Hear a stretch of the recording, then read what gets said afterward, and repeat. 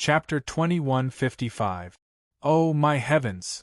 Eric muttered to himself with his mouth agape as he looked at the dazzling magical light descending from the sky. No. Saul! Jane screamed in panic. Her body seemed to have been sucked out of her, and she fell into Eric's arms. This is really exaggerated, but I have to say, it's really beautiful, she said in a daze. About half a minute later, the magic circle in the sky gradually disappeared, and the light beam array began to disappear, exposing Sei-Ito, who was suspended in the air, to everyone's sight. At this time, Sei-Ito's body moved slightly and descended towards Saul, who was trapped in a huge hemispherical impact pit with a diameter of more than a mile. Saul, who was in the deep pit, struggled slightly, but with every movement he made, an unbearable pain spread from his body, forcing him to give up the act of gathering his strength. He collapsed in the impact pit like a disabled person, watching Sei-Ito in the sky get closer and closer to him. "Why are you doing this?" Saul asked with a puzzled face. "I need the power in your body," Sei-Ito, who was floating above Saul, replied softly. "You know what I want to ask," Saul said with dissatisfaction. "That's a secret," Sei-Ito said softly. "Do you know that your actions are likely to bring danger to Earth and the entire 9 realms?" Saul said loudly, enduring the pain in his body. "I know, because Loki has never been a quiet person." Sei-Ito nodded in agreement. "Then why are you helping him?"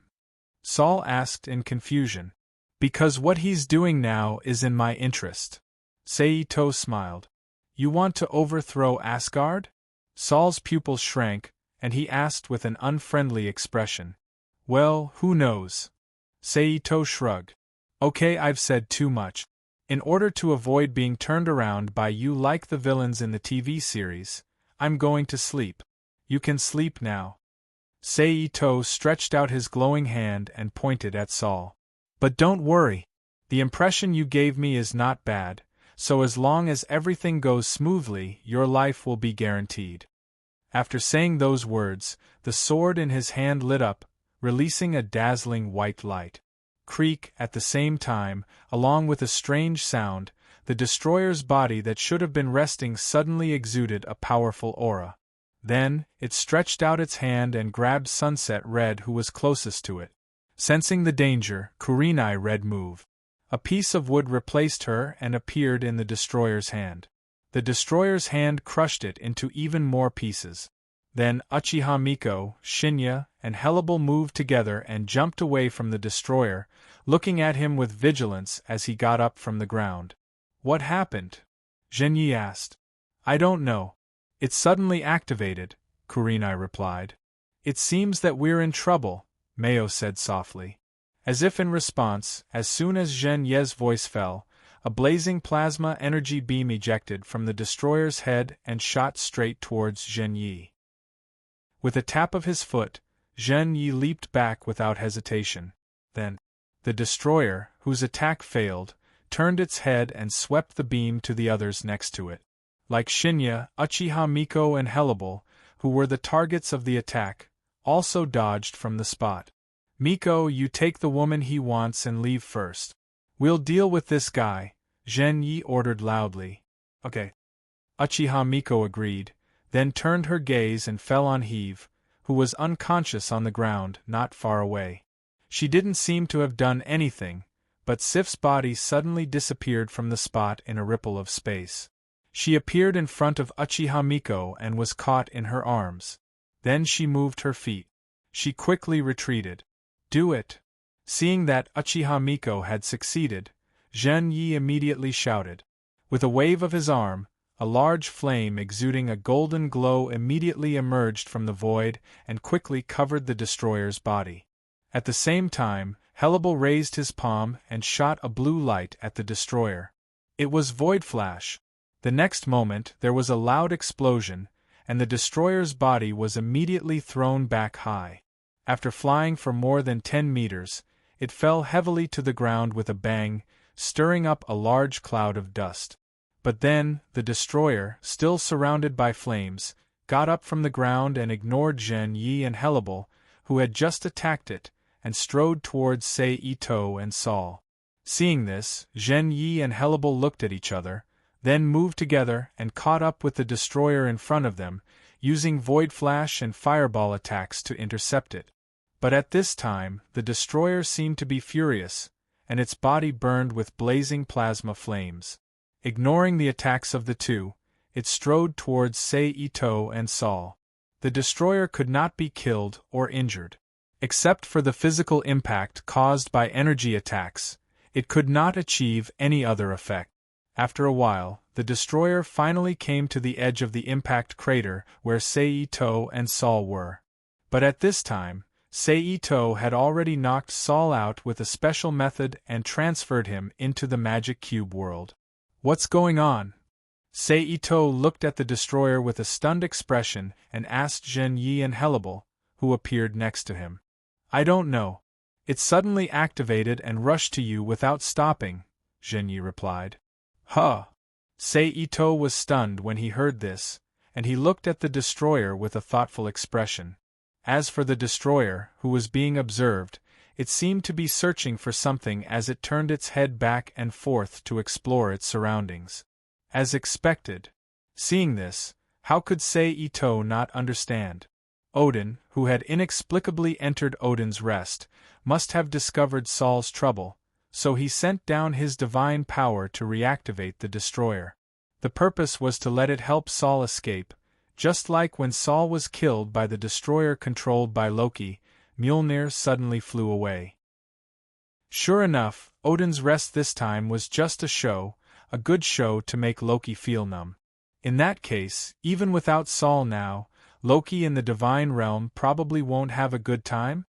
Sei Ito thought to himself after confirming his speculation.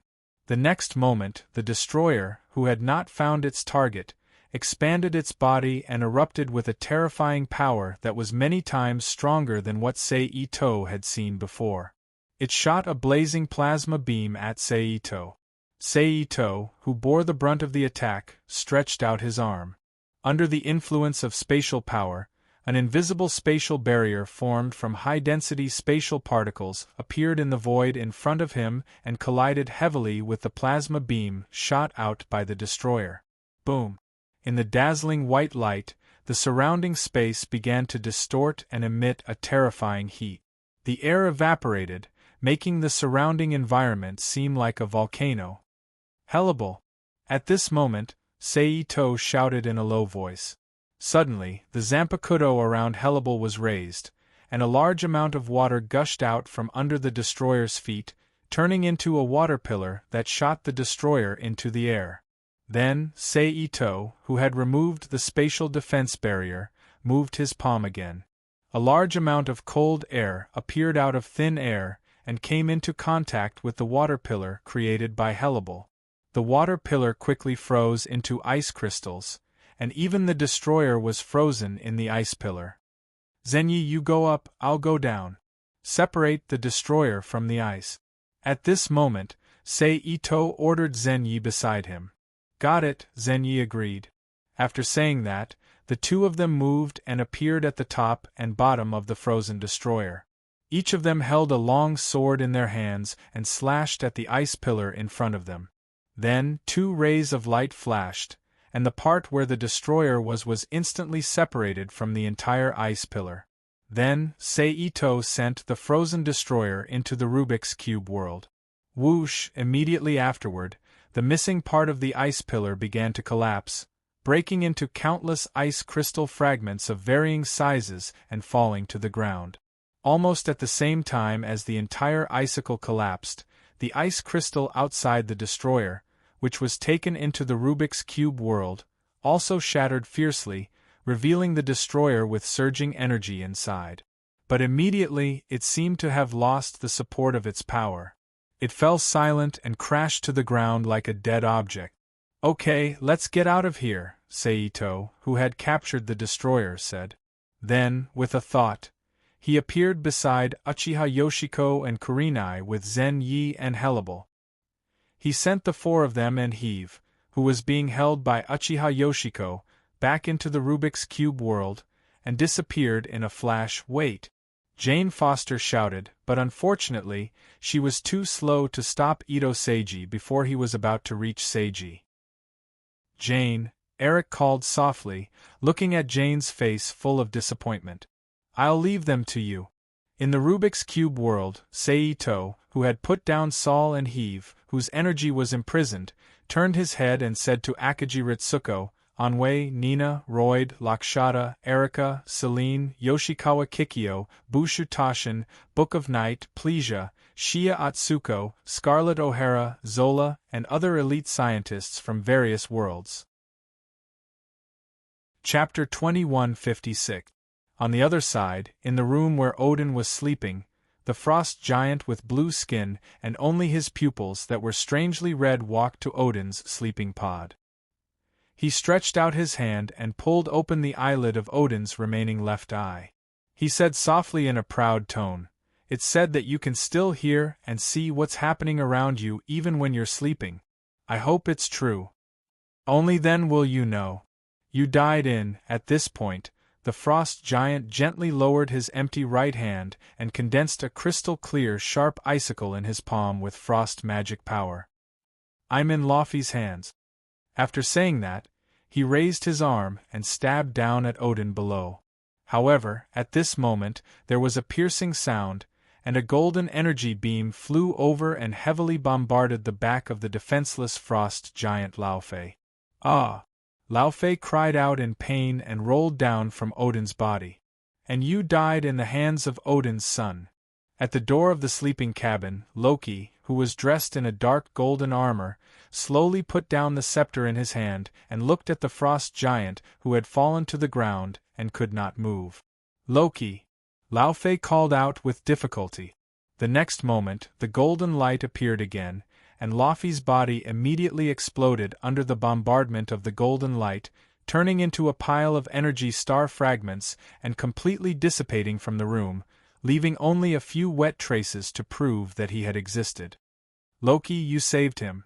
At this time, Odin's wife, Freya, who had been knocked down by the frost giant who had barged in earlier, got up from the ground and rushed to Loki while saying with lingering fear, "I swear, Mother, they will pay for what happened today.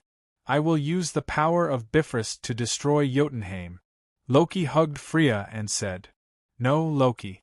You can't do this, your father wouldn't want to see this happen." Freya was shocked when she heard this and quickly tried to dissuade him. "No, Mother, I have to do this. Without the protection of Odin's power, the frost giants can attack at any time, and with the current situation of Agad, we have to do this. We can't defeat them at all. Only by destroying Jotunheim before they attack can Agad be safe." Loki explained softly, "We can call Saul back." Freya continued to persuade. "Even if Saul comes back, it won't change anything. The war between us and the frost giants will still break out, and it will even be brought forward because of Saul's return. Mother, you don't have to persuade me. Now that father hasn't woken up, I need to be responsible for the safety of Agad." Loki looked seriously into Freya's eyes and said in a deep voice. He did not wait for Freya's persuasion. He turned around and strode out of the room of sleep, quickly running towards the Rainbow Bridge. However, Loki, who was in a hurry to run out, didn't notice that the moment he left the room, Odin, who had been sleeping, trembled slightly. He opened his eyes and slowly sat in the sleeping cabin. "Frigga," Odin called softly. "Oh, my dear. You're finally awake. I thought you would never wake up." Freya's face was overjoyed when she heard the call. She hurriedly ran to Odin's side and hugged his body, her voice full of joy. "Don't worry, Freya, as long as Asgard needs me, I will continue to exist." Odin patted Freya's back and said softly. After a while, he gently pushed Freya away and got up. "Now, it's time to solve some problems." At this moment, a sharp light flashed in Odin's remaining eye. "Hey man, I'm here." Standing in front of a building that looked like Xavier's School for Geniuses, Seito took out the phone and dialed the number of Iron Man Tony, who he had recently obtained. "Okay, come in." On the phone, Tony Stark's voice came out. Then, with a soft click, The closed gate in front of Ito opened automatically, revealing the path to the door. Seeing this, Ito didn't hesitate. He stepped in front of the door and reached out to grab the handle. Click. "Welcome, Mr. Chen." The moment the door was unlocked, a male voice came from the electronic device beside the door. "Hello, Jarvis." Ito smiled. Then, he opened the door and walked into the building. The first thing that came into view was an extremely spacious hall that was the size of a basketball court. The floor was covered with black and white tiles, and several white round pillars stood on both sides of the room. In the innermost part of the hall, there was a wide corridor that led to the second floor of the building. At the same time, on the right side of the entrance, there was an arched passage that led to an unknown place. "Long time no see, Chen." Just then, Tony Stark, who was wearing gray trousers, a red shirt, and a floral scarf around his neck, walked out of the arched passage and greeted Chen Zhao. "Indeed, long time no see." Ito smiled and nodded in agreement. Then, he changed the topic and continued, "But what I'm more confused about is that you actually called me and invited me to come over. I don't think we're that familiar with each other yet, right?" "How can you say that? I'll be sad. You know, in my heart, I've always treated you as a friend," Tony said, feeling wronged. "Really? Then I'm really honored," Ito said, pursing his lips. "Okay, I'll be honest. You're right. I didn't invite you this time. It's someone else."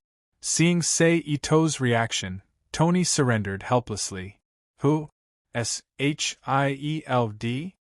Ito raised his eyebrows.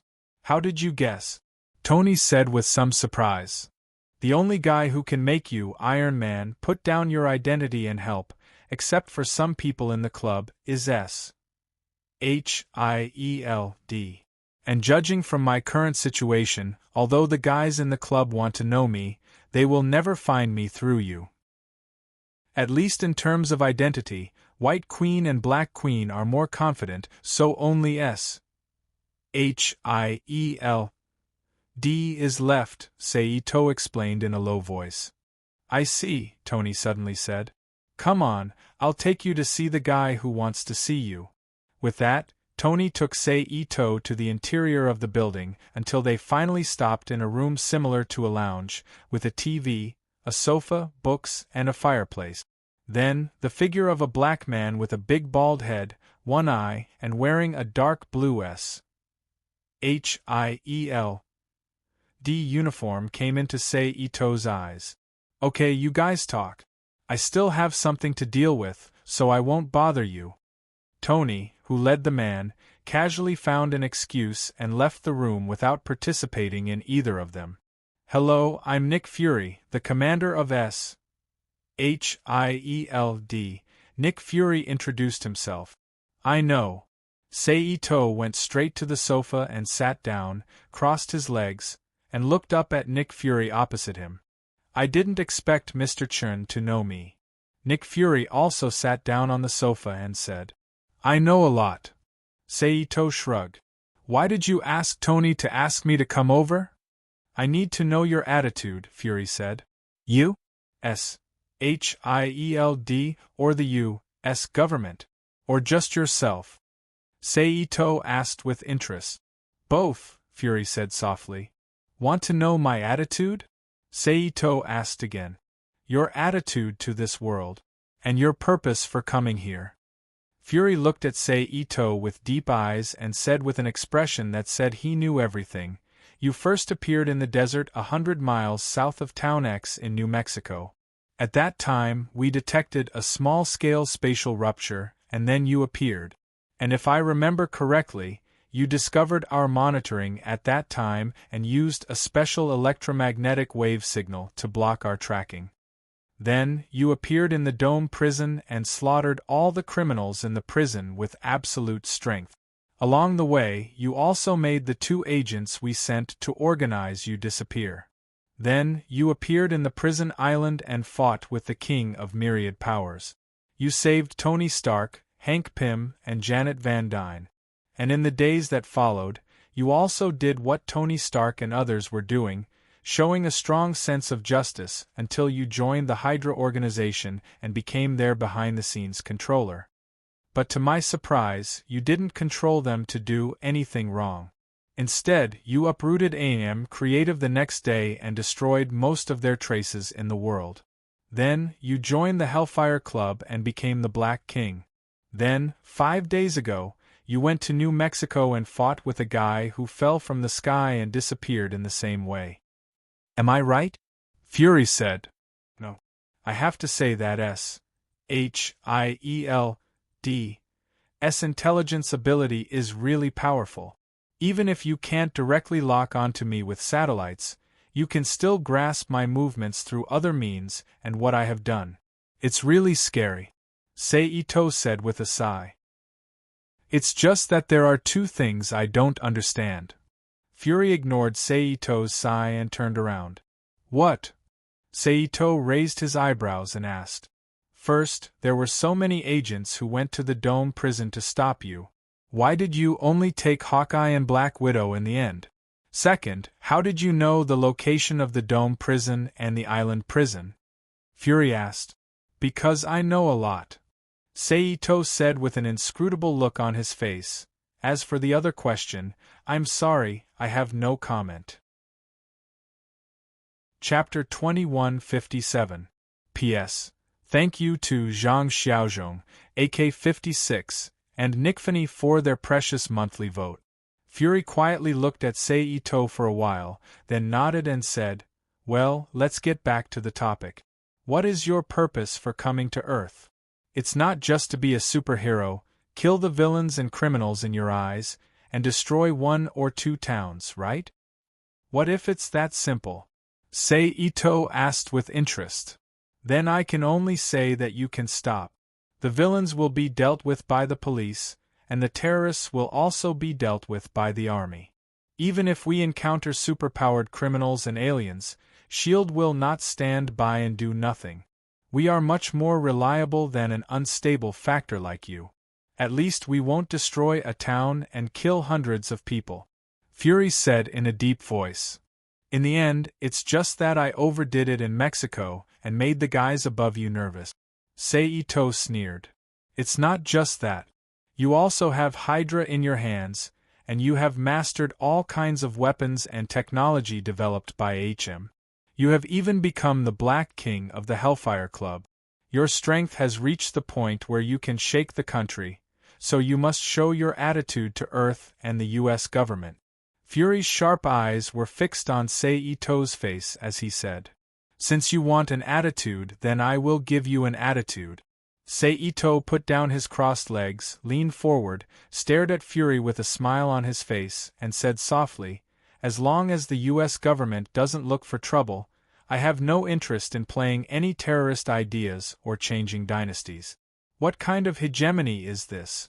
But on the other hand, if some of the brainless guys in your government look for trouble, then I don't mind going overboard and making the U.S. my sphere of influence. Let Hydra replace S.H.I.E.L.D. as the actual manager of this land. This is my attitude. In the end, it was just one sentence. Don't mess with me. I will pass on your words to those people, but please be careful. Earth is not a place where you can do whatever you want.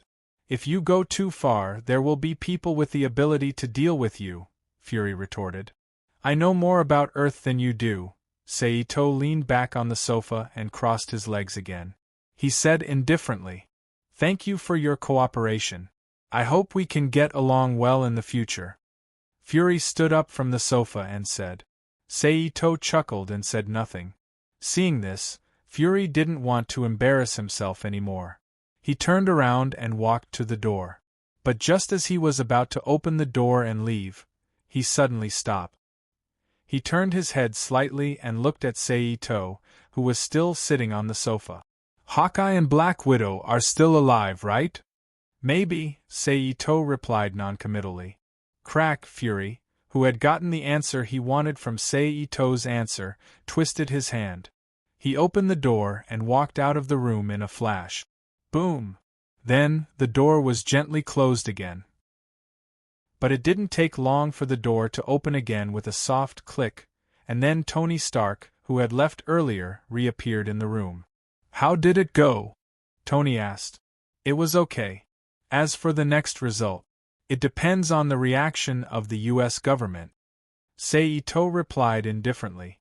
"By the way, did you really destroy a town the size of 3 New York blocks just because you fought with an alien guy?" Tony nodded slightly. Then he asked with a look of interest on his face. "Not entirely. Before I fought with that guy, the town was almost destroyed. The town was almost destroyed in the battle between him and his enemies. My battle with him only aggravated the result." Itose stood up from the sofa. He shrugged and explained. "Wow, then your fists are really powerful." Tony joked. "Don't you want to show me around your base?" Seito looked around the room in front of him and asked. "Why not?" Tony asked back. "Come on." With that said, Tony left the room with Seito.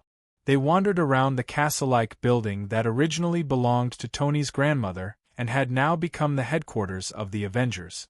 They visited the various strange training facilities and special rooms with other purposes inside. Of course, Seito also met the existing members of the Avengers during this process. For example, Seito has already seen Wasp, Janet, Ant-Man, Hank Pym, and Panther King Takara. But what surprised Seito was that he actually met Captain America here. He was wearing his unique blue, white, and red battlesuit, holding a shield, and receiving various lasers and missiles in a special training room transformed in the castle. "I didn't expect him to join you." Seito was surprised to see Captain America running in the training room. Some time ago, there was a large-scale tectonic plate movement in Antarctica. When I was curious to check it out, I found this guy and brought him back. I didn't expect him to really come back to life, so I took him in and invited him to become one of us. As far as the result is concerned, it looks good." Tony shrugged. "Antarctica," Itose repeated with a twitch of his mouth. He really didn't expect that the recovery of Captain America in this world was actually caused by his battle with Loki, rather than an unexpected discovery of S.H.I.E.L.'s Antarctic expedition, which made Seito sigh at the wonders of the world. "What's wrong?"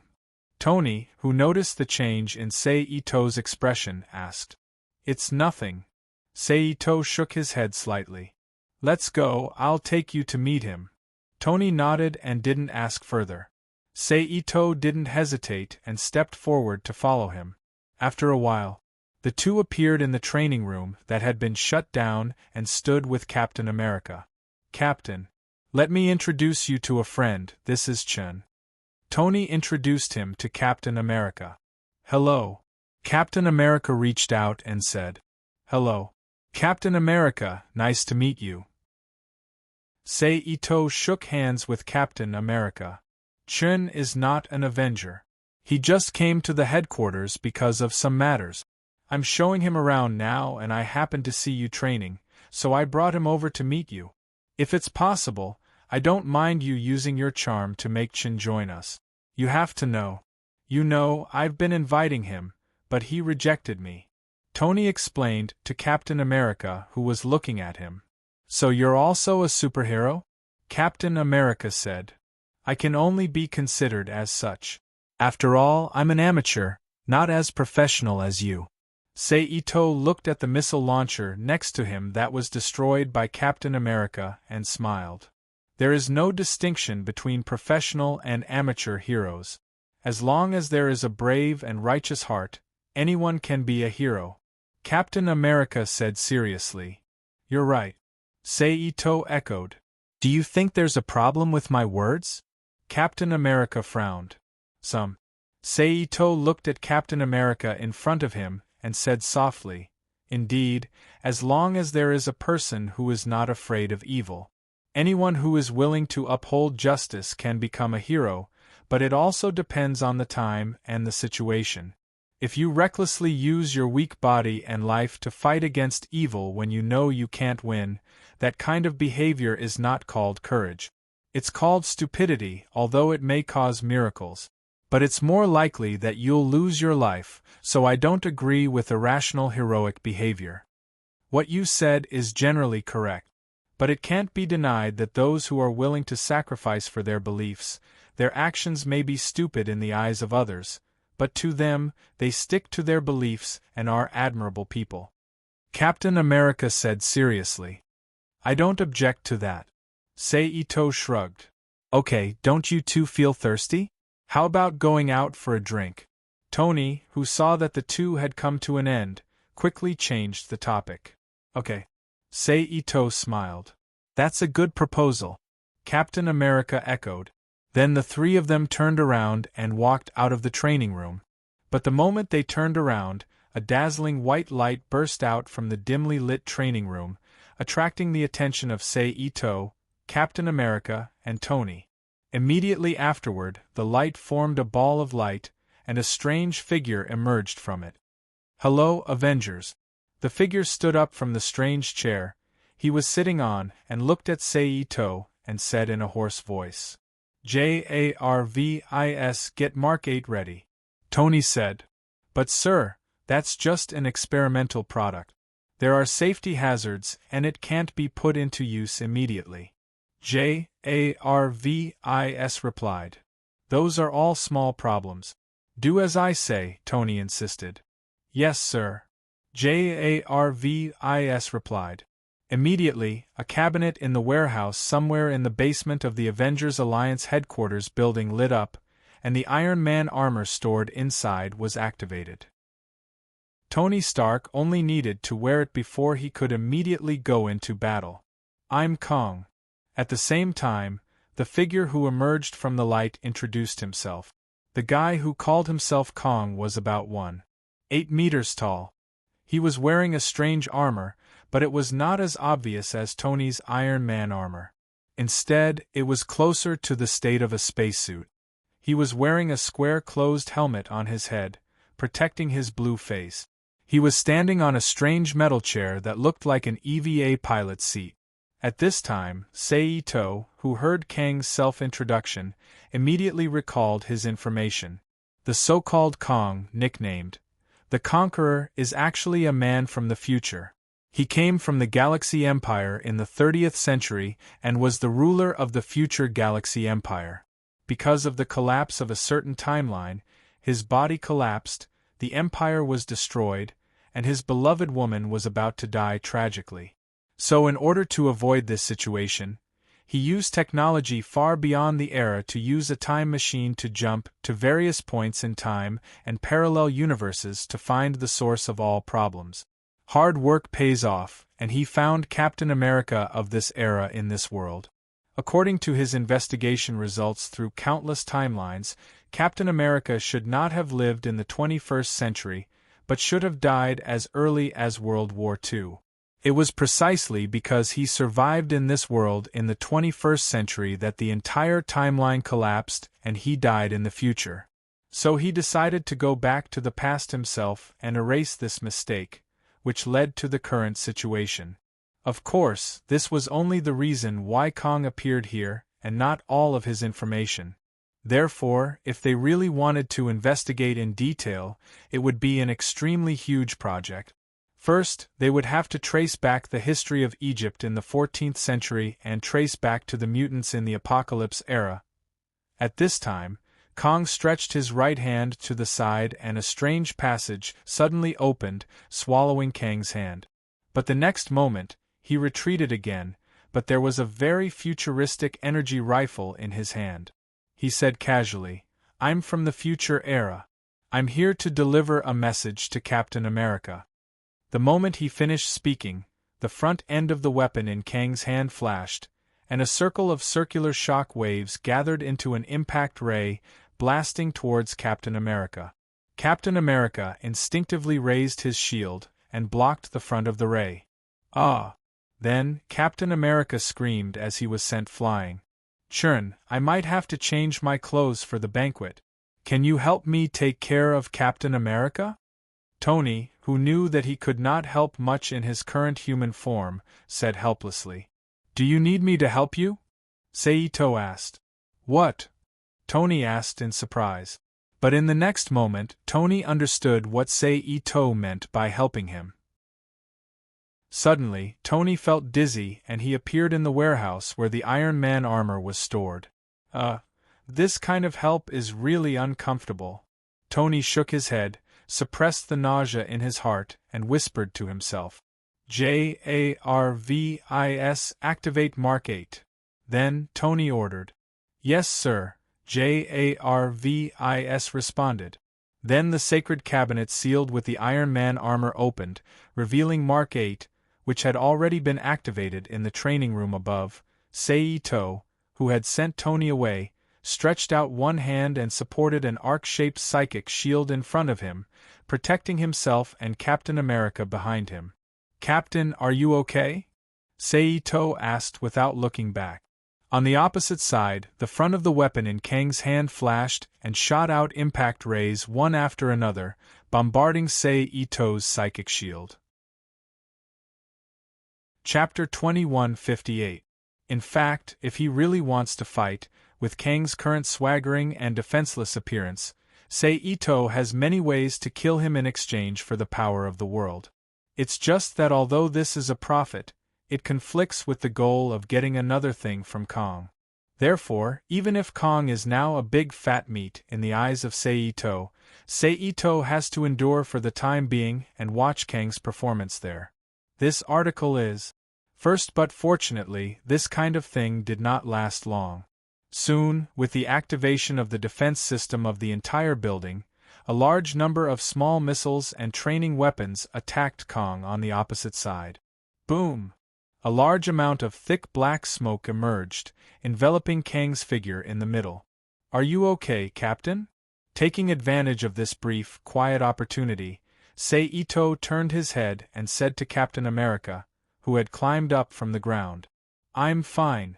Captain America replied, then raised his head and looked at Kang, who was shrouded in smoke with Seito. Then in the next second, the smoke dispersed, revealing Kang, who was intact under the protection of a turquoise spherical energy shield. Immediately afterward, more weapons continued to attack Kang, but under the protection of the green energy shield outside his body, all of them were defended without any mistakes, and they did not cause any damage to Kang. And in the wide area energy impact radiated by Kang's subsequent counterattack, explosions occurred one after another, and they were cleaned up. Boom! I don't care who you are, it's over. With a muffled sound, Iron Man, who flew out of the broken wall, stretched his palm forward and aimed at Kang in front of him. He said loudly. Then his palm lit up and shot a repulsive beam at Kang. Kang, with a confident look, sat back in the time and space chair. He didn't resist, but in the next moment, the spherical energy shield that had previously disappeared emerged again, blocking the repulsive beam shot by Iron Man. Immediately afterward, Kang moved and suddenly appeared beside Iron Man, grabbed his neck, and lifted him from the ground. Okay, tell me, who are you? Tony, who was pretending to be a savior, immediately gave in. Your armor is really interesting, it's very primitive. It's fun, Kang said as he observed Tony's Iron Man armor with interest. At the same time, Captain America trotted lightly and threw out the shield in his hand. The shield rotated at high speed, turned into a frisbee, and flew to Kang's side. However, Kang raised his arm gently, and the shield that Captain America had thrown out stopped abruptly. It was still floating in the air, as if there was a vacuum in front of it. Okay, where were we? Kang said. Let me think about it, Tony replied. Then, with a flash of lightning, a bolt of lightning quickly shot towards Kang. Z-boom! The energy shield around Kang's body lit up again, and instantly blocked the lightning shot by Itose. Then the shield to Kang's face to face to face to face.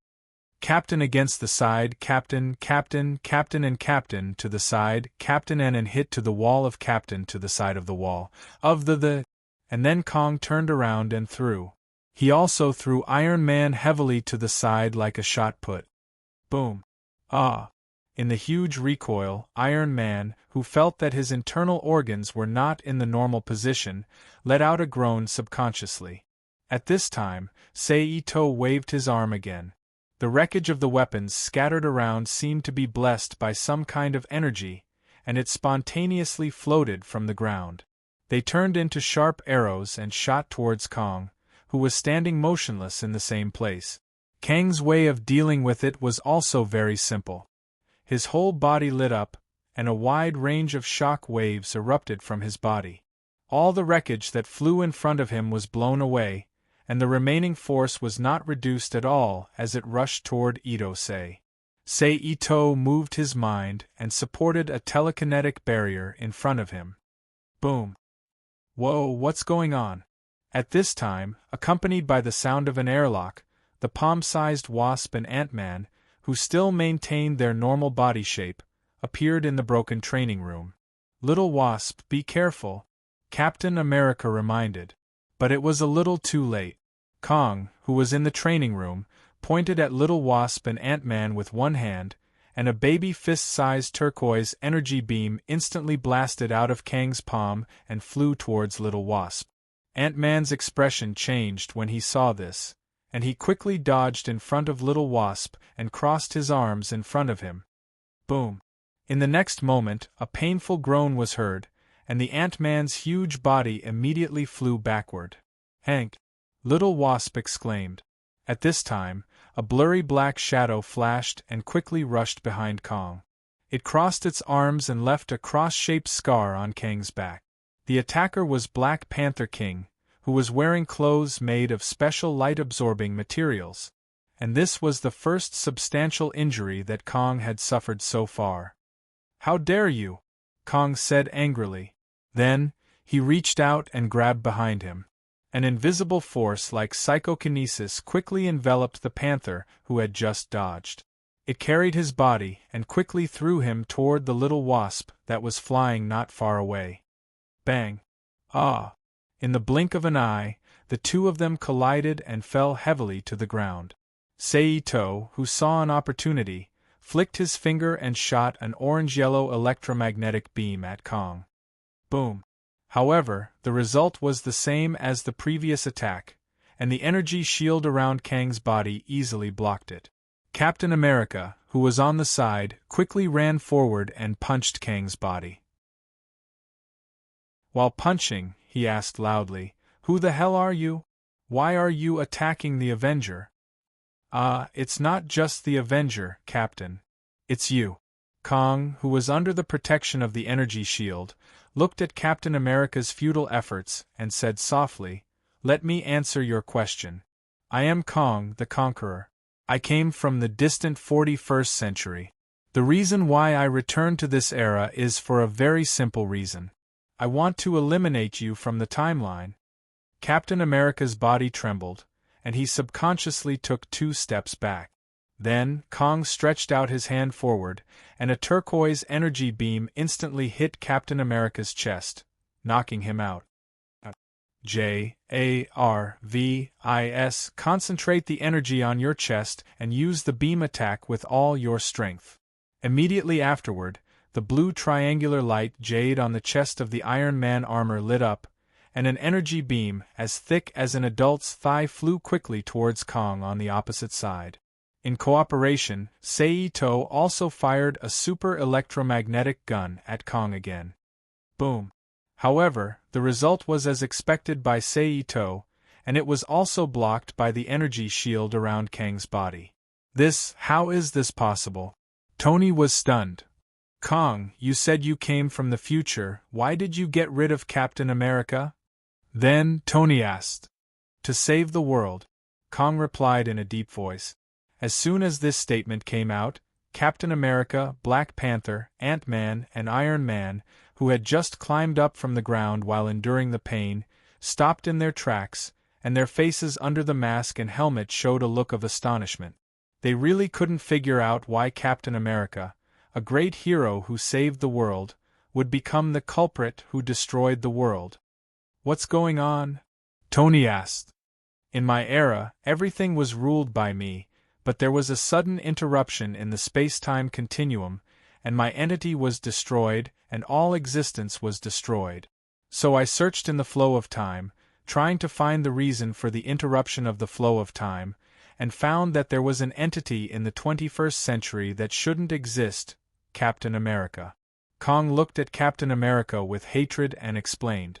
However, just when everyone was stunned by what Kong said, Kang's hands suddenly moved, and baseball-sized green energy balls shot out from the fingertips of his 10 fingers, and quickly flew to Captain America, Iron Man, Black Panther, Ant-Man, and Little Wasp, who had just woken up and hadn't figured out the situation, as well as Sei-To, who had been doing nothing the whole time, releasing a strong electric current, restricting everyone's actions. Under the strong electric shock, everyone instinctively let out a painful howl. "Your stupid behavior in this era will destroy my empire, Captain." Then, Kong, who had temporarily restrained everyone's actions, walked to Captain America, and once again took out the energy gun full of futuristic technology from behind him and pointed it at Captain America's head and said, "Getting rid of you will be the first step in rebuilding my empire. He can't be killed by you like this." Ito-sei was the least affected by the electric shock. It could be said that he was not affected at all. He put away the painful expression on his face, fiercely stretched out his arms, broke the electric energy on his body, and stood up from the ground. "If you want to kill him, you'll have to go through me first." With that, Sei-To stretched out his hand, and a dozen lightning bolts appeared out of thin air in the dim training room and shot towards Kong. Kong frowned and activated the energy shield to block the attack. In this regard, Sei-To did not pursue the attack, but with a thought, he removed all the electric light on Captain America and others with his electromagnetic control ability. Without the electric restraint, Tony and others stood up from the ground, looked at Kong in front of them with a serious expression, and said, "Surrender, Kong." "Kong, I will never give up," Kong replied in a resolute tone. And as if in response to his words, a large number of beams of light suddenly shot out from the time chair that no one was paying attention to, while shooting at Tony and others, forcing them away from Kong one by one. The time chair flew on its own, came to Kang's side, and put him back on the chair. Chapter 2159. Primitive people, if you are still stubbornly trying to protect my enemy, I will show you what the enemy of the future is. Kong, who was sitting back in the time chair, looked at Sei-To, Tony, and the others again and said in a deep voice. At the same time, Kang's body released powerful energy fluctuations, like a radiation wave, spreading to the surroundings. Then in the next moment, a dazzling light lit up, and the environment of the entire space immediately changed dramatically, from the original dim training room space to a wasteland like New York City under the cover of the sun. Everyone except Sei-To stared at the scene in front of them that was terrifying to them. "No," Captain America muttered to himself. "This is the consequence of Captain America's return to your era, it's all his fault." Kong looked at the Avengers who were in a daze and said with hatred. Captain America narrowed his eyes and didn't know how to refute. After all, for him who had just woken up from a deep sleep, he hadn't even fully adapted to modern life, let alone the future that Kong said was caused by his existence. "Where exactly is this place?" As an elite scientist, Tony, who was more knowledgeable, asked. "The key isn't the location, but the time," Kong answered, not answering the question. "New York City is under your feet, and the time is 10 years later." "Did you do it?" Little Wasp asked. "You didn't listen to me. The destruction of your world has nothing to do with me, it's Captain America," Kong repeated. "Jarvis, connect to Stark's future network." At this time, Iron Man Tony on the side ordered Jarvis in his armor. "There is no relevant connection," Jarvis replied. "Then try SHIELD again and think of a way," Tony said angrily. "Error, the network is not found." "How can it be, there is nothing?" Tony said in disbelief. "Did no one survive?" "Of course not," Kong said. "You see, in your timeline, the Earth will soon be destroyed by war. The Earth's sun will become a victim of war, and with it, the life on Earth will be destroyed." At the mention of the sun, Everyone lifted their heads and looked at the blazing sun in the sky that was split into two halves, one big and one small. "What kind of war is this?" Little Wasp asked. "It's a war between two alien civilizations. Chris and Scooby-Doo," Kong replied. Hearing the names of these two alien civilizations, he had just experienced the visit of Outpost Robot 459 and met Captain Marvel. Tony and Dr. Hank Pym, who had also learned from him that Carrie and Skulu had treated the solar system where Earth was as the next battleground, exchanged looks. He somewhat believed what Kong said. But in the final analysis, Captain America should bear the main responsibility for this matter. Kong continued. "No, you're lying. Conquerors. It was impossible for anyone to cause such great damage. Captain America is even more impossible." Black Panther, who had always been a man of few words, suddenly retorted. "Of course he didn't do it on purpose. But Captain America shouldn't have appeared in your era. He shouldn't be alive." "I'm here to correct this mistake," Kong said stubbornly. "Kong, did you go crazy from playing time jump? Did you burn your brain?" Saito sneered. "Since Scooby-Doo and Carrie want to start a war, they must have a reason to start a war. This has nothing to do with whether Captain America is alive or not. Even if there really was such a thing, the impact would not be so small as to cause the destruction of the world. At most, it would be due to the influence of interpersonal relationships, which would cause the outbreak of war to be brought forward or delayed. What would happen would still happen. So Kong, the real culprits who caused the collapse of this timeline and made everything of you disappear in the future are Scooby-Doo and Carrie, not Captain America." "Maybe, but the existence of Captain America is also one of the reasons for the disruption of the time flow, so I have to eliminate him. But to ensure success, I will improve the technology of the entire era. I will help your army prepare for war, so that Earth can repel the alien attack," Kong said in a deep voice. "Then how do you plan to do this?" Ant-Man Hank asked. "By conquering your world," Kong replied matter-of-factly. "I will try peaceful means before resorting to force. I will tell you that this is unstoppable." However, what he said was also the truth. For Kong, who had mastered the technology of the future, the current level of technology on Earth was too primitive.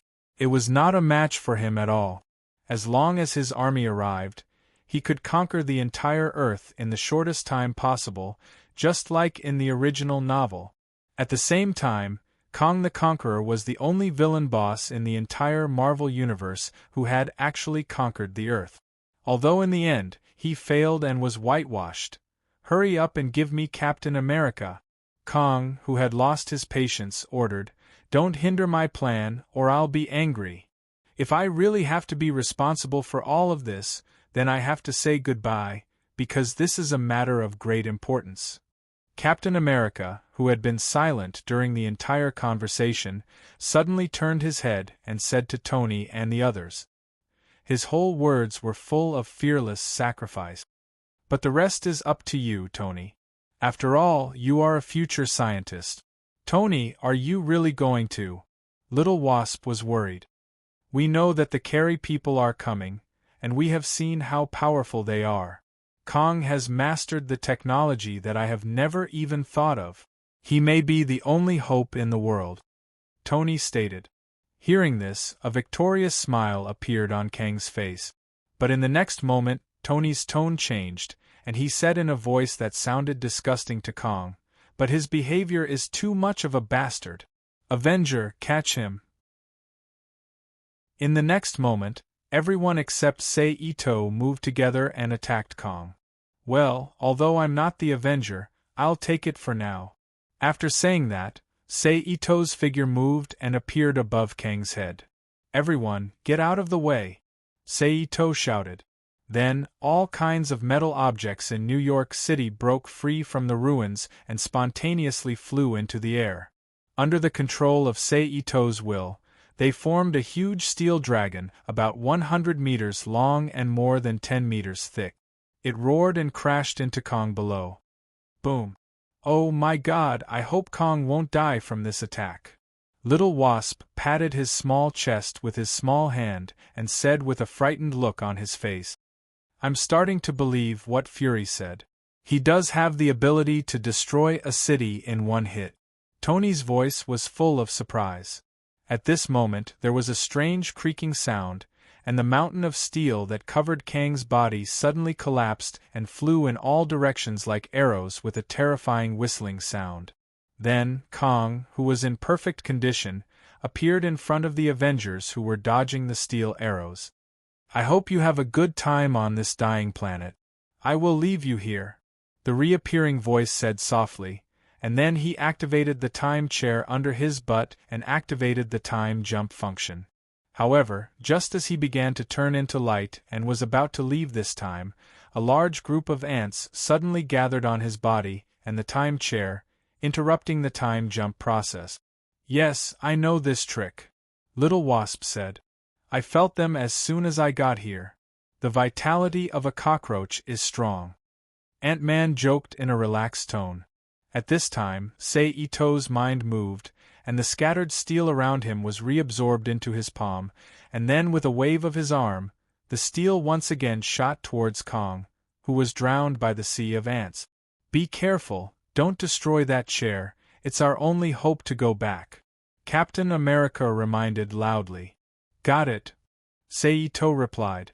Bang bang bang bang, the next moment, a series of muffled sounds rang out, and Kang's body was slammed out of the time chair by the steel, and under the attack of the steel that arrived later, he was knocked farther and farther away. Tony, go to the chair. Then, Captain America said to Iron Man, What? But Iron Man said without confidence. Only you can do it. Without waiting for Iron Man to finish, Captain America interrupted in a tone full of trust. Okay, I see. After a moment of silence, Tony replied. Then he controlled the Iron Man armor to fly above the time chair, turned around and sat down, connecting it to the chair through a special interface on the armor. Chun, try to hold Kong and buy time for Tony.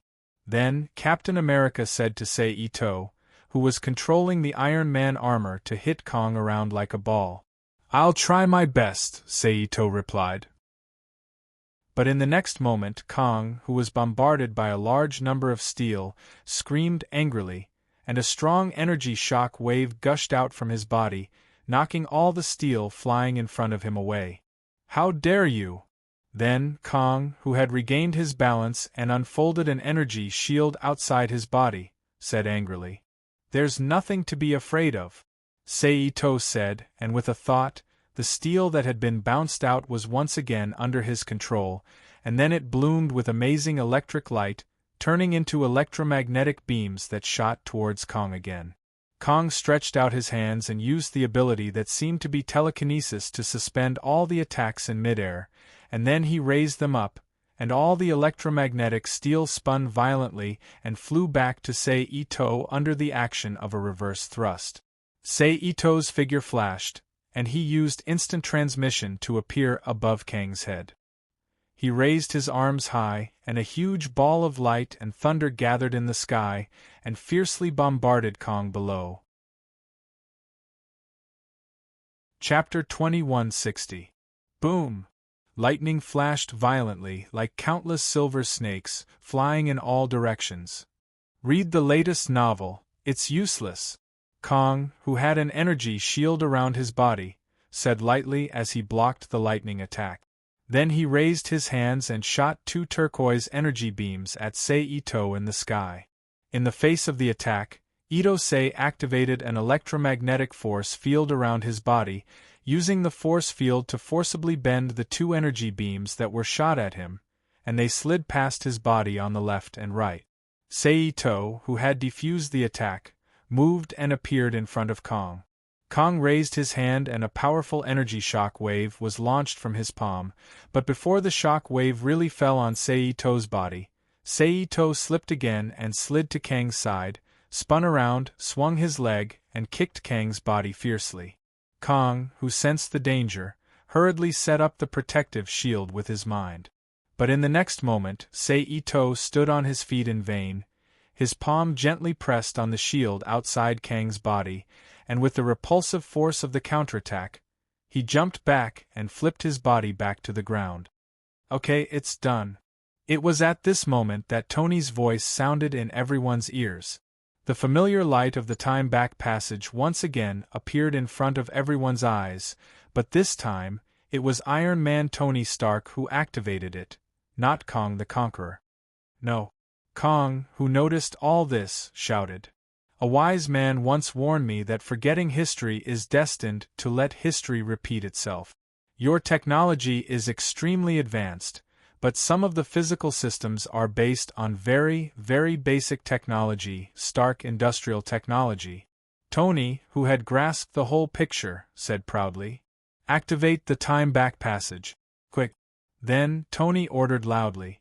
The next moment, the time particle's energy burst out, enveloping everyone in the field, including Kong. He took everyone and disappeared from the New York timeline world of the wasteland. Then in the next moment, the familiar training room of the Avengers headquarters building once again appeared in front of everyone's eyes. You will pay the price, Kong said angrily. After saying that, without waiting for the Avengers to react, he quickly rushed to the time chair. Captain America and Black Panther quickly attacked from the left and right, blocking Kang's body, but they were immediately knocked aside by the non-attributed energy that erupted from Kang's body. However, Kong, who ran to the time chair, did not get a good result. He immediately hit the energy shield of the time chair controlled by Iron Man and was severely knocked out by the electric repulsion contained in it. Bang! At this moment, Saito waved his hand and shot out lightning bolt. Z-boom!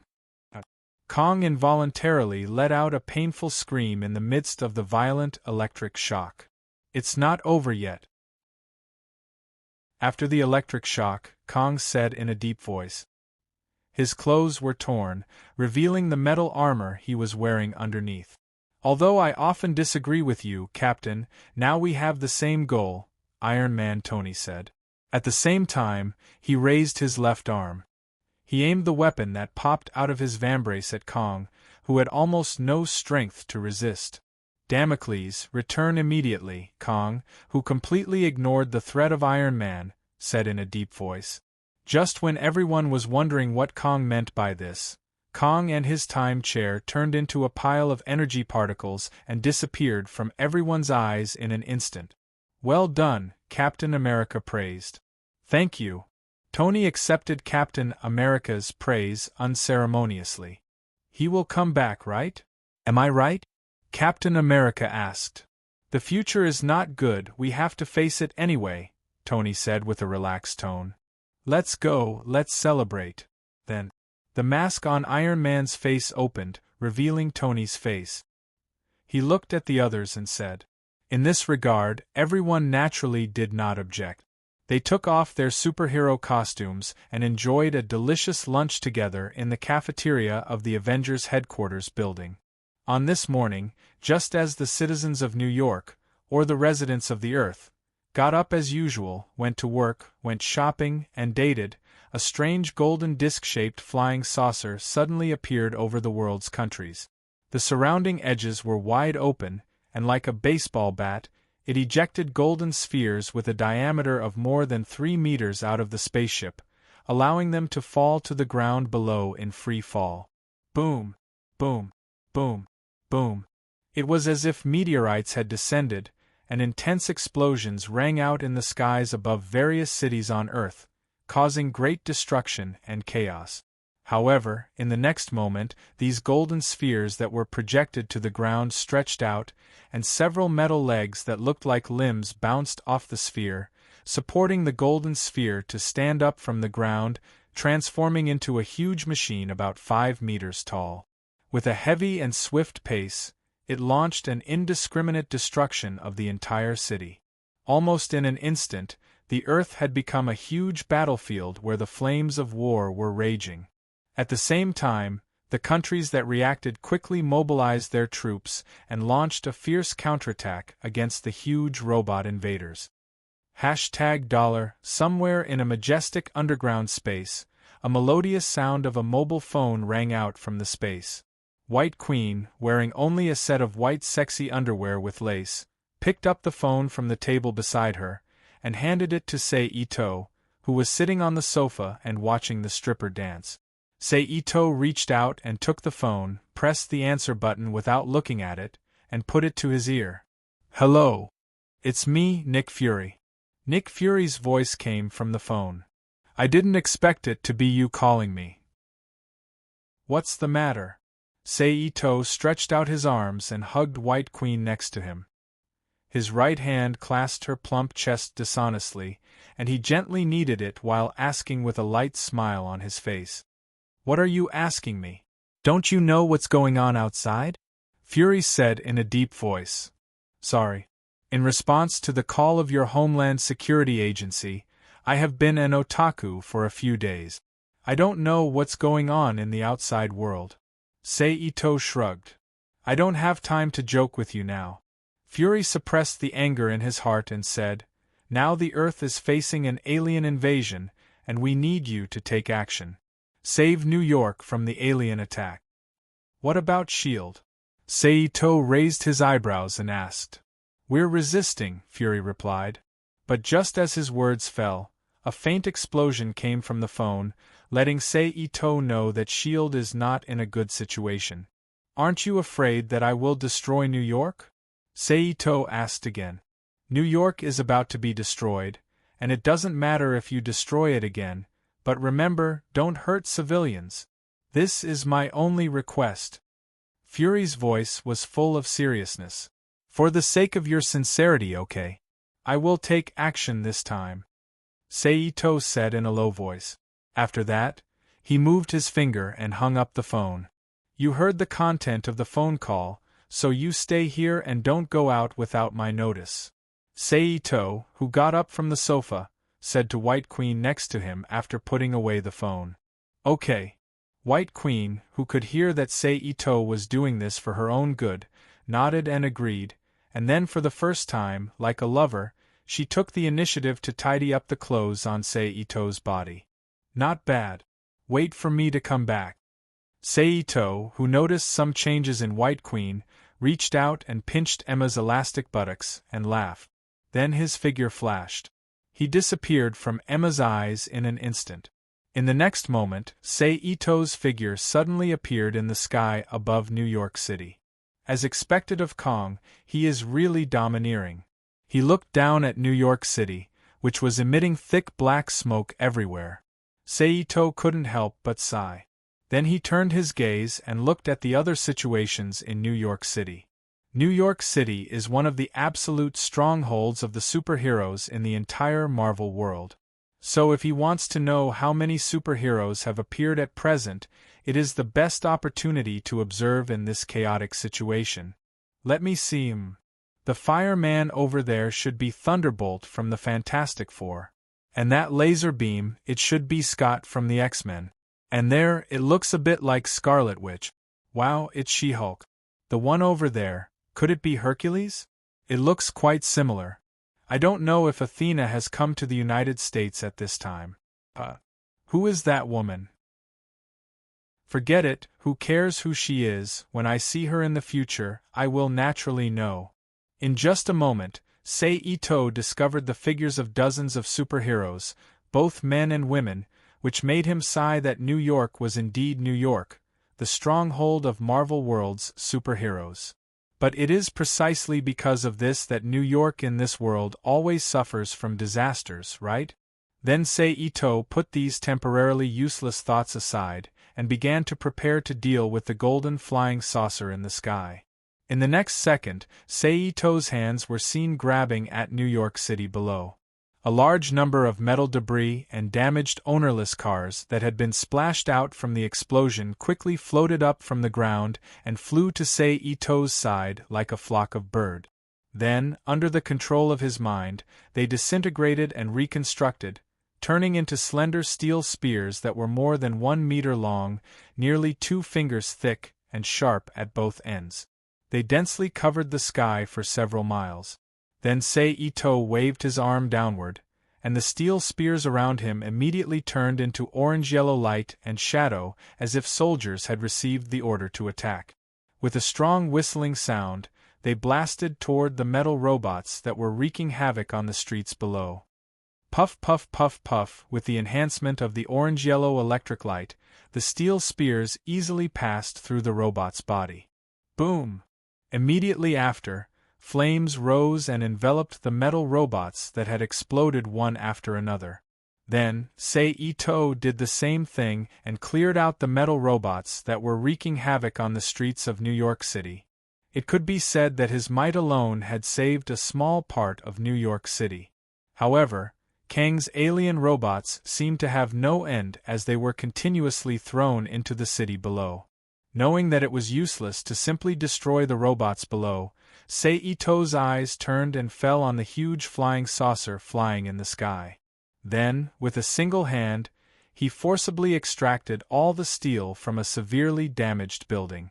Under the control of Sei-Ito's mind, they twisted and twisted into a giant steel spear that was nearly 100 meters long and 30 meters thick. With a strong whistling sound, it flew toward one of the flying saucers. Squeak squeak, bang, boom. The huge steel spear broke through the external energy shield of the flying saucer, broke through the metal shell of the flying saucer, and pierced through the center of the flying saucer. However, the expected explosion did not occur. The entire flying saucer was like a mirage, disappearing from the sky abruptly. However, Sei-Ito had already expected this.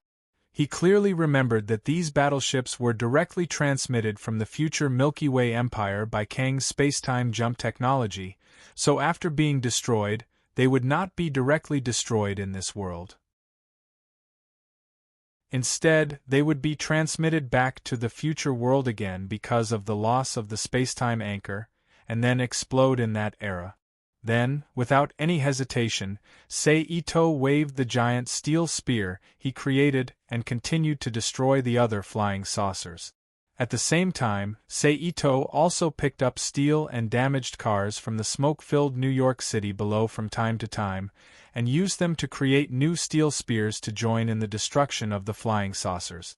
As the number of giant steel spears he controlled gradually increased, the number of flying saucers in the sky began to decrease at a speed visible to the naked eye.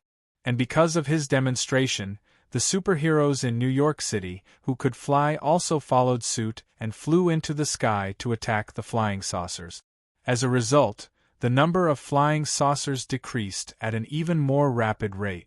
However, correspondingly, the cleaning up of the robots on the ground slowed down a lot, but fortunately, this problem did not last long. As Hank Pym unlocked the attack mode of the Ultron robot, a large number of Ultron robots appeared in the city under the leadership of the Avengers and began to work with the superheroes to clean up the golden metal robots in the city. At the same time, Sei-Ito, who felt that he didn't need to be so heroic, slightly reduced the speed of his attack, diverted his attention, and picked up the phone to contact Tony Stark. "Man, what's the matter, you know? I'm busy saving the world now," Tony said with some irritation in his voice. "I know, don't forget, I'm also saving the world now." Sei-Ito curled his lip. "Alright, why are you looking for me?" Tony changed the topic upon hearing that. Chapter 2161. "I want to know where Kong is," Sei-Ito said. Although he knew that Kong was in the Earth's orbit, Ito-sei didn't know the exact location of the Earth's orbit. In addition, Kang's Damocles had always been in a state of quantum invisibility, so even if Ito-sei entered the universe to search, it would be difficult for him to lock onto it for a while. Therefore, Ito-sei had to pin his hopes on Tony Stark. "I don't know where he is. I'm really..." Tony's voice was filled with frustration. "Take it slow. We're outside. It'll be fine. Don't worry. Just focus on finding Kong," Sei-Ito advised. "I'll try my best," Tony said with a sigh. "Not try your best, but definitely," Sei-Ito said. Tony was speechless. "Okay, I'll continue cleaning up. If you have any news, remember to let me know. I'm very interested in Kong now," Seito said deliberately, clenching his teeth. All right, I got it, Tony replied. Then the two cut off the call. In the air, Seito put away his phone and turned into the 100-armed demon again. He waved the dozens of huge steel guns that he had made and launched deadly attacks on the huge golden UFOs around him. Boom, boom, boom, boom. And Iron Man is worthy of being one of the few scientific heroes in the Marvel world, and in less than half an hour, he called. Chen, I found him. Where? Seito's eyes lit up and he hurriedly asked. In the geosynchronous orbit above North America.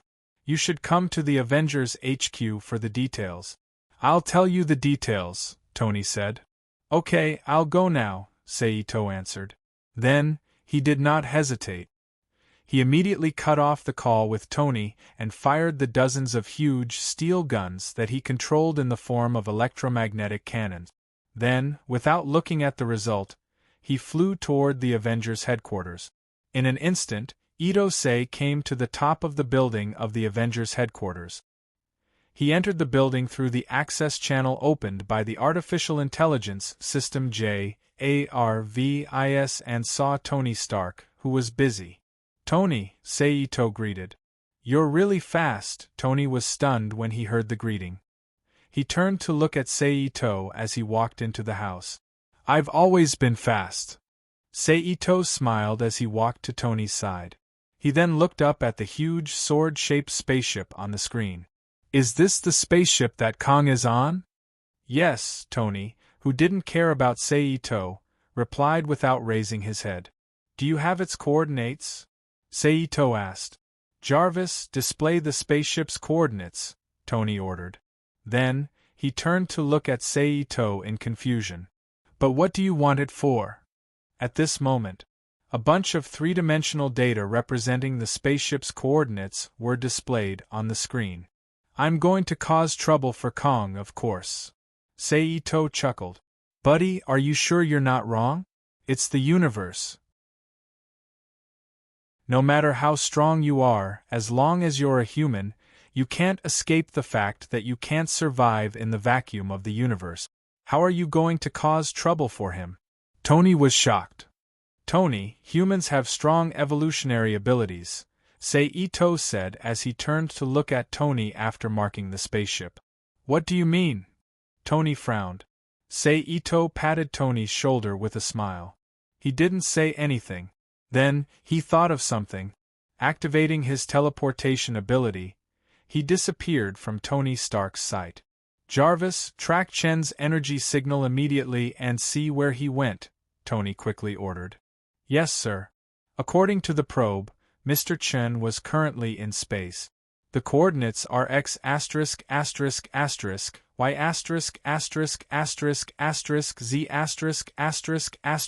z******, which is very close to Kang's spaceship, Jarvis replied. All right, I've already seen it, Tony said helplessly as he looked at the screen in front of him. On the optical screen in front of him, other than Kang's sword-shaped ship, a figure that looked like an ant compared to the ship also appeared on the screen. It hovered in front of the ship. It was the Seito that he knew. The power of evolution. Looking at the Seito that appeared on the screen, Tony muttered to himself in a daze. Meanwhile, in the universe, Ito-sei's right hand moved, and a long sword as dark as the universe immediately appeared in his palm. As his arm moved, he raised it high, and then slashed it heavily toward the ship in front of him. Bang! An energy shield that covered the entire ship instantly emerged and blocked Seito's slash. Seito wasn't surprised by this. He just flew back a little under the repulsive force of the energy shield. Then, he held the blade with both hands and raised celestial clouds above his head. He assumed the most basic slashing posture in Japanese kendo and slashed down at the ship in front of him again. Instantly, there was no huge energy reaction, but a huge crack darker than the universe appeared in the void of the universe. As the blade moved, it extended toward the Damocles ship. Bang! The energy shield on the Damocles ship rose again and blocked Seito's attack. but in the next second, the entire energy shield shook violently. A visible crack appeared on the intact energy shield and spread at a speed visible to the naked eye. Seito, who succeeded in one attack, pressed down hard with his arm and channeled more power into the energy shield through celestial clouds. Then, the energy shield trembled violently. Then, as if it couldn't withstand the power, it suddenly disappeared from Seito's sight. Seito, who suddenly felt that the space in front of him was empty, rushed forward and landed on the surface of Kang's Damocles ship. Then, he raised his head and looked around for a suitable landing spot that he could enter. Soon, a sealed air valve came into his sight. Seito didn't hesitate. With a few leaps, he arrived in front of the sealed air valve. He raised the divine sword in his hand and slashed at the sealed air valve in front of him. Although Kang's Damocles ship's outer shell was made of a special metal alloy from the future era, it was still an object of the mortal world. It had an upper limit to how much pressure it could withstand. There was a clear difference between it and Seito's divine sword, which had transcended the level of an ordinary object and had a spiritual nature. Perhaps it couldn't be seen under normal circumstances, but under the support of energy it was obvious. Therefore, there was no obstruction at all. A long crack appeared on the sealed air valve. Then, Seito's arm moved, controlling the celestial clouds to cut the sealed air valve. Soon, a square-shaped crack appeared on the sealed air valve. Seito stretched out his hand and pushed forward with force, pushing the cut part into the cabin. Then, ignoring the thrust formed by the strong air gushing out from the gap, he flashed into the cabin. Almost the moment he entered the cabin, a pink energy field appeared at the gap on the air valve, isolating the inside and outside of the cabin. Seito, who didn't care about the changes on the air valve, closed his eyes, released his hyperspace perception, and explored the entire battleship. Found it. After a while, Seito whispered to himself softly. However, the moment his voice fell, there was a soft whistling sound, and a black shadow suddenly appeared in front of Seito. The sharp blade in its hand slashed at Seito's body. Seito, who had already noticed the abnormality in the surrounding area, wasn't surprised. He leaned to the side, dodged the attack, and slammed his shoulder into the enemy's chest. But the enemy just flashed and dodged Seito's attack. Seito, who didn't feel the attack, opened his eyes and looked at the three black-clothed monsters that suddenly appeared in the cabin. Kong the Conqueror, welcome. The big man in the middle of the three with a ball-shaped hammer said in a robotic manner. It's just that although his words were welcoming, the actions of his companions were not at all welcoming. The weapon in the black-clothed man's hand flashed, and a powerful energy beam blasted at Seito. At this time, Seito didn't do anything, but an invisible barrier appeared in front of him, blocking the energy beam. Bang! However, with a flash of energy, the tall man with the ball-shaped hammer suddenly appeared behind Seito. He raised the ball-shaped hammer in his hand and smashed it at Seito's head. Seito, who was under attack, raised his right arm and grabbed the ball-shaped hammer. But before Seito could move, another black-clothed man with a sword appeared in front of Seito and slashed his sword at Seito's body. Itomori frowned and shouted in a low voice, "Freeze!" In an instant, the black-clothed man's movement stopped, then he quickly retreated. The tall man whose weapon was grabbed by Seito did the same, as if Seito was a plague, a virus. Then, the energy beam blasted at Seito again. Time acceleration. I can do that too. Seito whispered to himself.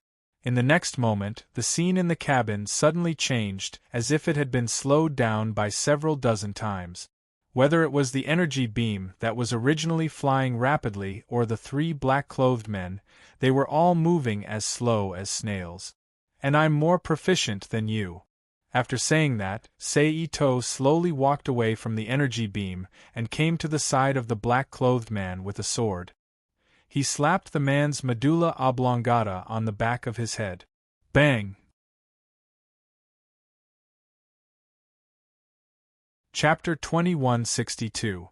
After a while, Seito lifted the self-time acceleration effect on himself, allowing the time flow in his field of vision to return to normal.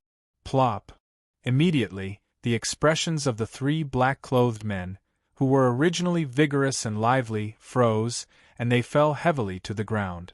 After dealing with the three elite guards equipped with small time machines, Seito did not stay any longer.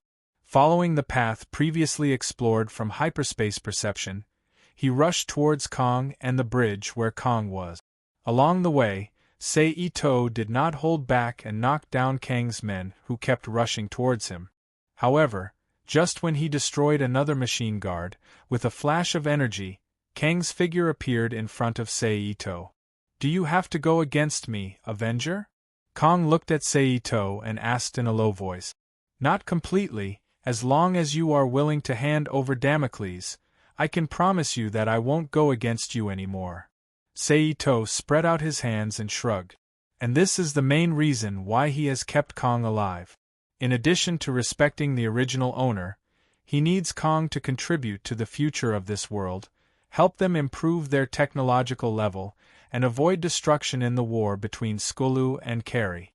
It is all for the Damocles spaceship in his hands that has the ability to jump through time. It can be said that it is the culmination of Kang's technology. It is very helpful for Seito to study time energy and understand the law of time. Also, there is one thing you are mistaken about. I am not the Avenger, but just a relevant person who happened to be in the Avenger building that day. Then, Seito smiled again. "You want my Damocles spaceship?" Kong asked in a low voice. "Yes." Seito nodded and admitted. "In your dreams," Kong said firmly. Then his hands lit up with energy.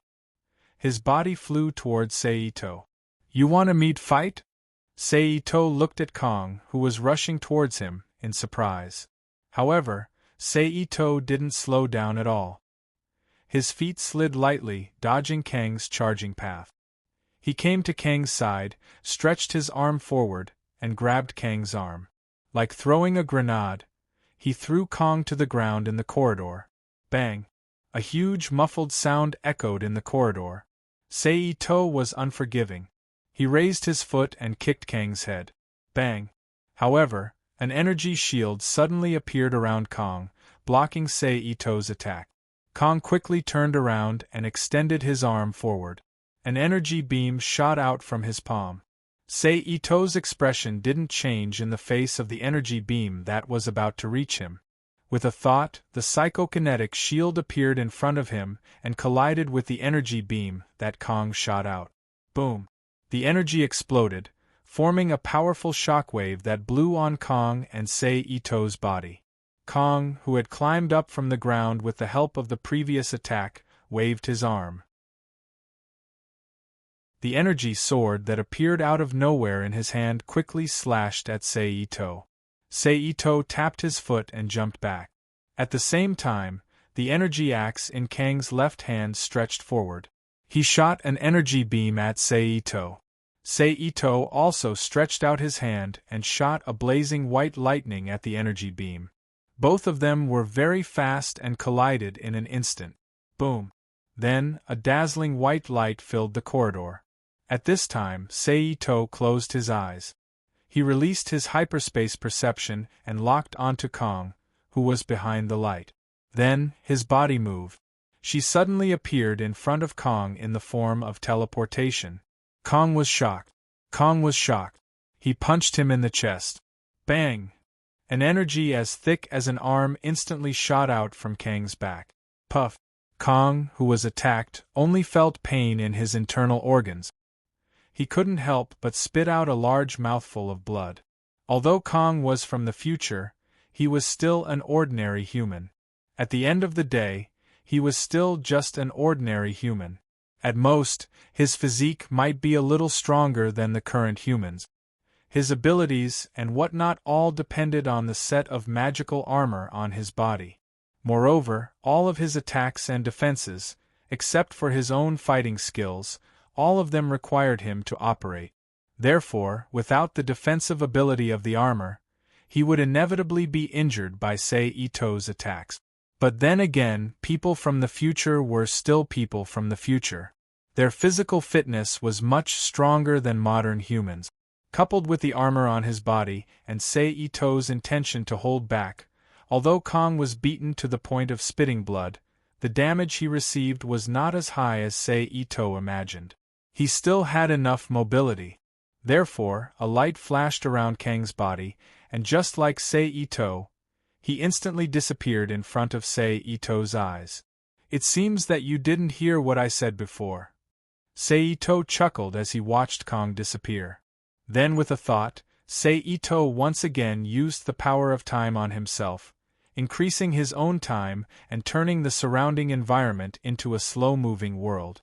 At the same time, the moment he entered this strange, slow-moving world, Kang's figure once again appeared in front of him, flying deep into the tunnel at high speed. Ito, who saw Kang's figure again, smiled slightly and immediately chased after Kong. Almost instantly, Ito blocked in front of Kong. How is this possible? Looking at Ito, who suddenly appeared in front of him and smiled like a normal person, Kang's face changed slightly as he exclaimed, "You're not the only one who can control the power of time." Ito smiled. As soon as he finished speaking, he waved his arm and hit the exposed armor controller at Kang's waist. Bang! Crackle boom! Lightning flashed, and the controller was immediately destroyed into pieces in a slight explosion. However, Ito's movements still didn't stop here. He once again reached out and grabbed Kang's arms. Lightning flashed between his palms, and a high-frequency, high-voltage, powerful electric power was instilled into Kong. Ah! Kong, who couldn't support the protective shield, screamed loudly. At the same time, there was a burst of crackle sounds, and some parts on Kang's arms exploded into a pile of fragments just like the controller on his waist. Then, Idose, who had destroyed the controller on Kang's armor, pulled his arms back and pulled Kang's body in front of him. He clenched his right hand into a fist and punched Kang's helmet on the forehead. Bang! In an instant, Kang's body flew out like a cannonball. It was not until he flew out for more than 10 meters that he fell heavily to the ground. He rolled back for another 2 meters before he completely stopped. At this time, Ito deactivated the time acceleration on his body and walked step by step toward the dizzy Kong. How is this possible? How can I, Kong the Conqueror, be defeated by you primitive people? Kong, whose vision was blurred, but his consciousness was slightly clearer. He struggled to get up from the ground while questioning loudly with a voice full of disbelief. It was just that he didn't know who he was questioning. Himself? Or Ito? That's because you don't belong to this era of Earth. Ito said calmly. No, impossible. I have been to countless timelines and witnessed countless historical processes. In this world, no one knows Earth and the humans on Earth better than I do. Kong stood up abruptly despite the pain and retorted while glaring at Ito. What you know is only the things in the timeline related to you. How much do you know about other things? Ito sneered. At this time, Ito had already walked in front of Kong and stopped about 3 meters away from him. Kong frowned slightly and became silent. Ito, who didn't expect Kong to answer, smiled lightly and continued to ask. I know that you have been to the 14th century and became the pharaoh of Egypt in that era. You have also witnessed the apocalypse and seen his forenight. Then you should know that in addition to the Avengers there are also mutants on Earth. Do you know something about me? Kong narrowed his eyes and looked at Idose with an uncertain expression and asked in a deep voice. I just know some general information. Ito chuckled. You have to know that I am also a member of the Time Controller. I can still do some things in the past appropriately. With that said, as if to make Kong believe him, Ito stretched out his hand and pointed at the void in front of him. He created a circular mirror image with time energy and displayed some of the past deeds of this spaceship. At this time, Sei-to had also walked in front of Kong and stopped about 3 meters away from him. Kong frowned slightly and became silent. Sei-to, who didn't expect Kong to answer, smiled lightly and continued to ask. I know that you have been to the 14th century and became the pharaoh of Egypt in that era. You have also witnessed the apocalypse and seen his forenight.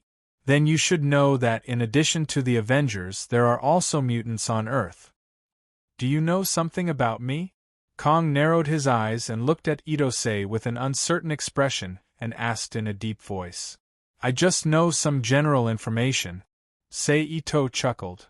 You have to know that I am also a member of the Time Controller. I can still do some things in the past appropriately.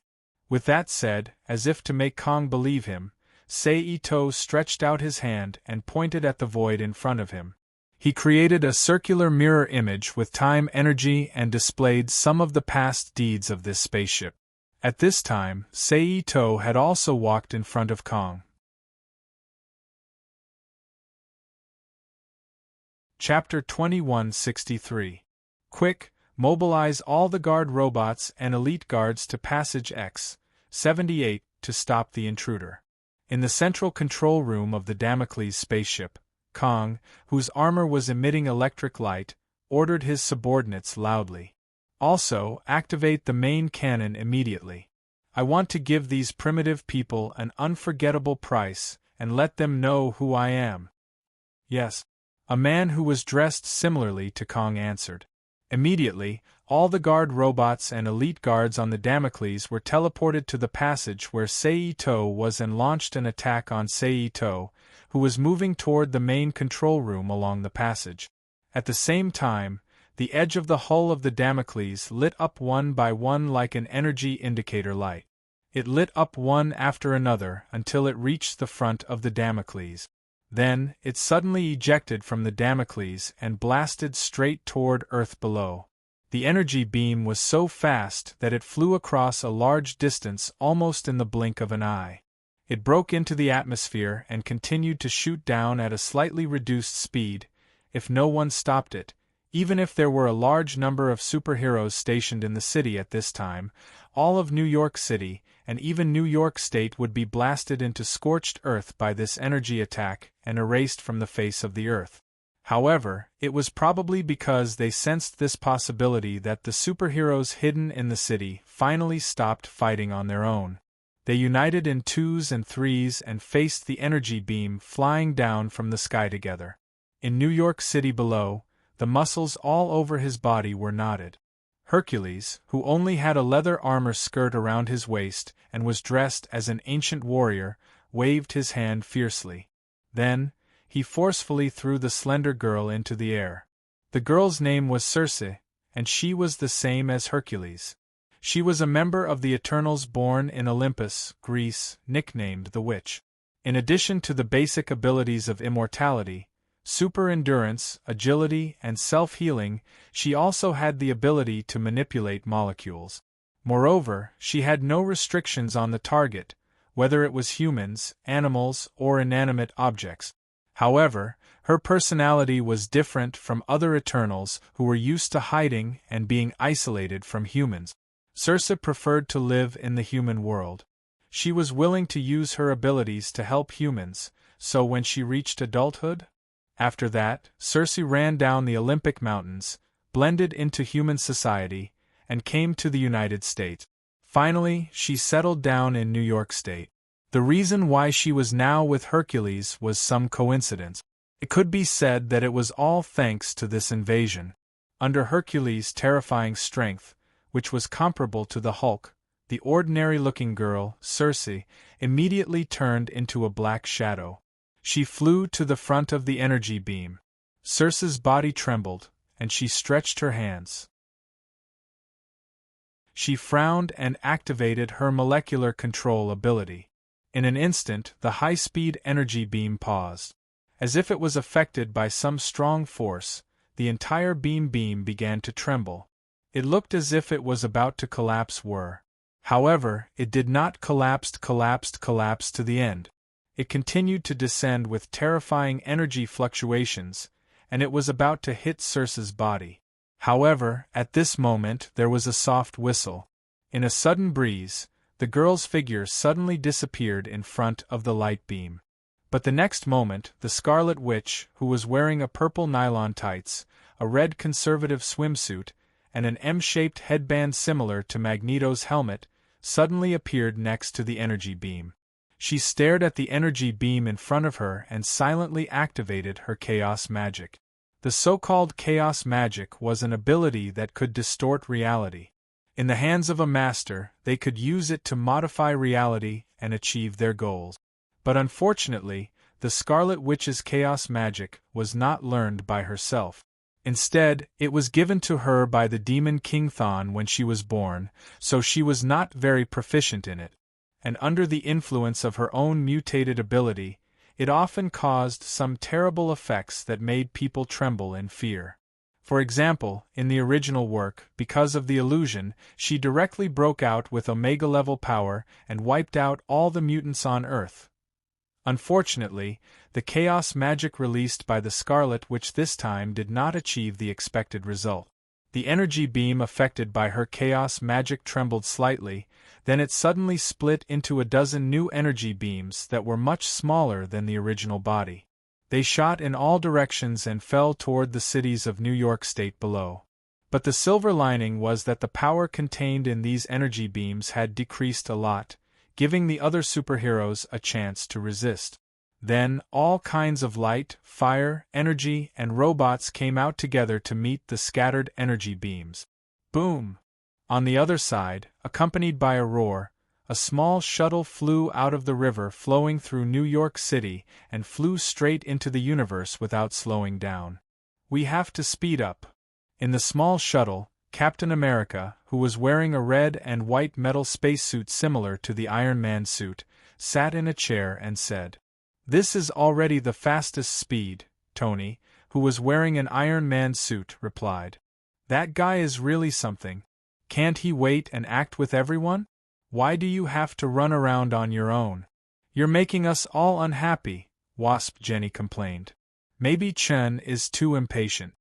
Tony, who didn't understand Sei Ito's behavior, thought for a while and said, "But he is not a member of the Avengers after all, so I can't order him to stop." "It should be said that even if you use it, you probably can't stop him," Hank said. "The premise is that he gives me a chance to speak," Tony said without looking back. "Now we can only pray for his safety," Captain America said in a deep voice. As soon as this remark came out, the entire shuttle cabin immediately became quiet. At this time, as the main topic of Tony and the other Avengers' conversation, Sei Ito easily smashed more than a dozen guard robots into pieces, and then leisurely moved toward the central control room where Kong was as if he was taking a stroll. Along the way, a large number of robot guards and elite guards came up to stop him one after another, but they were all destroyed and killed by Sei Ito's absolute strength. They turned into piles of wreckage and corpses, covering the path ahead.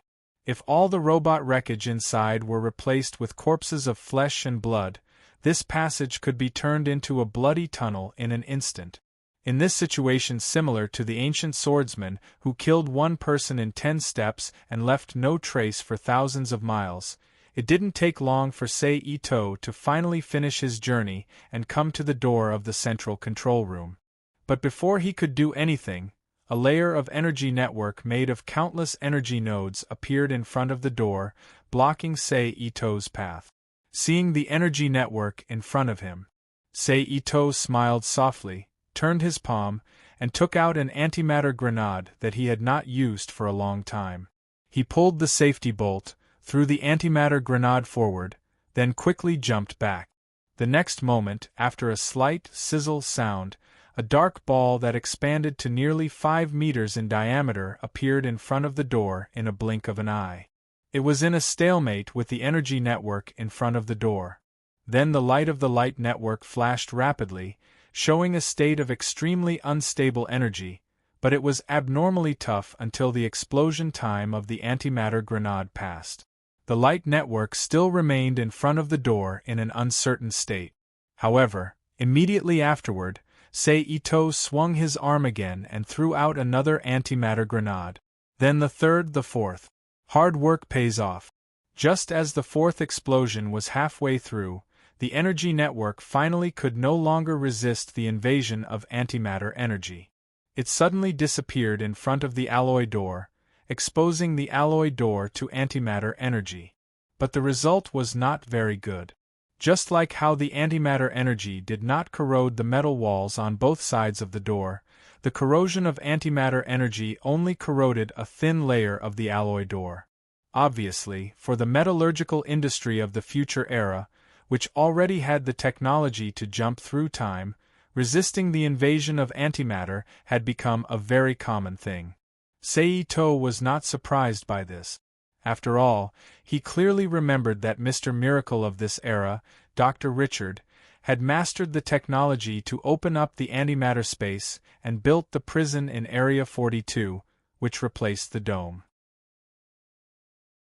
Even in this era, special metals could resist the invasion of antimatter, let alone the future era, which was countless times more advanced than the modern era. If it could not resist the invasion of antimatter grenades, then it would be really unbelievable. Then, Sei-Ito stepped forward again, flipped his palm, and took out the divine blade, Celestial Clouds, infused it with energy, and slashed at the alloy door in front of him. Clang! Creak! Creak! In an instant, only the sound of metal clashing could be heard, and then a long crack appeared at the place where the tip of Sei-Ito's blade slashed through. Next, Sei-Ito's arm moved, and a huge arch-shaped mark appeared on the door. He then removed the blade, raised his foot, and kicked the alloy door in front of him heavily. Boom! A loud roar sounded, and an irregular circular alloy door panel instantly separated from the alloy door and fell heavily on the ground of the central control room, forming a huge gap, exposing the situation in the central control room.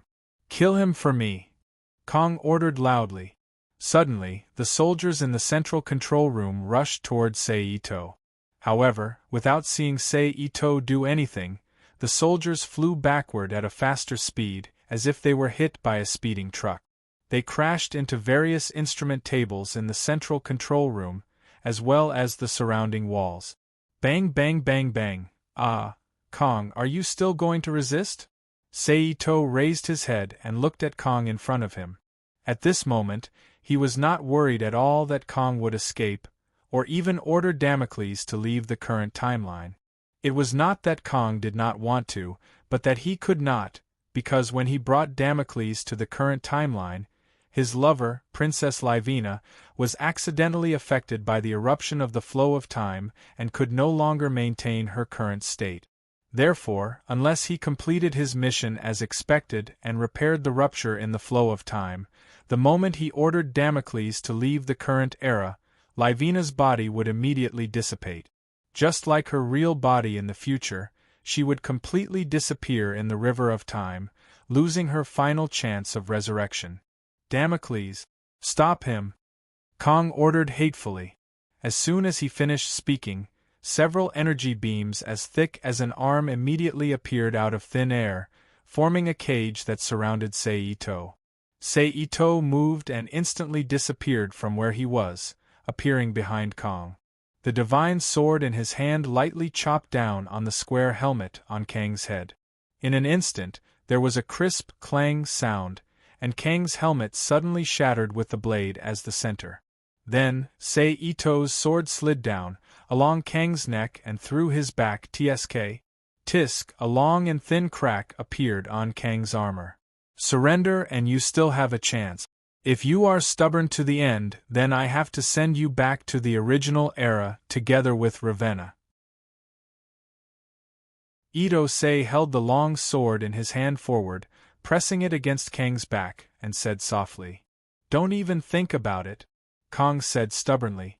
Sei-Ito, who heard the determination in Kang's answer, sighed helplessly and said, Sigh, I originally wanted to be more relaxed, but it seems that I can only trouble you a little more.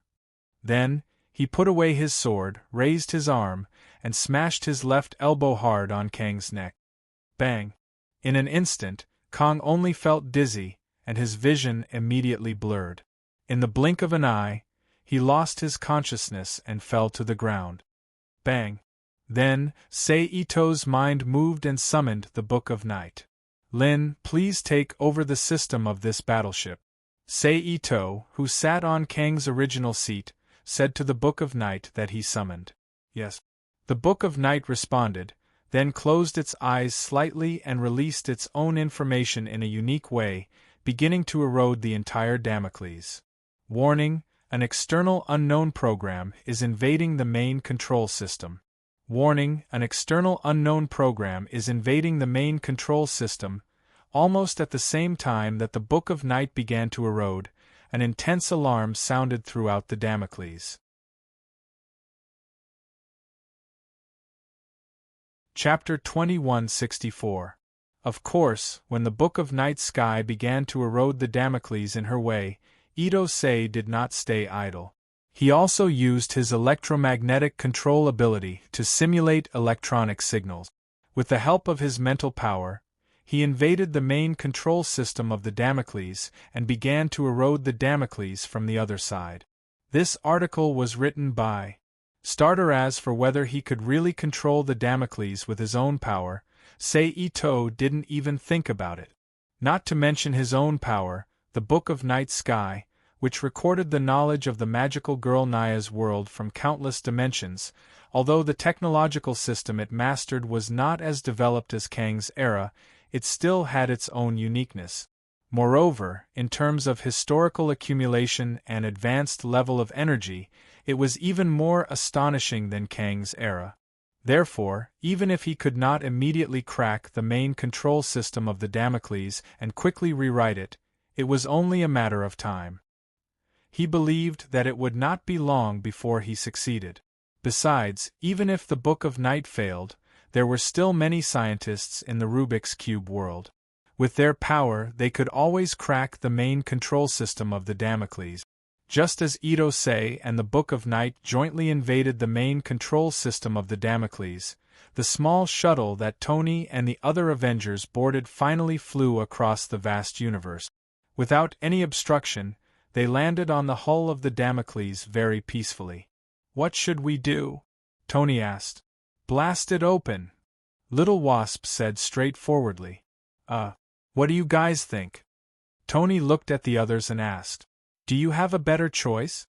Or, can you make Kang open the door and let us in?" Captain America asked back. "Okay, I understand," Tony replied. Then, he immediately controlled the small shuttle to position its nose.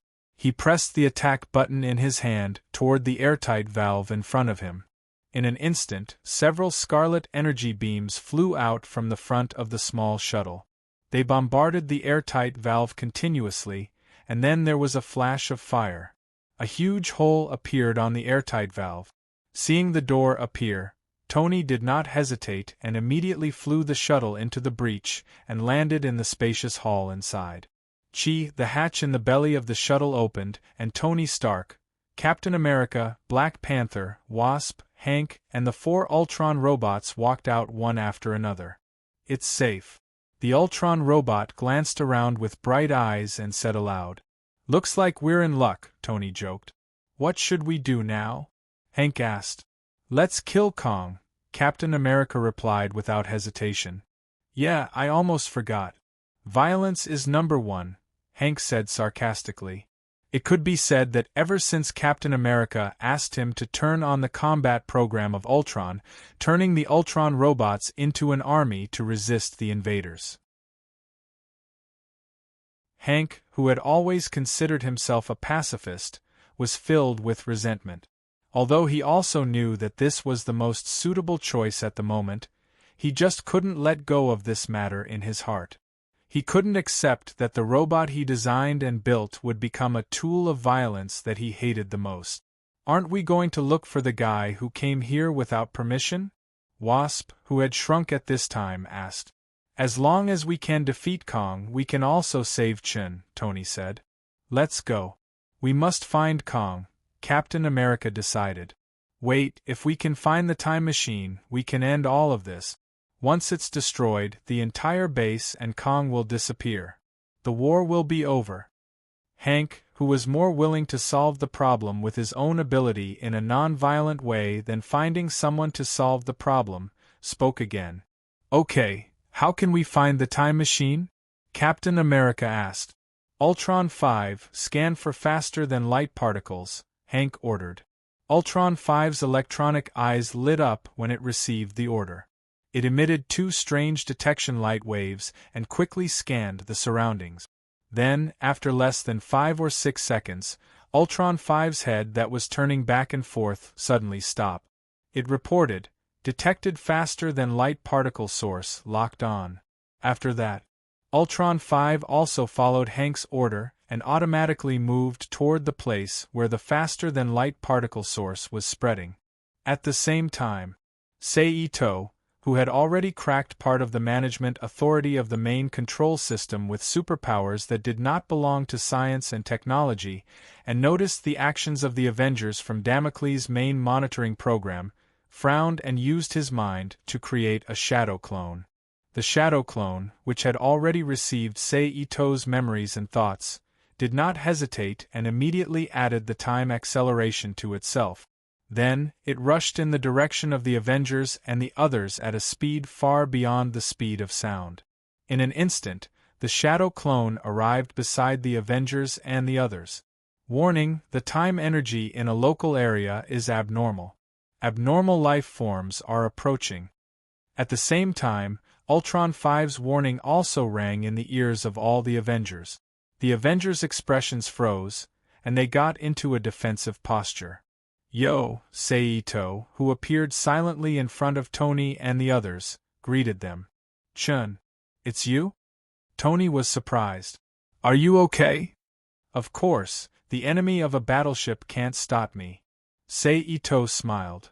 Why are you here?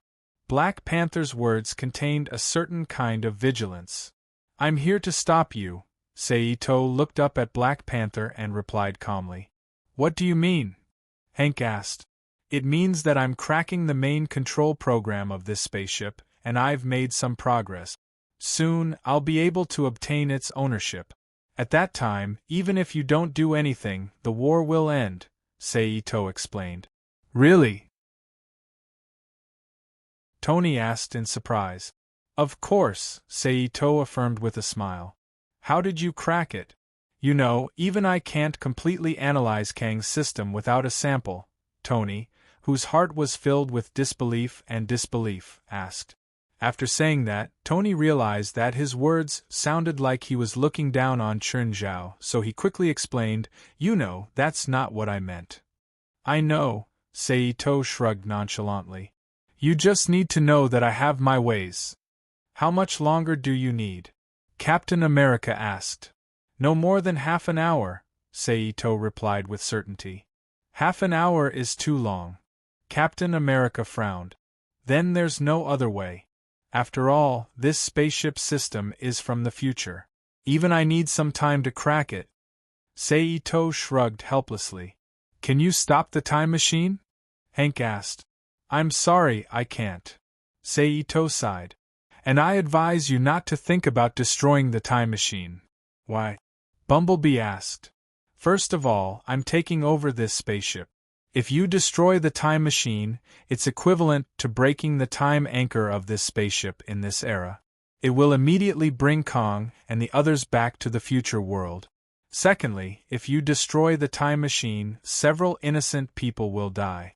Saito explained. What do you mean? Hank asked. Saito did not argue.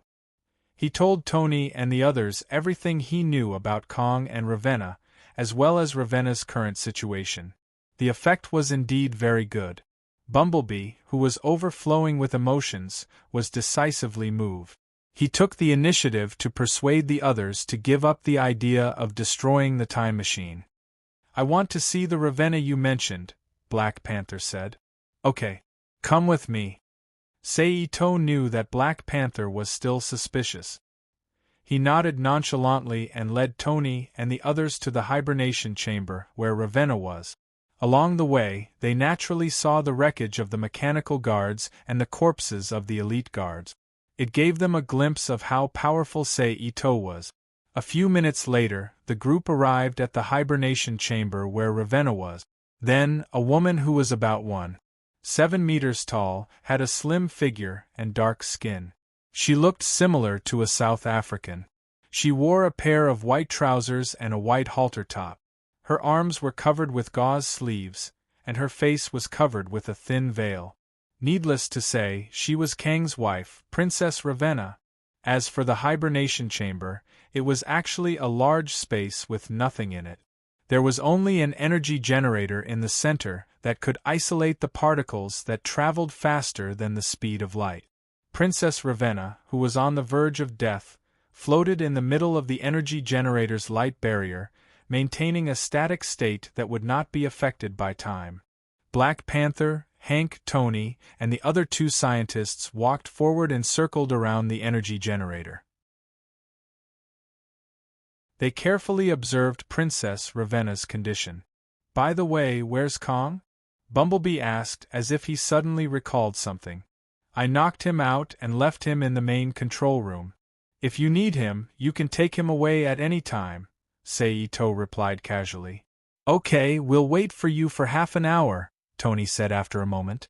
"Thank you," Seito nodded and thanked him. "Let's go. I'll bring you to the main control room." Then, the group left the hibernation chamber and moved toward the central control room under Seito's lead. Just as they were about to reach the main entrance of the central control room, they saw the scarlet lights flickering rapidly within the Damocles revert back to their normal state. Moreover, the rapid and ear-piercing alarm stopped.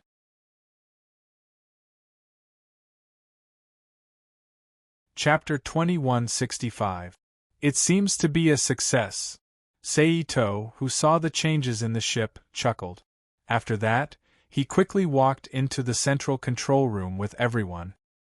"Start the space-time jump program and send all fleets except the Damocles back to the original time node." Seito, who was sitting in the main seat, ordered.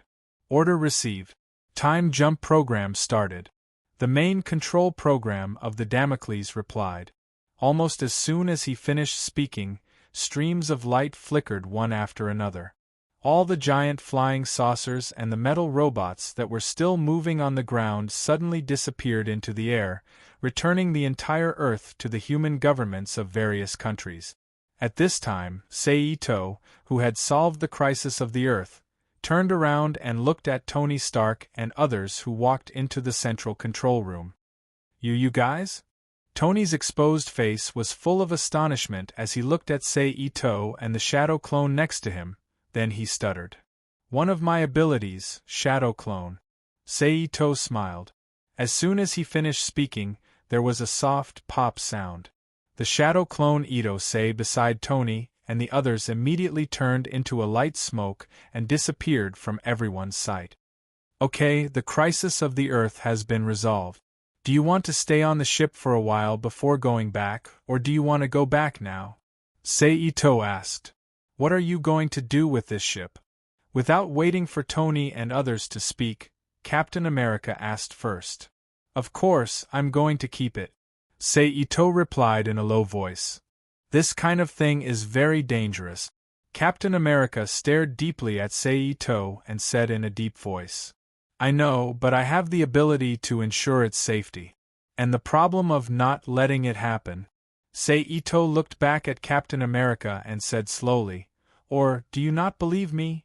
As soon as this remark came out, the atmosphere of the entire central control room immediately became dignified. All right. This ship was taken down by Chun alone. It's Chen's spoils of war. He has the right to choose how he wants to deal with it. We have no right to interfere." Seeing that the atmosphere was getting worse, Tony hurriedly interjected. Captain America turned to look at Tony and did not speak. "There must be a lot of things on Earth that we need to deal with now, so we won't stay on the ship any longer. Anyway, it's already yours. We'll visit when we have time later. Then, Tony looked at Seito and said, Okay. Seito nodded slightly. What are you going to do with them? I'll contact S.H.I.E.L.D. and ask them to send someone to pick up these guys, Tony replied. Okay. Seito agreed. After that, Tony and the others didn't stay on the ship any longer and returned to their small shuttle with Kong. Started the shuttle and flew to Earth. Damocles, get all the existing guard robots on the ship. Clean up the garbage and corpses in the cabin. Then send a few guard robots to gather the surviving combatants on the ship and send them to Landing Hall 8.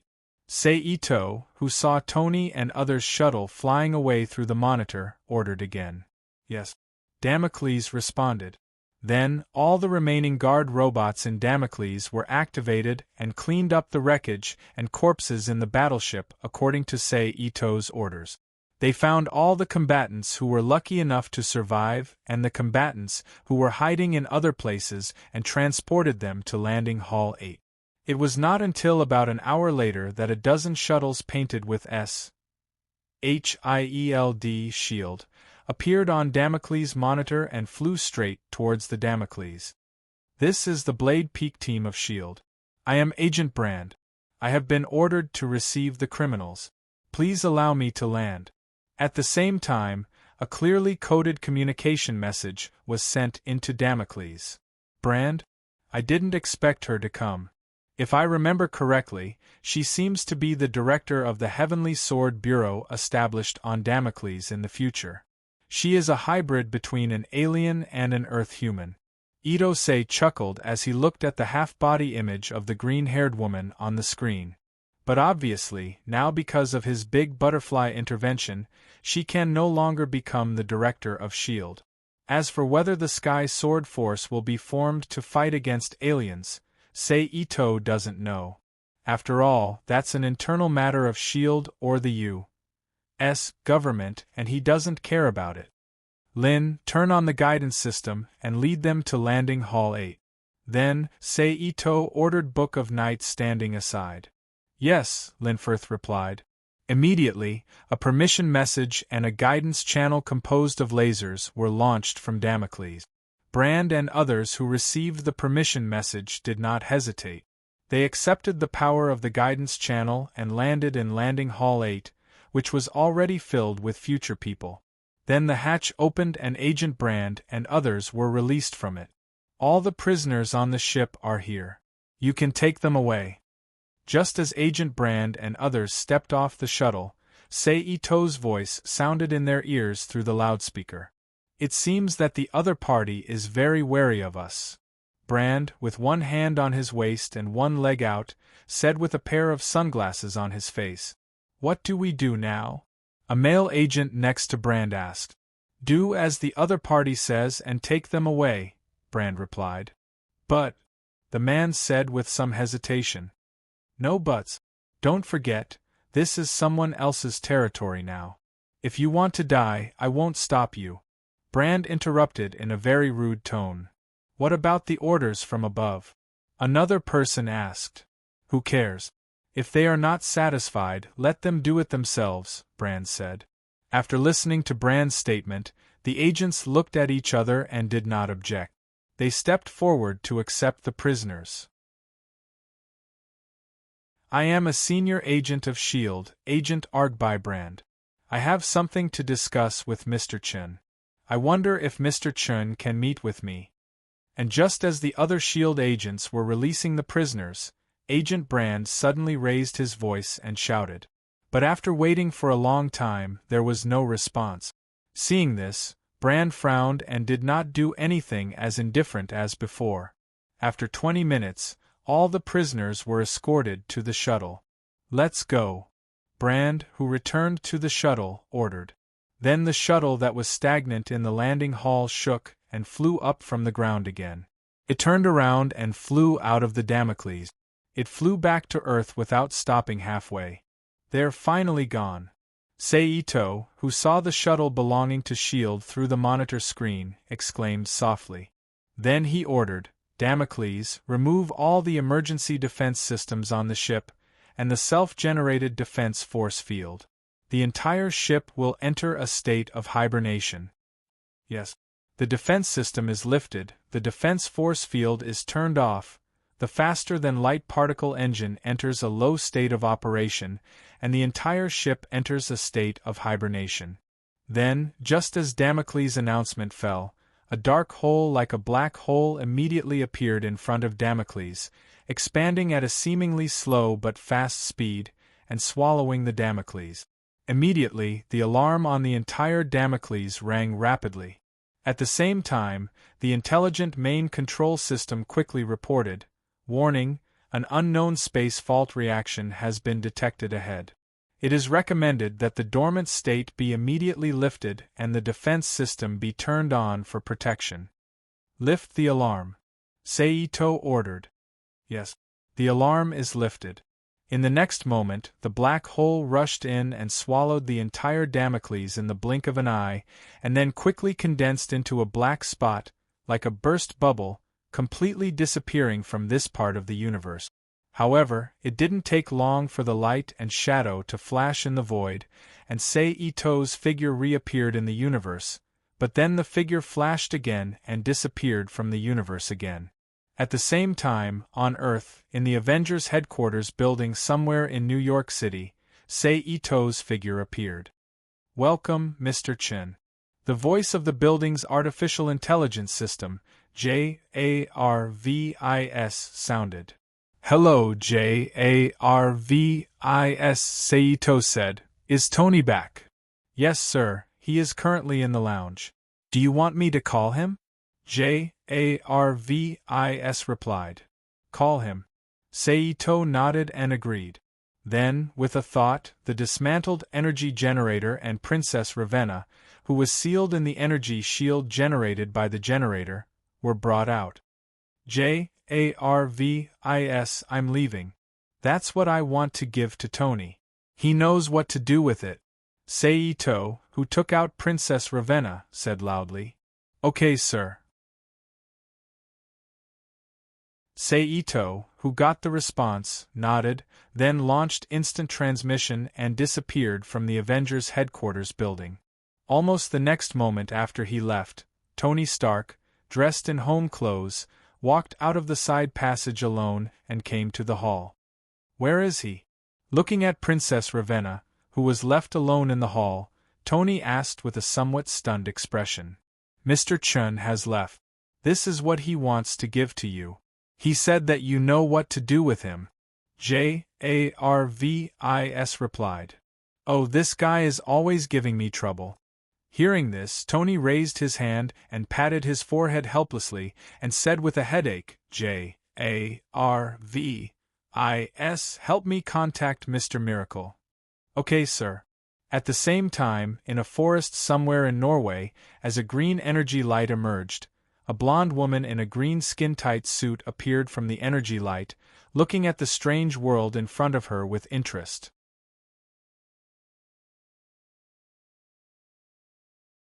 Chapter 2166. P.S. Thank you to Sky Thorn for your precious monthly votes. This was a land covered by ice and snow. There were no living people, and the entire land was covered in frost. However, on this land, a blonde beauty who looked like she had just walked out of midsummer and a tall and sturdy man who was holding a sharp axe appeared on the ice field. They were moving forward with a clear goal in mind. Just like that, they walked for an unknown amount of time until a curved ice bridge appeared in front of them. Only then did they stop. However, he didn't stay for long. After looking around for a while, he started walking again. The two of them stepped onto the ice bridge and walked along the winding ice bridge towards the faintly discernible ice cave not far away. It didn't take long for the two to reach the ice cave. Then, an iron gate with a yellow crown pattern and an old man's face blocked their way. At this time, the tall brawny man reached out his hand and grabbed the lock of the gate. Kacha, however, as soon as his finger reached out, a layer of ice crystals climbed up his finger at a speed visible to the naked eye. It spread to his entire arm without slowing down. The brawny man frowned when he saw this. He lifted his foot and kicked forward. With a bang, the lock of the gate was broken and the gate was kicked open. Then, the two moved again and walked into the cave. The first thing they saw was a long ice path that was wide enough for 4 to 5 people to walk side by side. Inside, the ice and rocks protruded, causing the entire path to look uneven. However, there were some frightening things reflected in the eyes of a man and a woman who were walking in the path. They saw that on the ice walls on both sides of the passage, there were people who were frozen alive. Distorted figures with fear and despair on their faces appeared one after another. However, this situation did not scare the two of them. Instead, it made the corner of the blonde beauty's mouth curl up slightly. There was a joyful expression on his face. Just like this, under the gaze of the frozen soldiers on both sides, the two walked into the depths of the cave without stopping. It was an empty cave room. It was as big as an elementary school playground, surrounded by icicles, and a huge palm made entirely of ice crystals stood at the end of the cave. Below the ice crystal palm, there was a square wooden box that was half a meter long, 30 centimeters tall, and 30 centimeters wide. The surface of the box was covered in frost, and it was connected to the ground of the cave by a short staircase. At this time, the blonde beauty with a smile on her face walked up to the box alone. With a wave of his arm, the top of the box seemed to be wrapped by some kind of invisible power. It flew off on its own and floated to the side. A large amount of frost energy that was enough to freeze a person immediately gushed out from the wooden box. The blonde beauty gently waved her arm again, and a gust of wind blew out of thin air, blowing the thick cold air to the side. Then, the golden-haired beauty reached into the box and took out an item from it. It was about 13 to 14 centimeters long. It was less than 8 centimeters in height and width. It looked very much like the small jewelry boxes used by the ancient European nobles, especially the royal family members, to hold gold and silver jewelry. The surface was inlaid with gold and painted with red, and the shape was very exquisite. Found it. Looking at the small metal box in her hand, the blonde beauty softly said with a pleasant voice, "But before that, we need to deal with another person first." The blonde beauty put away the small box and turned around. She said to the brawny man below. Hearing this, the brawny man's face turned ferocious, and a bloodthirsty smile appeared on his face. Then a light flashed. In the void between the two of them, a space passage opened up by green energy appeared. The brawny man and the blonde beauty immediately went into the space passage. He disappeared from the icy cave in an instant. On the rebuilt Fifth Avenue of New York City, a whirlwind that was as tall as a person spun at high speed in one direction, and it rudely blew everything in its path to the side. Behind it, the wasp Jenny, who was less than 3 inches tall and dressed in black and yellow, was closely chasing after it. From time to time, she would shoot a few bright yellow bee stings made of bioenergy at the whirlwind to attack. Whirlwind, you really don't have a good memory. Everyone around knows that I love to shop around here, and you still dare to come here and cause trouble. Looks like you can't wait to go back to prison. The little wasp who was chasing after the whirlwind said in a relaxed tone. The guy who was called Whirlwind didn't reply. He continued to transform into a whirlwind and tried his best to escape. Whirlwind, you can't escape, the little wasp who was chasing after him said. Just like this, the two of them quickly left the street and rushed into a construction site that was under reconstruction. Finally, they stopped in front of a pile of building materials. What? Not running anymore? The little wasp looked at the criminal who suddenly stopped his whirlwind form and said calmly. Yes, because I'm already here, Whirlwind replied. A green energy halo suddenly emerged from Whirlwind's body. Like a probing light, it swept across Whirlwind's body. Then, a beautiful blonde woman wearing a green off-the-shoulder tights and a pair of green tight-fitting leather pants replaced Whirlwind and appeared in her original position. Oh, you can transform into a living person? The little wasp had a bad feeling about this. Bang! Bang! At the same time, with two muffled sounds, a burly man who looked like an ancient European warrior with a sharp axe appeared behind the little wasp, blocking her path of retreat. The little wasp's expression changed when she saw that she was surrounded. She immediately flew toward the blonde woman and attacked her with her stinger. However, the blonde woman only pointed a finger. A green energy ball flew out from her finger and hit the little wasp's body first. Bang! Ah! The little wasp screamed and fell to the ground. Slap! The blonde woman walked forward and reached out to grab the little wasp. Yen %, yen %. At this moment, a melodious ringtone suddenly sounded. Seito took out his phone. He pressed the button and placed the phone beside his ear. Hello, Chen. It's me, Tony, Chen Zhao said from the phone. Tony's voice came from the other end. I can tell. What's up? Seito asked. It's about Princess Ravenna. I can't explain it clearly over the phone. If you have time, it's best if you come to my Avengers headquarters, Tony said. Princess Ravenna? Seito asked in surprise. Yes, Tony confirmed. Okay, I'll go now. Although Seito was confused about what Tony was talking about, since he had nothing to do, he might as well go and see what was going on. Thus, he agreed to Tony's invitation. Okay, I'll get Jarvis to open the door for you. Tony smiled. Then Seito hung up the phone and put it away. Princess Ravenna? Did she wake up? Seito shook his head slightly and chuckled self-deprecatingly. Then, with a flash, he disappeared from the room he was in and appeared in the Avengers headquarters at the next moment. Welcome, Mr. Chen. Jarvis, the artificial intelligence system of the building, greeted him. Where's Tony? Seito asked. In the underground meeting room. He asked you to go there and find him when you arrive, Jarvis answered. Show me the way, Seito said. Yes, sir. Next, under Jarvis' guidance, Seito took the internal elevator to the underground meeting room that the Avengers used for planning operations. Then, he saw the fully armed Iron Man, Ant-Man Hank, Little Wasp Jenny, Captain America, and Black Panther. The five of them were gathered at the conference table, discussing something softly. Hi, Tony. Seito greeted him. Hearing the greeting, Tony turned around and greeted Seito with a smile. Chin, you're here. What's going on? Are you going to take action? Seito walked toward Tony and the other Avengers. He asked curiously. Unfortunately, we just found traces of a criminal.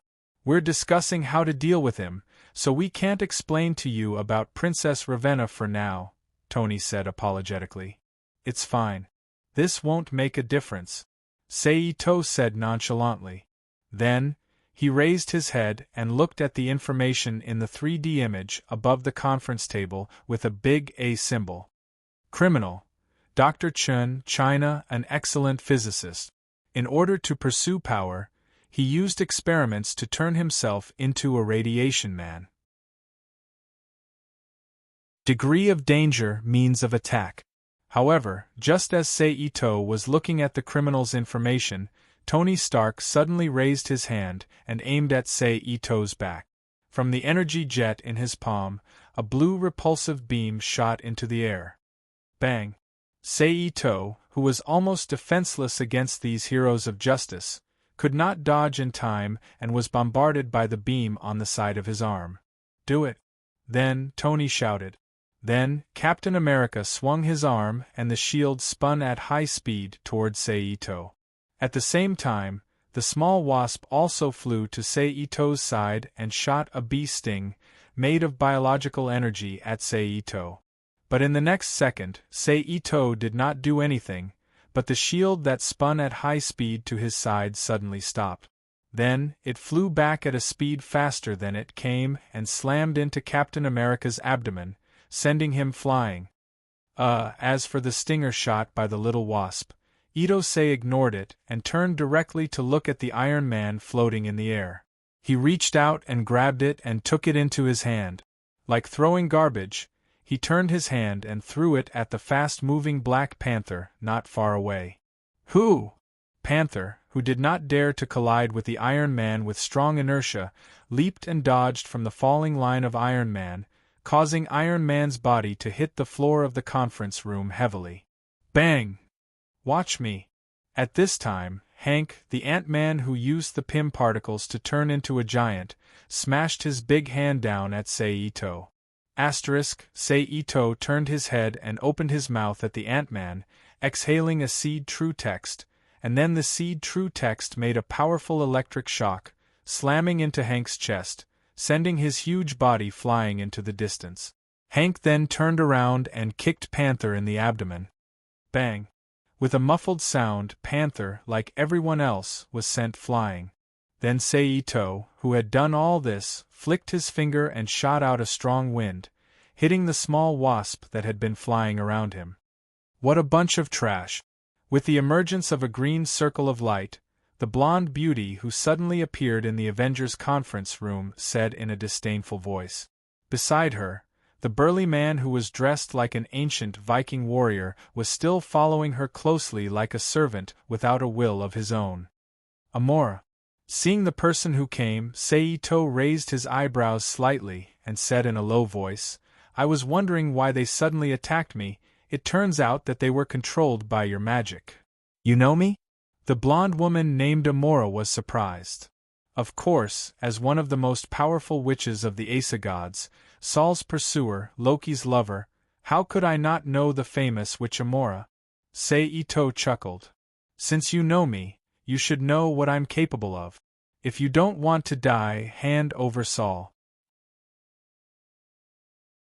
Although Amora found it strange that she, who had never appeared on Earth, would be recognized by a mortal on Earth, she didn't care too much. Is this why you controlled the Avengers to cause trouble for me? Saito asked in return. Yes, Amora said affirmatively. So it was your own decision. I thought it was Loki who sent you to cause trouble for me. I was just wondering if Loki had underestimated me. Saito smiled.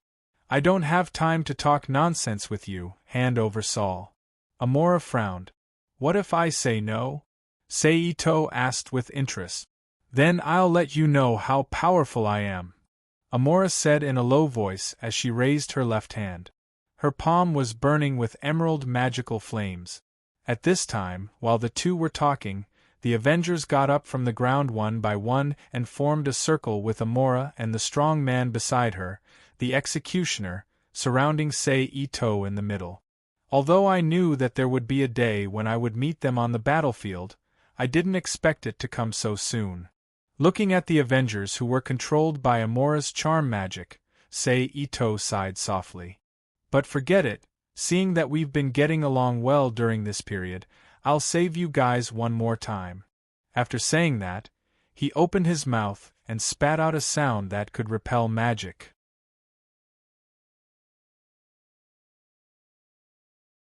Chapter 2167. P.S. Thank you to Scarlet Moon Lily for your precious monthly vote. Ha!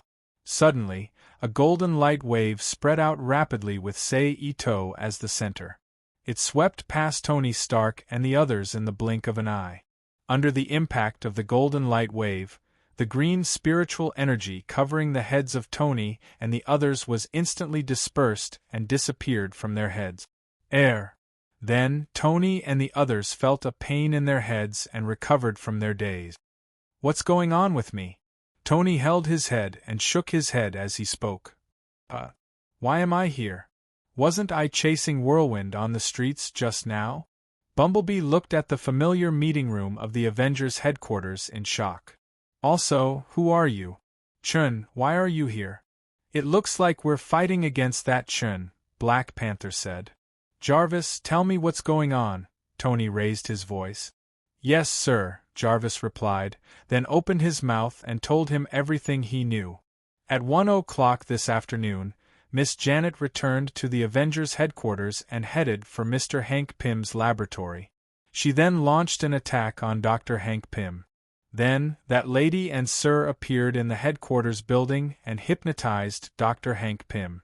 Then, the hypnotized Hank Pym and Ms. Janet attacked Captain America together. You don't have to say. I understand, Tony interrupted. He did understand. What happened next was basically the same thing. Call Black Panther from Wakanda's embassy in America to the Avengers headquarters and attack. Hypnotize, control. Then, they would find him. Perhaps there was a battle during this period, but since he was alone, he couldn't defeat Captain America and the others. He was also captured and controlled. Who are you? Why did you attack us? Tony, who was looking at Amora and the executioner warily together with the other Avengers, asked in a deep voice. So what if you help them get rid of the control? You're still no match for me, Amora. Amora, whose eyes were still on Saito, said in a deep voice. In response, the executioner beside him took down the axe from his shoulder. He was ready to attack at any time. At the same time, the Avengers also got into a battle stance. If it's just the two of you, I don't believe you can do anything to me. Saito chuckled. Overconfidence will only bring you terrible consequences. Amora said softly, and with a flash of light, a small box similar to the one used by women of ancient European noble families to store gold and silver jewelry appeared in her hand. Now, I'll let you mortals experience the power of magic. After she finished speaking, the lid of the small box suddenly opened up without any movement. Then, a strong gust of cold wind, comparable to a level 13 or level 14 tornado, blew out of the small box, bringing with it an extremely cold wind that blew towards everyone in the conference room. Wherever the cold wind passed, the surface of all items would immediately be covered by a thick layer of ice crystals. Not good. Everyone get out of here. Iron Man, who felt some kind of powerful threat from the energy detection device on the Iron Man armor, quickly reminded them loudly. Even if you don't say it, I have to leave right away. Little Wasp hugged its arms tightly as it flew out of the meeting room, its body trembling as it grumbled in complaint. But before she could finish her words, she was immediately blown by a cold wind behind her, and then frost began to appear on her body. Her body rolled down uncontrollably. Jen! Hank, who saw Little Wasp's bad situation, exclaimed and immediately rushed to Little Wasp's side. He stretched out his hands and took Little Wasp, who was unconscious, into his hands, and rushed out of the conference room against the cold wind. In just a moment, only Amora, who is the caster of magic hair, and her follower Executioner were left in the entire conference room, as well as Saito, who was safe and sound under the protection of the White Lotus floating around him. But in the outside world, under the influence of the power that erupted from the small box, a huge wind vortex suddenly appeared in the atmosphere, releasing extremely cold air that was not much different from the cold air that gushed out of the small box, blowing towards the entire Earth, ignoring the local environment and climate, turning the whole world into a cold world covered with ice and snow. Therefore, the people on Earth in the Marvel world are not happy. They often encounter major events that can destroy the world, putting themselves in deep trouble. Among them, the residents of New York State in the United States are especially bad. Almost every year there are a few months of unrest. How is that possible? How are you not frozen? Amora looked at Saito, who was still safe and sound under the winter magic, in shock. The power of this magic is not bad, but it's still far from the level where I can't resist it, so I'm sorry to disappoint you. Saito smiled. Then, he took a step forward, braving the cold wind, and walked towards Amora step by step. Amora's expression changed slightly when she saw this, and she quickly attacked Saito. In an instant, a large number of magic light balls gathered with great power shot towards Saito one after another. Saito did not move and continued to walk forward slowly, but one golden lotus after another appeared beside Saito, and as if it had a mind of its own, it spontaneously collided with the magic light balls that were flying towards him. Boom, boom, boom, boom, the sound of a violent explosion rang out in the cold wind, but it was immediately frozen into ice crystals by the cold wind, blowing in all directions. Amora was not discouraged when her attack was blocked. She pointed at the ground again, and a huge crack suddenly appeared in the ground below Seito's feet. Black smoke surged out of it, and turned into pitch-black tentacles that whipped towards Seito like they were alive. Seito, who was in the middle of it, still did not move, but red lotus flowers appeared around him, swirling and sinking into the crack below. Then, they turned into a raging fire, burning towards the tentacles. Then, there was a soft sound, and all the black tentacles seemed to have met their nemesis. They twisted violently, and turned back into black smoke that drifted into the cold wind. "Damn it!" Amora said hatefully when she saw that her magic had been thwarted again.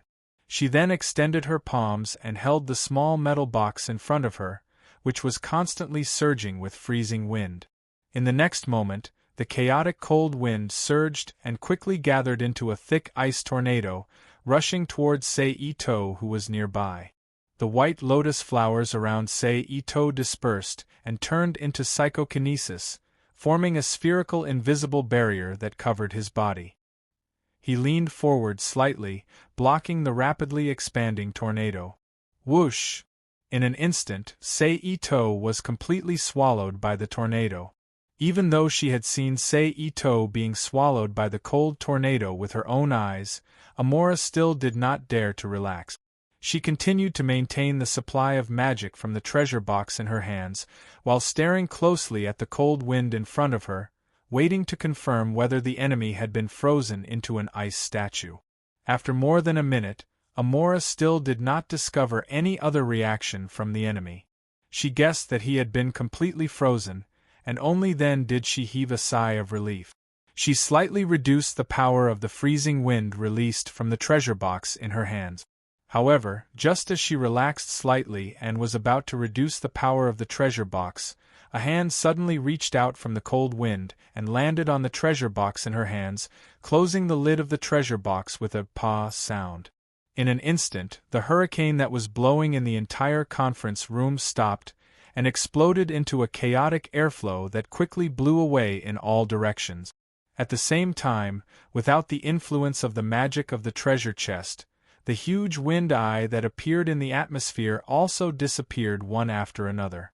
The cold wind stopped blowing, and the climate of the entire world returned to normal. However, it would still take 1 or 2 months for the world to completely return to the normal state before the outbreak of the cold winter. "What?" Amora, who was startled by this sudden turn of events, subconsciously exclaimed. "Yeah."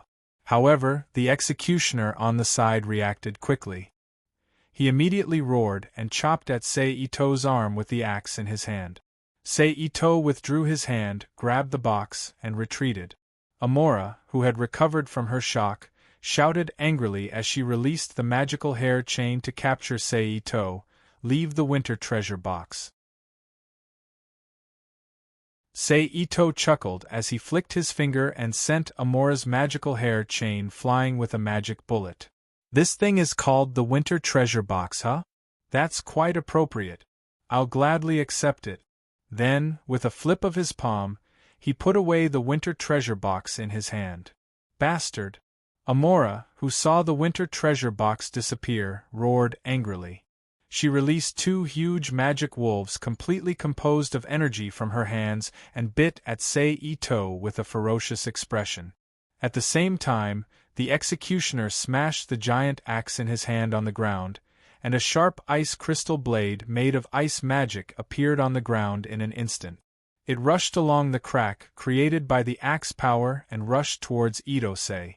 Seito moved and instantly appeared behind the executioner. He lifted his leg and kicked the executioner's butt. The latter instantly turned into a cannonball and flew into the distance, crashing heavily into the wall of the conference room. Amora, who was beside the executioner, spread out the magic light in her hand and turned it into a long blade that was neither a sword nor a whip. She whipped it toward Seito's neck. Seito leaned back and dodged the edge of the magic light blade. Then, he straightened his body and slapped Amora's forehead. Smack!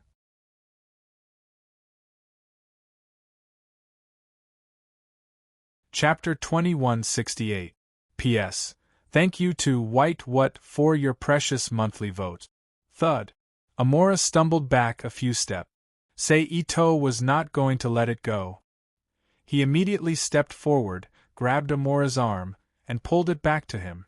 Then, he raised his right palm and hit Amora's chin heavily with the King of Heaven's pagoda. Ha! Instantly, Amora felt dizzy, and his body flew backwards. However, just as Itose was about to chase after him, the executioner, who had been kicked away, pounced on Itose like a tiger, crossing a distance of more than 10 meters. Like a heavy mountain, he pounced on Itose. Seeing this, Ito had no choice but to stop attacking Amora.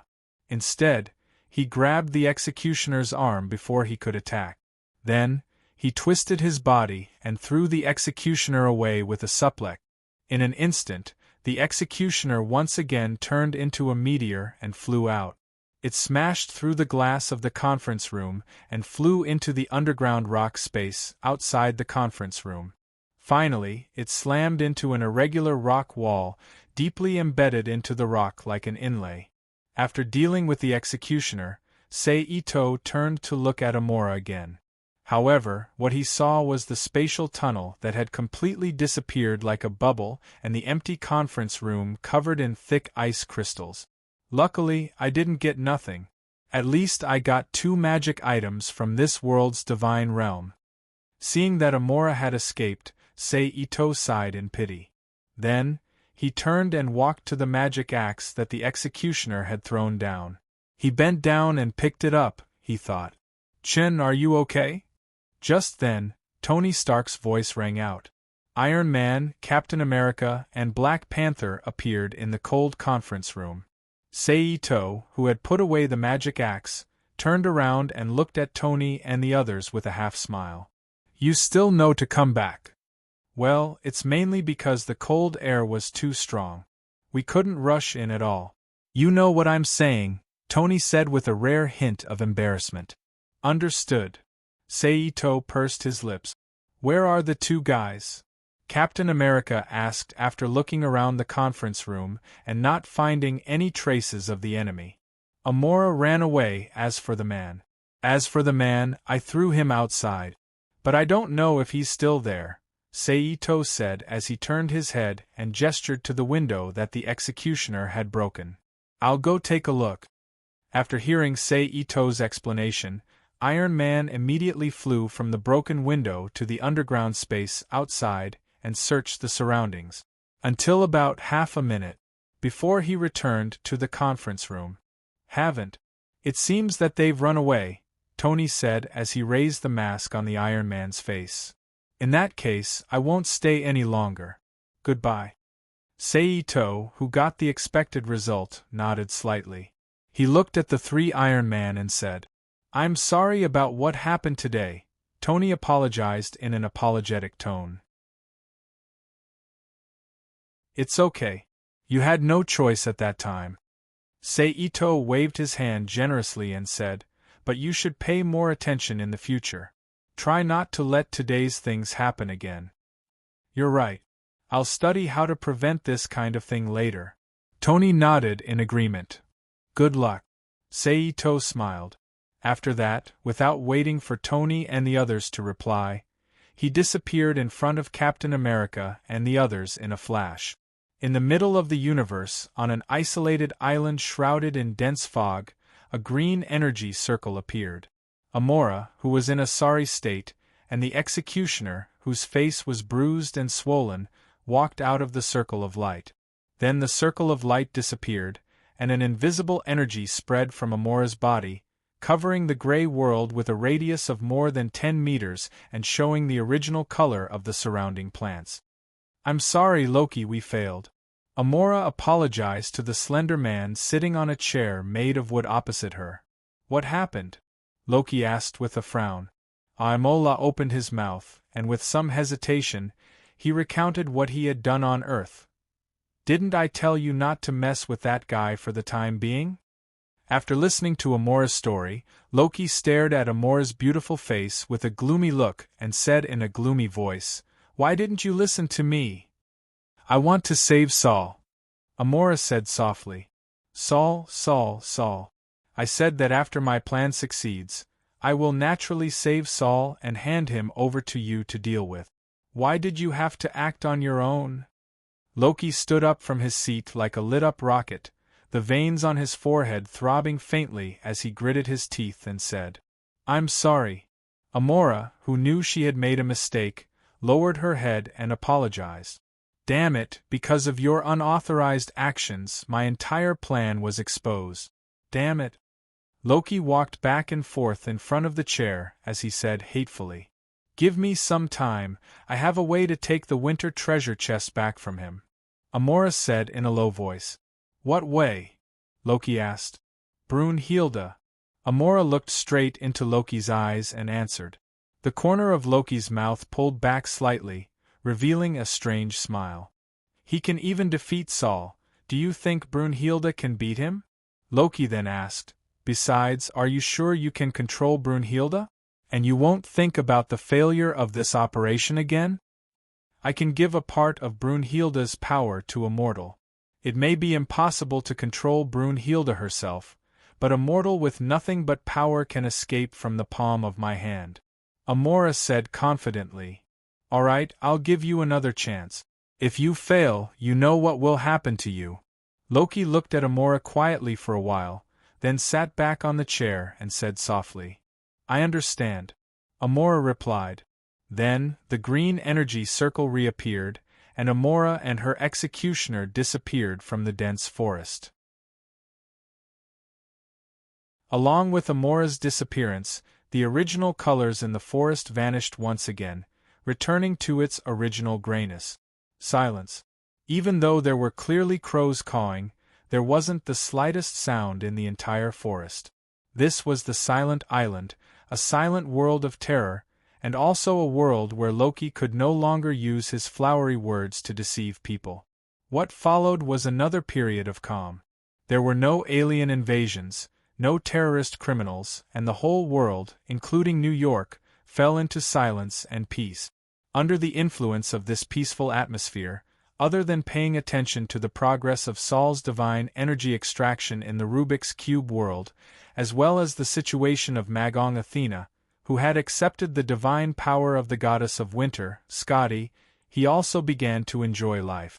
He was either wandering back and forth between Viper and Queen Bai like an emperor, or going out to wander around to see if he had the chance to meet other superheroes in this world, looking for some opportunities to earn the power of the world. However, it was a pity that, under the influence of this peaceful atmosphere, there were no extreme crimes, and the superheroes had turned into mortals one after another, gathering with their family and friends to enjoy a peaceful life, leaving Sei Ito empty-handed. Fortunately, this situation quickly changed. That afternoon, just as Ito-sei was taking the White Queen Emma, who was dressed normally, to enjoy a Broadway opera, a melodious ringtone suddenly rang in the quiet car. Sei-ito took out the phone, pressed the answer button, and put it to his ear. "Hello. Hello, is this Mr. Chun?" On the phone, a slightly nervous young man's voice came from the phone. "I'm Chun. Who are you?" Sei-ito, who vaguely felt that this voice was somewhat familiar, asked in return. "Hello, Mr. Chun. I'm Harry Osborne of Osborne Industries. We met at the Hellfire Club last time," the young man who heard Sei-ito's confirmation said with some joy. "It's you. What's the matter?" Sei-ito suddenly realized. Could it be that this voice was somewhat familiar? It turned out that he had heard it before.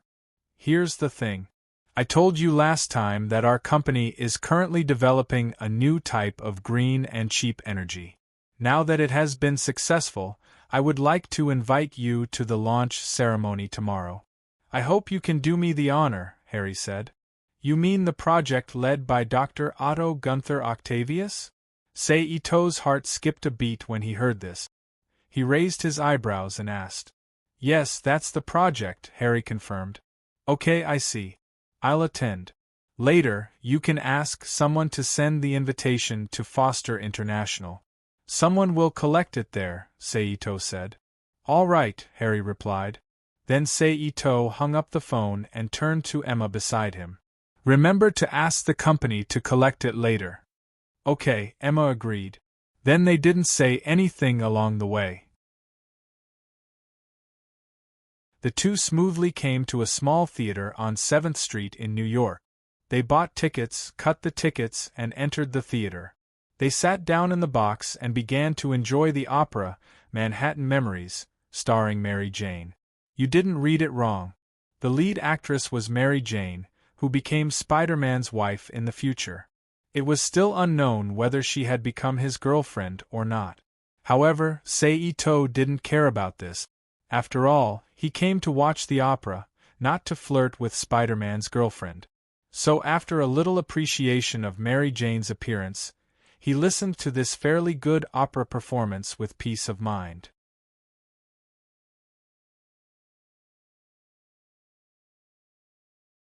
Chapter 2169. P.S. Thank you to Zhang Xiaozhong for your precious monthly vote. Ladies and gentlemen, my wife and I welcome you. Located on the edge of Queens, New York City, in a building near the river, a man with a slightly fat face and a strong body said to the people in the room with a happy smile. He was today's protagonist, Dr. Otto Gunther Octavius. This was the launch conference of the new green energy he developed. In addition to him, his wife, and his experimental assistants, there were also industry insiders from various related companies, as well as some witnesses invited by Oscorp Industries. For example, Seito, he and White Queen Emma, accompanied by Harry Osborn, stood in the front row of everyone, facing Dr. Otto Gunther Octavius. On the other side of Harry Osborn was Spider-Man, who was invited as a good friend, Peter Parker. When he saw Seito here, he was obviously taken aback. Obviously, he didn't expect to meet another superhero here. But I have to ask first, who lost a bunch of money tied with a rubber band? Dr. Otto changed the topic and joked, we only found the rubber band. It was a pity that his joke was too cold. Other than politely laughing along, no one could bring themselves to laugh. Instead, it was Dr. Otto himself who was very happy. What a cold joke. Later, Otto, who also noticed the situation in the field, laughed at himself and turned the topic back to the main topic. Thank you for coming. Today you will witness the birth of a new energy source, a safe one. A sustainable energy source that provides cheap electricity for everyone. I'd like to introduce my assistant.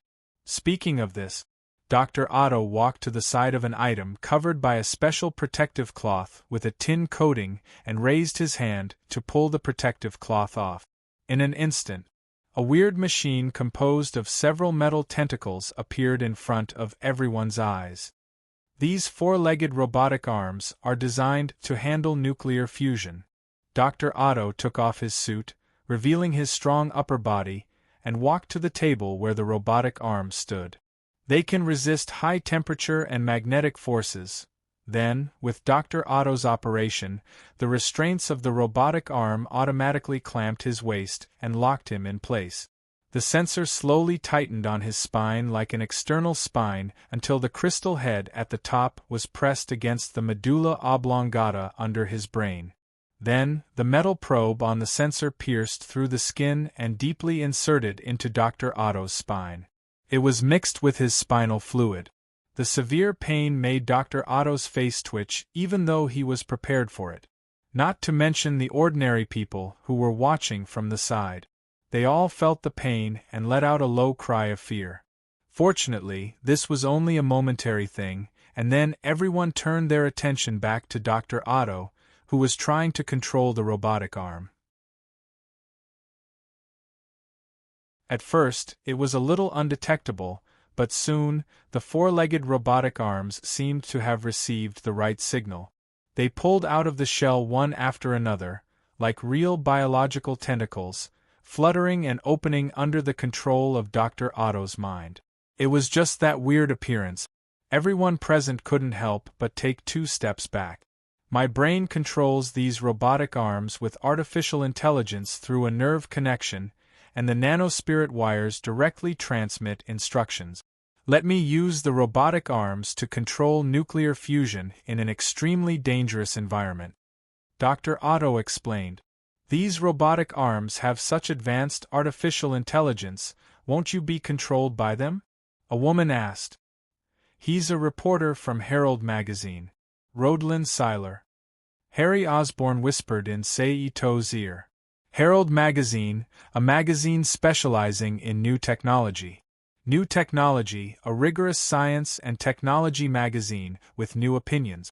It was also one of the professional media invited by Osborn to promote new energy. Others, such as Thought, New Era, etc., have never been heard of by Sei-Ito. It should be a science and technology magazine that exists on Earth in the Marvel Universe. Good question. Dr. Otto smiled. He then turned around and pointed at the crystal head that was attached to the medulla oblongata under his head. It was slightly flashing with blue light at this time. So I developed a special chip to protect my brain function and allow me to control the actions of these robotic arms instead of being controlled by them. Of course, for Sei-Ito, who knows the truth, that's only part of the reason. The deeper reason is that Dr. Otto Gunther Octavius himself is a mutant with weak mental control ability, which allows him to control 4 robotic arms calmly without brain confusion. The finale is about to begin. After Dr. Otto finished introducing irrelevant things, he finally began to introduce his research. Please turn on the blue light. As the light in the room changed, a spherical energy field generator composed of 4 inverted arc-shaped metal brackets appeared in front of everyone's eyes. Dr. Otto went to the generator and began his operation. The most important key is tritium, which is only 25 pounds in the world. Under his operation, a small ball that looked like the legendary Jindan mercury pill was picked up by the mechanical arm and placed in the middle of the field position generator. But strangely enough, even though there was no other support in the field position generator, the Pi Yuensu that was placed inside seemed to be in a weightless area. It floated in the middle of the field position generator without floating, moving, or trembling. Instead, it rotated at high speed like a small planet. I would like to thank Osborn for his strong sponsorship. At this time, the doctor said, not knowing whether it was sincere or intentional, I'll be happy to pay the bill for you. Harry, who felt that he was going to succeed, said proudly. At the same time, Dr. Otto's wife handed a pair of goggles to Dr. Otto. The latter reached out and took it, looked at his wife with happiness and warmth on his face, and then looked away. Putting on the goggles, he began the final operation. Ladies and gentlemen, fasten your seatbelt. The next moment, a bright yellow laser beam, as thin as hair, shot onto the tritium element. A reddish-yellow sphere that looked like a small sun was born out of thin air, and like a real sun, it released a strong light and heat that was clearly palpable. Nuclear fusion reaction has been successfully achieved. The experimental assistant on the side reported. Then, the room was filled with applause. But after a long time, as the experiment continued and the energy increased, a strong magnetic force was generated from the small sun floating in the field generator, radiating attraction to the surroundings and sucking the surrounding metal towards the sun. In an instant, the entire indoor environment became dangerous, and a fierce alarm suddenly sounded in everyone's ears. At the same time, the crowd panicked uncontrollably and ran out of the house in panic. "Turn it off, turn it off," Harry Osborn said loudly. "It will be stable, I can control it," Dr. Otto insisted. "I'm in charge," Harry shouted at the top of his lungs. "I paid for it, I'm in charge." Just shouting, he didn't notice at all that an instrument was being pulled by the attraction of the sun and it was hitting him at high speed. But just as the instrument was about to hit him, Spider-Man, wearing a red and blue tights with a big spider pattern on his chest and back, suddenly glided to Harry's side like a swing, hugged his body, and saved him from danger. I still won't forgive you. Harry looked at Spider-Man, who saved his life, and said hatefully. Spider-Man looked at him quietly for a little while. Without saying anything, he turned and jumped to the wall. What are you doing? Dr. Otto, who noticed Spider-Man's appearance, shouted. I'm going to turn off the power. Spider-Man said. No. Dr. Otto, who had fallen into madness, shouted while waving the mechanical tentacles on his back. Spider-Man was sent flying from the cable box with great force. Boom! But then, more terrible things began to happen. At this time, there was a shattering sound. The steel bars on the main body of the building finally could not bear the attraction of the increasingly powerful magnetic field and suddenly bent, crushing the glass inlaid on it, causing the glass to shatter into countless irregular sharp fragments, which sputtered throughout the experimental room. Subconsciously, Dr. Otto used his mechanical arm to protect his body. Crackle! Although he had a mechanical arm to protect his body, Dr. Otto's wife, who had been waiting in the laboratory because she believed that he could succeed, could not. She could only look at the flying glass shards with a face full of fear and scream in horror. Ah! That's it. At this moment, a soft and slow voice sounded in the laboratory room, and then it was like a TV picture where the pause button was pressed. Everything in the laboratory room, whether it was the glass fragments that were about to pierce the throat of Dr. Otto's wife, Rose, or the horrified Dr. Otto himself, or the solar energy behind him that was about to erupt with full force, and Spider-Man who was leaping towards the cable box, all of them suddenly stopped in the state of being in progress. Then Seito's figure appeared from the void and walked step by step to the artificial sun formed by tritium. Although this thing is a bit useless to the energy system in the magic cube world, I have to say that this is an amazing invention. Your talent is enough to make people sigh in admiration. Now let me change your miserable fate. Seito, who was looking at the artificial sun that was erupting in front of him, didn't care whether Dr. Otto could hear him or not and said softly.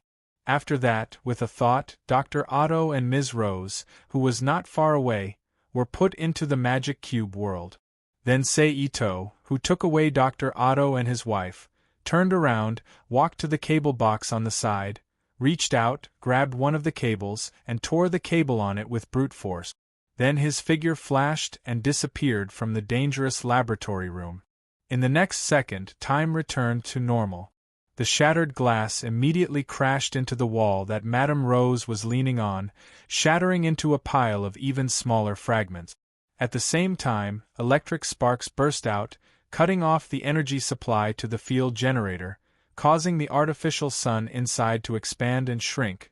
Then it disappeared into the void with the entire energy field generator. What's going on? Spider-Man, who was beaten back by the electric sparks, looked at everything in front of him with astonishment on his face under the mask. Let's go. Seito, who suddenly appeared in the compartment of a car, said faintly. White Queen Emma on the side nodded, started the car, and took the two back to her apartment in New York City. While New York City was almost destroyed by Dr. Otto's experiment again, in an apartment somewhere in New Jersey, 4 women and 2 men stood facing each other. At this time, if Seito was here, he would find that among the 4 women and 2 men who were obviously divided into 2 groups, at least 5 of them were people he knew. Among them, the ones who were dressed normally were the space physicist Eric, the civilian astronomer Jane Foster, and her best friend, Daisy, whom he had met when he was waiting for Saul in New Mexico. On the other side, the 3 people who were dressed strangely and looked like they were cosplaying Viking warriors were Amora, the witch who could now be said to be his enemy, and her follower, the executioner. As for the last young white woman who was also dressed as a Viking warrior and looked obviously like Amora's follower, Seito didn't know her at all. Who are you? Jane looked nervously at the 3 strange men and women who suddenly broke into her house and asked, You're Jane Foster? Amora looked at Jane from head to toe and asked, Yes, it's me. Jane confirmed. It's good that it's you. My name is Amora, Saul's friend. This time I need your help. Amora smiled wickedly. What? Jane was stunned. I want to save Saul, but my strength alone is too weak. I need help, so I came to you. Amora said in a sincere tone. What do you want us to do? Compared to Jane, who was confused when she heard about Saul, Eric, who was much calmer on the side, asked. This is a philosopher's stone. It has the power to open a passage between the two worlds, but activating it requires a lot of power. I can't activate it alone. What I want you to do is to use your knowledge and connections to create a machine that can activate its energy. Then, open the door between the divine dominion and earth, and let my friends come and help me save Saul. Amora flipped her palm, and a gray stone with runes on its surface appeared.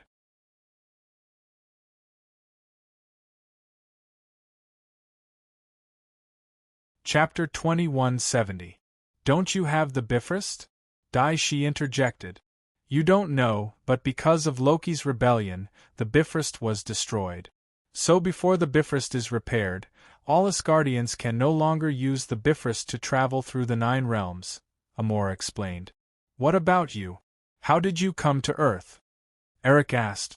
I used magic and needed to pass through several countries to get to Earth, but only I can use it. Other people can't use my method to cross the countries and descend to Earth. What's the matter with the two of them? Jane, who also felt that Amora's explanation was unclear, looked at the executioner and the white woman beside Amora and asked. The two of them are Earthlings. They became like this because they accepted the power that Asgard left here in ancient times. They didn't come from Asgard with me. Even the 3 of you can't do it? Jane looked at the executioner and the white woman doubtfully and asked again. You were there at the battle. Even a powerful warrior like Saul was defeated by him. It's even more impossible for us who are not warriors to defeat him, so we need more people. Amora turned her head slightly and looked directly at Eric, the only male present other than the executioner, and said softly with a strange light in her eyes, You'll help me, right? In an instant, Eric felt dizzy, and 3 words kept appearing in his mind. Promise her. Yes, we'll help you. After all, even though we've only known each other for a short time, we're still friends with Saul, Eric murmured in response. Thank you. The corner of Amoele's mouth curled up slightly as she thanked him. You're welcome. Eric shook his head slightly. Eric, who was trying to clear his head, responded casually. Then I'll leave this matter to you, Eric, Amora said as she handed the sorcerer's stone to Eric. Don't worry. Leave it to me. Eric took the sorcerer's stone and nodded in agreement. Where are you going? Jane, who saw that Amora and the other 2 were about to turn and leave, quickly asked. To track down the enemy's whereabouts, Amora said in a low voice. After that, she ignored Jane and the others and turned to leave the apartment where Jane Foster lived. He disappeared into the boundless night. From the second day onwards, Eric and Jane threw themselves into the intense research of the magic stone. In a private room of a nightclub called Hellfire, Seito and a middle-aged man dressed in German clothing sat opposite each other. Between the 2 of them, there were 3 blonde beauties wearing revealing clothes with hot figures. They were dancing a gorgeous dance full of seduction and sexual implications to the explosive music playing in the private room. Mr. Storm didn't ask me out just to show me this, did he?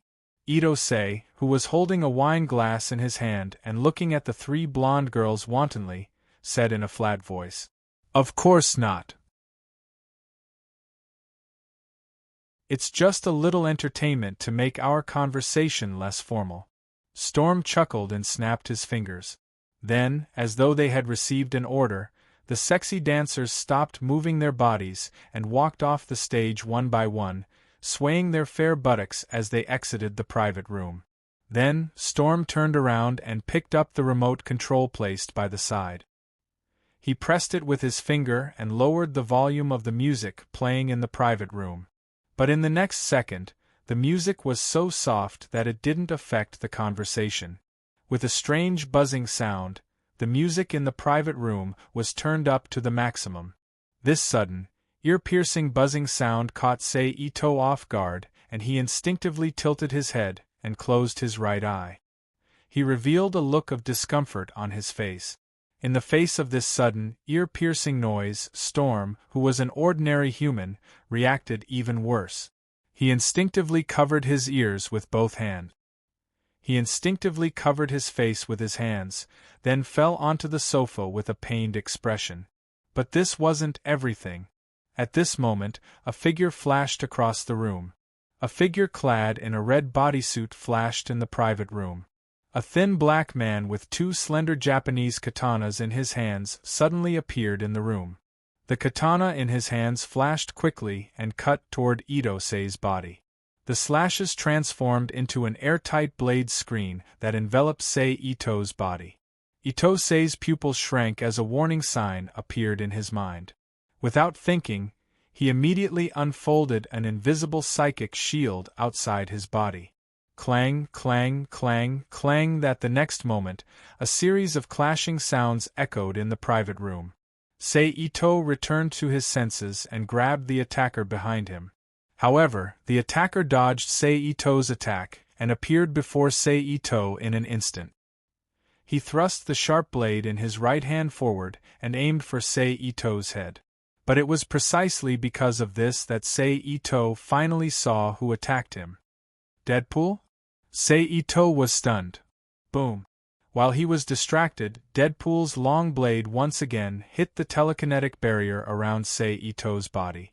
Deadpool frowned after two consecutive attacks. He moved and used instant transmission to dodge away from Ito. Then he held the long blade in his left hand, stretched his fingers forward, and sent a pale white frost at Ito. Kacha, in an instant, a piece of frost suddenly appeared on Ito's telekinetic barrier. At this moment, Deadpool's figure flashed again and reappeared in front of Ito. He slashed the two blades in his hands together and slashed heavily on Ito's frost-covered telekinetic barrier. Bang! Crack, then two small cracks emerged from the place where Deadpool's blade fell and spread along the location where the frost-cold air existed. Ito, who was under the blade, raised his eyebrows, and his figure also flashed and disappeared in front of Deadpool. Suddenly, he appeared behind him and slashed the divine blade in his hand towards Deadpool's neck. With the intuition of many years of life and death, Deadpool, who was aware of the abnormality behind him, moved and dodged the attack. It turns out that you can also teleport. In that case, let's see whose ability is stronger. Deadpool, who appeared in the corner of the private room, looked at Ito in the room with interest and said, "Okay." Ito chuckled.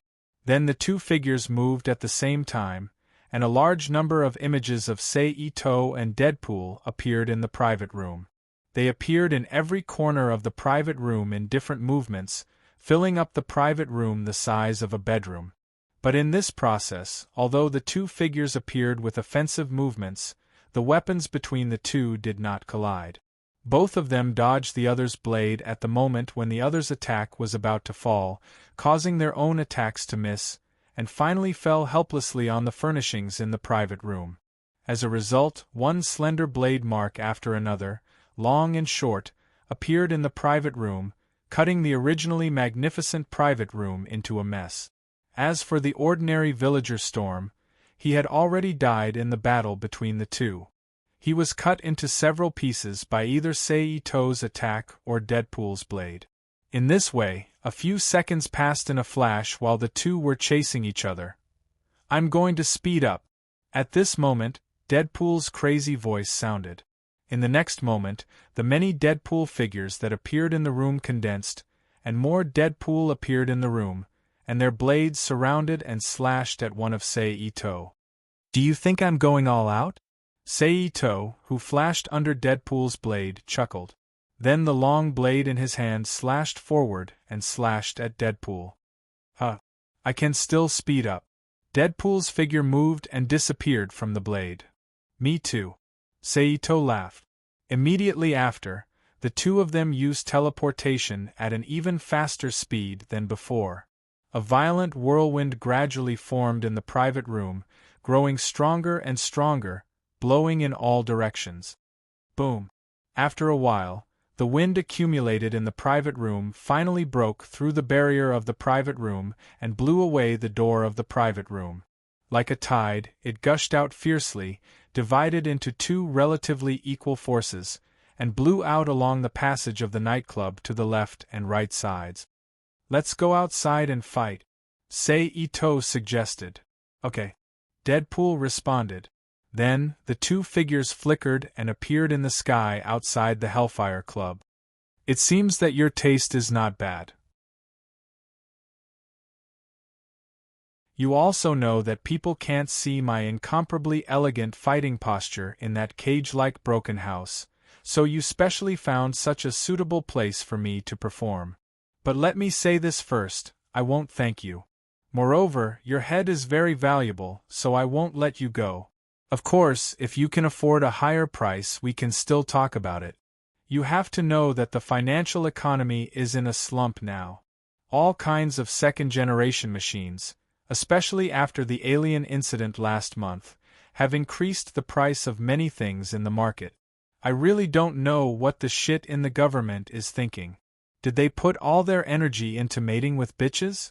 They don't care about the people's livelihood at all, causing my expenses to increase a lot this month. By the way, man, do you have a good way to make money, or do you have anyone you want to kill? You can tell me, and when you die, I can help you kill them. Of course, money is absolutely necessary. Hey, girls nowadays, all of them are so materialistic, like this handsome guy." Then chatter, without a topic at all, came out from Deadpool's mouth and got into Seito's ears, making him upset. "Damn, I've heard that this guy is a super talker. I didn't think so when I was fighting in the private room, but now I believe it." Seito frowned slightly, enduring Deadpool's chatter.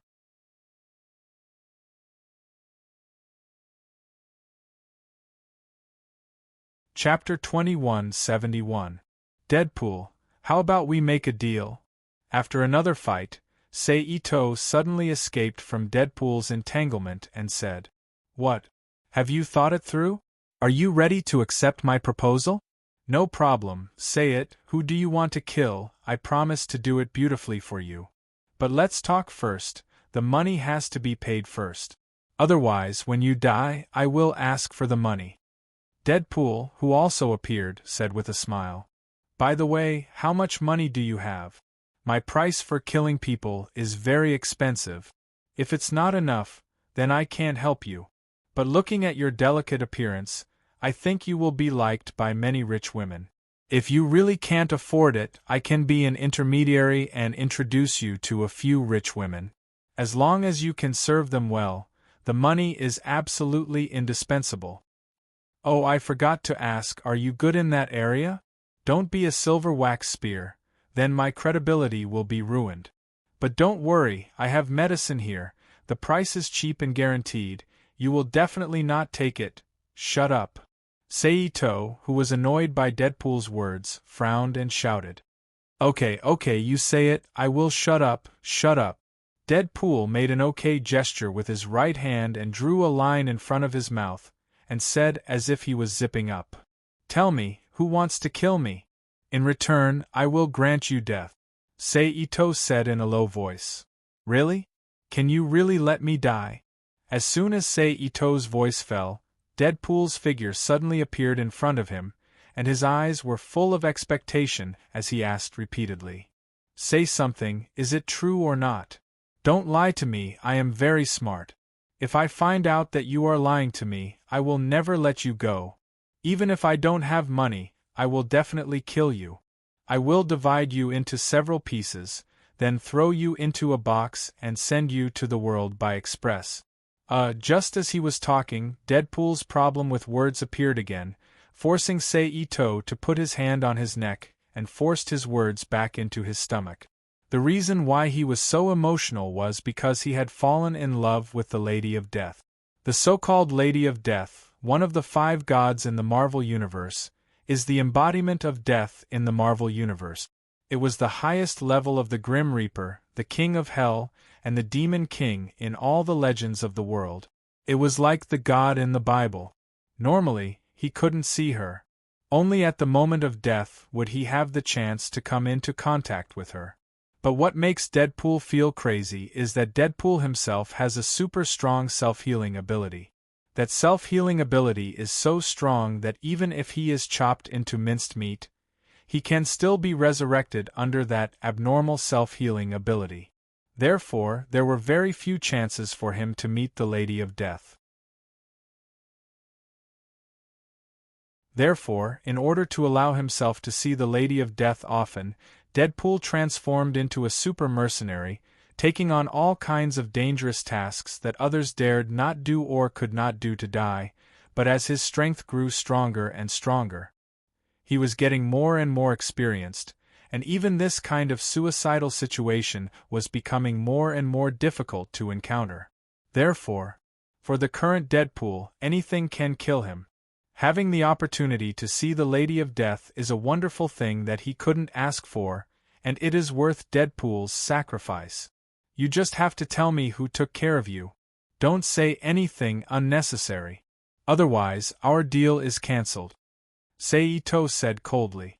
It's not that he didn't want to use his spiritual force to search Deadpool's soul directly to avoid Deadpool's muttering, but unfortunately, he didn't know if it was because Deadpool's soul was special enough or something else, but he was immune to any spiritual force, which made Saito's idea impossible, and he had to continue to endure Deadpool's nonsense.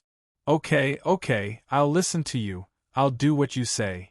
Deadpool quickly raised his hand and said, Actually, I don't know who wants to kill you. Then, Deadpool replied, My missions are all taken from intermediaries. Take missions, kill people, take money, and don't ask about anything else. That's it. Where is your intermediary now? Saito asked. His name is Robert, he is in. Deadpool simply sold his intermediary. Well, I have told you what I know, now it's time to fulfill your promise. Deadpool looked at Saito expectantly and said, Don't worry, you will definitely die this time. Saito said softly. Then, without any action from Saito, a clock written with Roman numerals and completely composed of energy emerged from Deadpool's body. The hour and minute hands quickly reversed, extracting the physical accumulation time on Deadpool's body like a propeller. Just as this represented the rapid reversal of Deadpool's time, soon, the abnormalities on Deadpool's body began to disappear, and he changed from a strange man back to a seemingly ordinary black man, and his speed did not decrease as he changed to a weaker and more ordinary state. In just an instant it turned into nothingness in Saito's hands. Who? The clock exploded, turned into a piece of light debris, and slowly drifted into the air. This is the time skill life reversal. I don't know if I really killed Deadpool this time, or if I just killed him once. Saito, who put down his arm, raised his head and looked at the sky, thinking in his heart. It stands to reason that Deadpool's immortality is due to his super self-healing ability, and his self-healing ability came from the mutant's experiment decades ago. It belongs to the acquired change. It is also in the accumulation of time in the body, and it will be destroyed by the energy of life reversal that fundamentally destroys the physical body. Of course, this refers to the situation under normal circumstances, but unfortunately, Deadpool is not a normal person. Not to mention that he is the only guy in the entire Marvel Universe who knows that he lives in the comic world, and can freely travel through parallel universes with his strange instant movement ability to go to other worlds to see himself. Just the fact that he once caused another suitor who admires Lady Death to become angry because of Lady Death, and the curse of immortality was imposed on him. This is beyond the scope of the influence of normal life reversal. Therefore, this has become the fundamental reason why Saito can't determine whether Deadpool is really dead. But fortunately, Saito is not without a way to determine it. That is, to observe the harvest of the power of the world after that.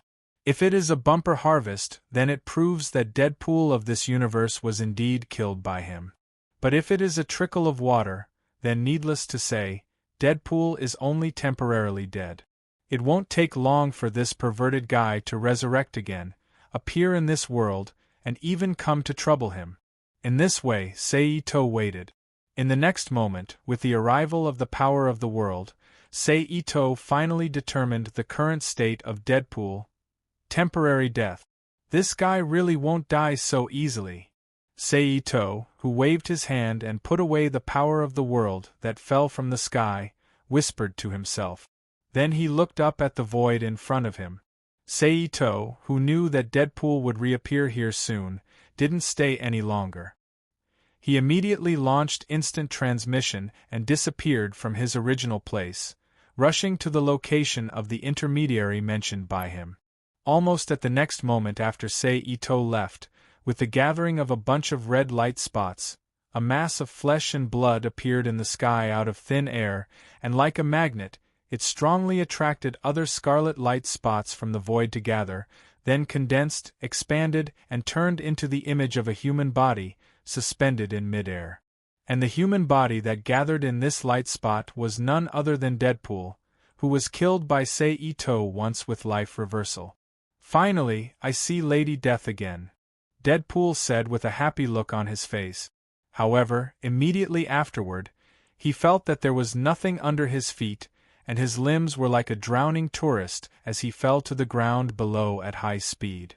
Although Deadpool just used instant transmission to fight with Seito in midair, he didn't have the ability to fly.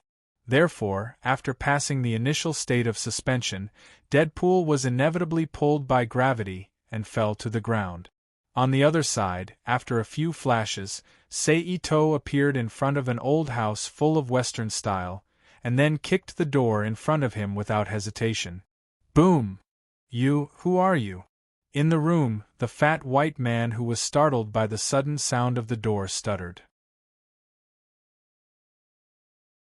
Are you Robert? Deadpool's intermediary? Seito stepped into the house and sneered at the white man in the room. What are you talking about? I don't understand. The white man named Robert pretended to be stupid, but secretly, his hand touched under the small table in front of him, where a revolver was secretly placed under the table. I don't want to be rough, but since you are stubborn, then I have no choice but to be rude. Seito sneered. As soon as he finished speaking, Robert's expression immediately changed, and he pulled out the revolver from under the table with a dexterity that did not match his figure, pointed it at Seito, and pulled the trigger. Bang bang bang bang, in a split second, several crisp muffled sounds rang throughout the room. But what made Robert's face pale was that all the bullets fired from his pistol just flew halfway, and they hovered in vain, and slowly turned around by an invisible force, and flew in front of him again, and approached his skin little by little. No, don't kill me, what do you want to ask? I will tell you everything. Robert, who was scared, cried loudly. Very well, tell me, who hired you to kill a young man named Chun? Seito stopped the bullets with his telekinesis and asked in a deep voice. I don't know, Robert said loudly. And? Seito frowned, and with a displeased expression, he sent the bullet forward a little more. I really don't know, Robert said loudly.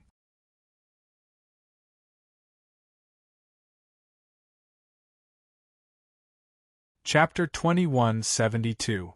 How can you not know? Seito asked in a deep voice. Because that person didn't show his face at all. He always wore a mask on his face, and he also used a voice changer. I can only tell that the other party is a man from his body shape, and I don't know anything else. You know that people like us will accept any kind of mission as long as there's money. It doesn't matter who the client is, what his goal is, or what the consequences will be. Robert's face was pale as he hurriedly explained. You intermediaries are really unscrupulous guys. Seito, who found that the other party was indeed not lying, snorted coldly. At the same time, the bullets that flew in front of Robert lost their momentum and fell on the table in front of him, making a crisp ding-ding-dang-dang sound. Huff, huff. Robert, who escaped from the threat of death, sat there gasping for breath as if he had just run a marathon. His face was full of an expression of surviving a disaster. Humph. Saito, who took in Robert's expression, snorted again, turned and walked out of the small room where Robert lived. But in the next moment, a shrill scream came from Robert's mouth. It turned out that just as Saito turned and left Robert's small room, a bullet suddenly flew from the table again. Under Robert's horrified gaze, it flew directly into his thigh and was deeply embedded in his muscles. Obviously, this was a small lesson from Saito for daring to take on the mission of assassinating him. Then time flew, and no one knew how much time had passed. This morning, accompanied by a black Bentley parked in front of the gate of the Xavier School for the Gifted in the suburbs of Newchester, New York, an old man dressed as a normal old gentleman, Magneto, stepped out of the car and looked up at the familiar building in front of him with a complicated expression. Professor? At the same time, a student called softly to Professor Charles, who was in a daze for some reason. Okay, students. Today's class is over, let's go. Charles, who came back to his senses, smiled slightly and said to the students in the room in a gentle tone. Aren't we going to give homework? A student asked subconsciously. However, as soon as he finished asking, he realized that he seemed to have asked a stupid question. Moreover, the ferocious gazes from the students next to him made him certain that he had just done something stupid. I'm very pleased to see you all studying so diligently. If that's the case, Professor Charles said with a smile. No. The students, who were prepared to accept their fate, cried out in a low voice filled with powerlessness. I won't give you any homework today. Take it as a reward for all of you. Who knew that the situation would suddenly change as Charles suddenly said. Yes. Hearing Charles's words, the students were stunned at first, then they cheered loudly. Obviously, no matter which country the students were from, they had no love for homework. All right, quiet down. Don't disturb the others, Charles reminded. Yes. The students replied in unison. Goodbye, Professor. See you tomorrow, Professor. Bye-bye, Professor. Then, the students greeted Professor Charles. They left the room where Professor Charles was with a cheerful expression on their faces. On the campus of the Xavier School for the Gifted, Wolverine Logan stood in front of Magneto, who was dressed as an ordinary person and went deep into the campus alone. What are you doing here? Wolverine asked in a deep voice. Looking for help, Magneto replied in a magnetic voice. Do you think I will believe that? Wolverine asked. I came here in good faith, Magneto said. I only know that you are our enemy, Wolverine said in a deep voice. No, we are not enemies. We are compatriots, and humans are our common enemy, especially at this time. We should unite, otherwise we will all perish. Magneto said with a faint look of grief and indignation. What do you mean? Wolverine's expression moved slightly. He asked. Are we just going to talk here? Magneto turned his head and looked around at the children who were playing around and were now gradually attracted by the confrontation between him and Wolverine. Wolverine turned his head. He looked at the children around him. It was at this time that Professor Charles's voice sounded in Logan's mind. Logan, bring Eric to me. Come with me, Wolverine said as he relaxed his body slightly. Magneto smiled slightly and followed Wolverine to the main building of the school, through the corridor, and finally came to Charles's office, which had become empty again at this time. Long time no see, Eric. Professor Charles greeted Magneto as he walked in from the outside. Actually, we can see each other very often as long as we can unite, Magneto said. Have you changed your mind? Charles asked. No, my goal has never changed, Magneto replied. I thought you had figured it out, that's why you came to see me. Charles said with a faint hint of regret in his voice. No, I believe that you will be on my side this time, Magneto said in a deep voice. Charles did not speak and looked up straight into Magneto's eyes. We have encountered a great crisis. Humans are now building a weapon. If we do not unite to resist immediately, we will be exterminated by humans in the future, Magneto stated solemnly. On the side, Wolverine's expression changed when he heard Magneto's words, and he looked up at Professor Charles. What he said is true, Charles replied with a heavy expression, and then muttered to himself, Sentinel? Where have they gone? After a while, Charles exuded a terrible pressure and asked. They have reached the last step, Magneto said in a deep voice. That's too bad, Charles said. It was still a day after an unknown amount of time. Jane Foster, the space physicist Eric, the crazy Daisy, the witch Amora, her henchman the Executioner, and the new white woman appeared below the Stark Industries building. What do we do now? Jane Foster, who was carrying a pile of equipment in her hand, asked. As soon as this remark came out, Eric and Daisy both turned their eyes to Amora. Break in. Amora smiled. Then she stepped forward. She walked into the Stark Industries building with two of her followers. Jane Foster saw this, and the three of them looked at each other and hurriedly followed with the equipment in their hands. Stop. This is an abnormal crossing area. Unrelated people please leave. Just as Amora and others entered the building, two guards came over and said. Amora didn't answer. She reached out with both hands, and two magic light balls immediately shot out from her hands, bombarding the two guards' chests like meteors.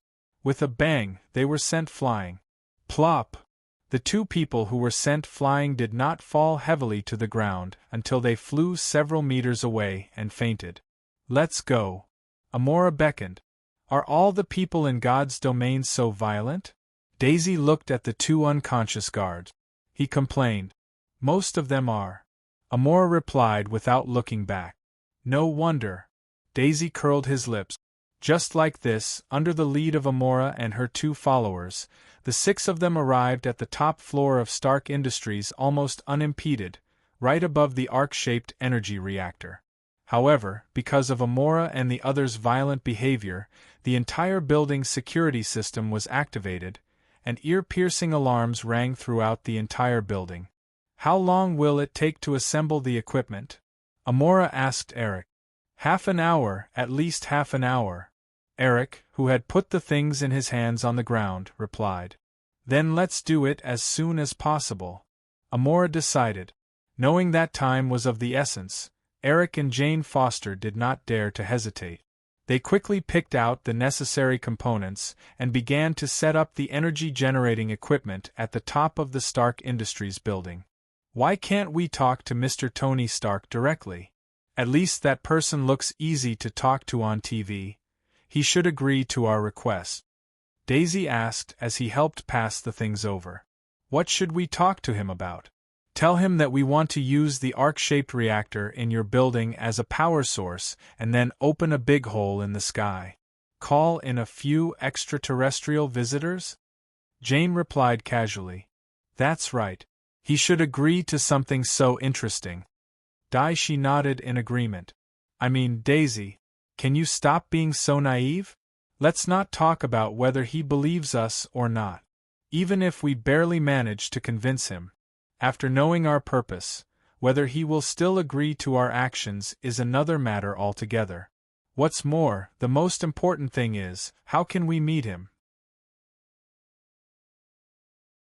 You know, Tony Stark is a world-renowned tycoon, not the young man next door. You can meet him whenever you want. Jane said angrily. I heard that Mr. Tony likes beautiful women. With my looks, I should have a chance. Daisy fantasized. Okay, Daisy, stop daydreaming. We don't have much time. Hurry up and assemble the equipment. Eric reminded her. Daisy curled her lips and did as she was told. Although her thinking and behavior were quite idiotic, she was really good as an assistant. With her help, the construction of the entire equipment was obviously much smoother. However, the good times didn't last long. Just after the three of them built a low seat for the equipment and began to build the main body, Tony Stark, wearing a golden-red Iron Man armor, appeared in front of everyone. "Okay, you guys, stop working on the workstation at hand. I don't want to hurt you." Iron Man stretched his arms forward, and the repulsive launcher in his hand flashed with blue light as he said in a harmonious voice. However, what answered him was the executioner's heavy weapon fiercely raised, and a storm of bullets sprayed from the front of the weapon. Da-da-da-da. Iron Man floated sideways and dodged the bullets.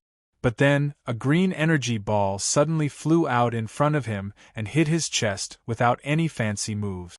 Like a Mercedes-Benz truck, Iron Man flew out fiercely. The thrusters behind Iron Man spurted out flames and stabilized his body. But in the next moment, a female warrior riding a winged white horse quickly rushed in front of him from a high altitude and slashed at Iron Man with the big sword in her hand. "Oh, could it be that I'm currently in a myth?" Iron Man hurriedly raised his body to launch a repulsive barrier, blocking the attack of the female warrior, and said with witty words. Clang! Seeing that her attack was blocked, the female warrior rode her horse and stepped on the void to fly behind Iron Man. She pulled the horse to stand and kicked Iron Man with the horse's front hoof. Boom! Although this attack was still resisted by Iron Man with a repulsive barrier, his body under the steel armor flew uncontrollably into the sky under the stomp of the horse's hooves. At this time, the witch Amora stretched her hands forward and shrouded Iron Man's body with a magical light.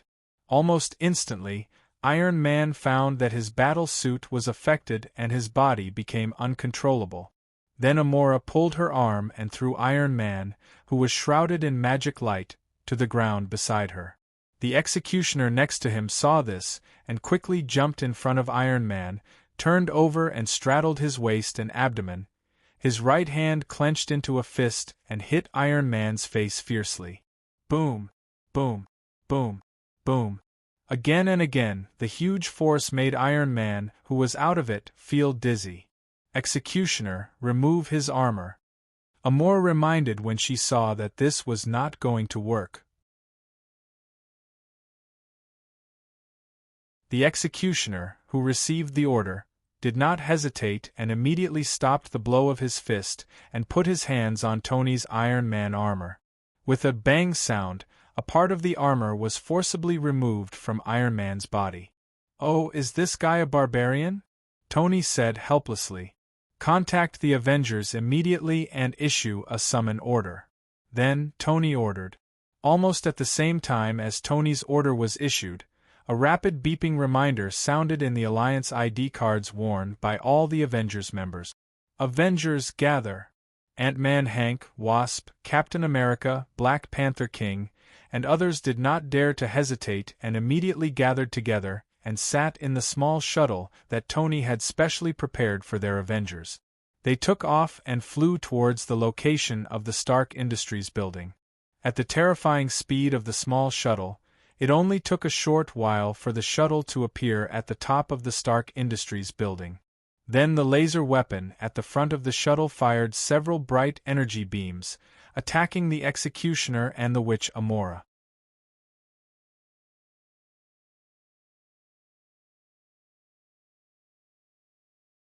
Chapter 2173. P.S. Thank you, Light of Dark Flame, for your precious monthly votes. Read the latest and most complete novel, Get Out of the Way. Bang! A metal longsword slashed the weapon system at the front of the aircraft and penetrated deeply into it. Then, lightning flashed, and the weapon system was shattered into pieces in an explosion. The person who caused this attack was the female warrior who kicked Iron Man before. "Let's go down," Captain America said. After that, he immediately stood up and quickly walked toward the rear of the shuttle. Black Panther and Ant-Man followed closely. As for Wasp, because he still had to control the shuttle, he still stayed in the pilot's seat. Then the belly compartment at the rear opened, and the small Ant-Man flew out on flying ants and quickly flew toward the Stark skyscraper. Captain America and the Black Panther, on the other hand, jumped to the top of Stark's skyscraper. Seeing this, the female warrior quickly rode her horse and flew to Captain America's side. Seeing the enemy coming, Captain America didn't dare to hesitate and quickly raised his shield to block the attack. Then, with a clang, Captain America's body fell to the top of Stark's skyscraper at an even faster speed. Bang! Captain America, who fell to the ground, instinctively rolled on the ground to reduce the impact. Then Black Panther gently stepped on the ground and crouched on the ground. "Stop them for me!" Amora yelled. At the same time, she stretched her arms forward and released binding magic on Captain America. The latter only felt his body tighten, and a circle of light suddenly appeared on his body, binding his hands tightly to his body. He couldn't move. Then the executioner and the female warrior, who received the order, also rushed toward Captain America and Black Panther. Black Panther jumped. He dodged the female warrior's sword attack. And Captain America dodged the attack thanks to the Ant-Man who had enlarged his body. But then he was knocked away by the Ant-Man who didn't expect the executioner's huge strength. Bang! Wow, it's really chaotic. Daisy muttered to himself as he watched the battle between the Avengers and Amora. Hey, why are you helping them? At this moment, Tony, whose armor was slightly damaged and his body was also temporarily unable to move because of the binding magic, turned his head to look at Jane Foster and the others who had already assembled half of the equipment. To save her boyfriend. Seeing that Jane Foster and Eric didn't answer, Daisy shrugged and said, "Jane's boyfriend was taken away by an evil guy. She and the others are here to save Jane's boyfriend. But it seems that we don't have enough people, so we need to call more powerful guys over." Are you sure?" Tony asked. Daisy shrugged and handed the item in her hand to Jane. "That's right. How does your suit of armor feel? Is it crowded or not?" Daisy asked with interest. "It's not crowded at all. It fits perfectly," Tony replied casually. "Do you usually wear it like this?" Daisy asked. "Yes," Tony replied. "Then how do you deal with your personal hygiene? I mean, what if you suddenly want to do that during battle?" She asked curiously. I've never encountered such a thing before," Tony replied with a dark expression. However, Daisy's question did give him some inspiration. Although he hadn't encountered such a situation yet, what about the future? What if he really encountered such a situation in the future? Would he have to endure it? Thinking of this, Tony subconsciously began to think of a solution. While Tony was being led into a thinking state by Daisy's silly questions, bright yellow beams of biological energy shot out around Amora's body. Where did this little fly come from? So annoying, Amora said irritably as she used her arm to block the wasp's stings. She then reached out and grabbed the little wasp that was flying around her. However, in the next moment, a yellow light lit up. The little wasp's body immediately turned from its original 3-inch size to the size of an adult. It swung its right fist and punched Amora's cheek. Bam! She fell down in pain. Amora staggered and dodged backward. Damn it! Amora cursed. She shot a ball of magical light at the wasp, and the latter's body flashed. It shrunk back to its original size and nimbly flew to the side, dodging the attack. Then, it started harassing Amora like before. Amora, who was annoyed by the wasp, roared angrily. A powerful magical light erupted from her body, forming an eerie emerald flame that burned towards the wasp. Caught off guard, the little wasp was taken aback. It hurriedly dodged backward, but was caught in Amora's flaming hand formed from mana. Ah! Feeling the pain all over its body, little Yellow Bee screamed and fainted. Jen! Hank, who was trying his best to block the executioner, cried out. In terms of close combat skills, he was no match for the executioner, not to mention being distracted in the middle of a battle. Therefore, he was caught off guard, and the executioner, who was in a stalemate with him, took the opportunity to land a heavy punch on his cheek. Bam! In an instant, Hank felt dizzy, and his body flew to the side uncontrollably. The executioner, who sent Hank flying, smirked and walked towards Hank with heavy step. Clang! With the sound of metal clashing, the female warrior's attack was blocked by the Black Panther. Then, the Black Panther lowered its body and swept its leg towards the female warrior's ankle. Bam! The female warrior's body tilted and fell to the ground. However, the Black Panther, who had gained the upper hand, did not immediately pursue. Instead, it moved and rushed towards Instrument, who had finished assembling quite a few parts of it. "Don't even think about it!" Amora shouted. At the same time, she extended her hand and covered Instrument, Jane, and the others with an emerald energy shield. Clang! The Black Panther's attack landed on the shield. Then, the female warrior got up from the ground and rushed towards the Black Panther. With a slash, she forced the Black Panther to dodge, and he had to fight the female warrior again. At this moment, Amora, who was maintaining the shield with one hand, reached out with her free arm and pulled the unconscious wasp into her hand. She held it tightly as she slowly retreated into the energy shield she had created. "If you don't want anything to happen to her, stop," Amora said loudly. As soon as he said that, everyone subconsciously looked at Amora. Jen. Hank, who had escaped from the executioner's attack by using the PIM particles to freely shrink his body, yelled loudly. "What are you doing?" Captain America, who was on the ground, questioned in a deep voice.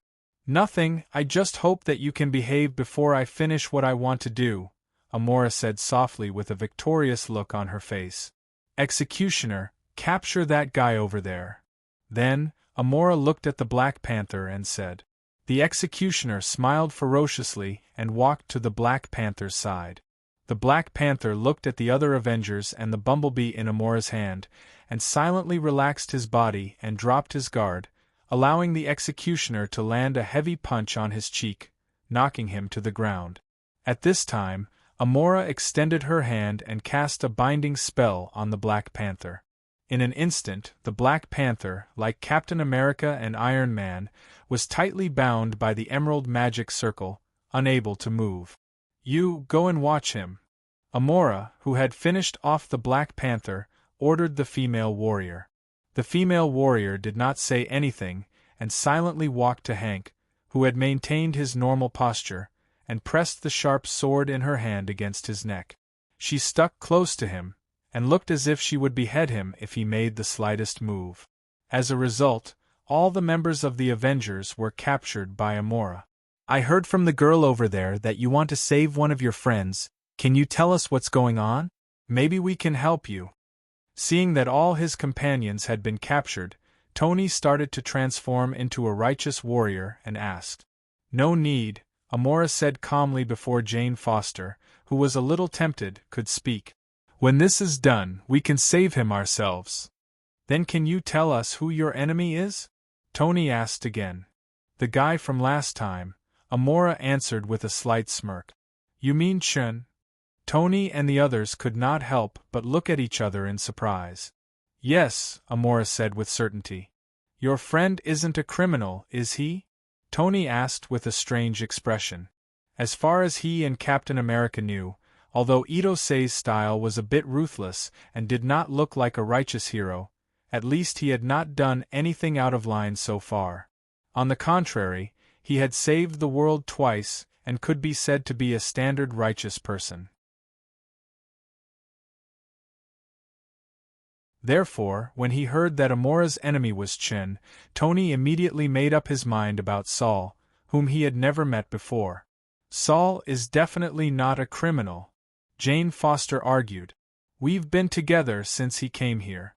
He didn't do anything at all, but that guy named Chun suddenly attacked him and captured him and his friends. That Chun is a real criminal." Calm down, calm down. Miss, can you tell us what's going on?" Tony looked at Captain America and the others again and asked. "Ignore them," Amora reminded. "Let's do our job first." Jane Foster nodded hesitantly.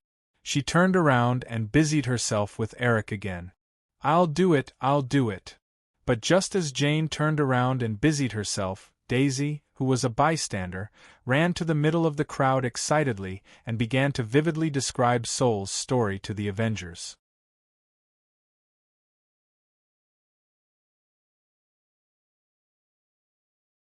Chapter 2174. Why do I feel like I've heard this story before? A moment later, Tony said with a strange expression after listening to Daisy's story. How can that be? This is something that really happened. How can it be a story? Daisy exclaimed. No, I've heard it before. Tony shook his head. Oh, I remember now. It's at Fury's place. Soon, Tony said with a look of realization. Seeing that Captain America, the others, and Daishi were all looking at him, Tony did not hesitate and explained to everyone. Remember when Fury came to the Avengers headquarters last month?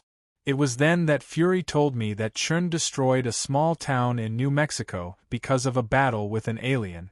He then turned to Daisy and continued, That town is where you guys were at that time, right? Yes, probably.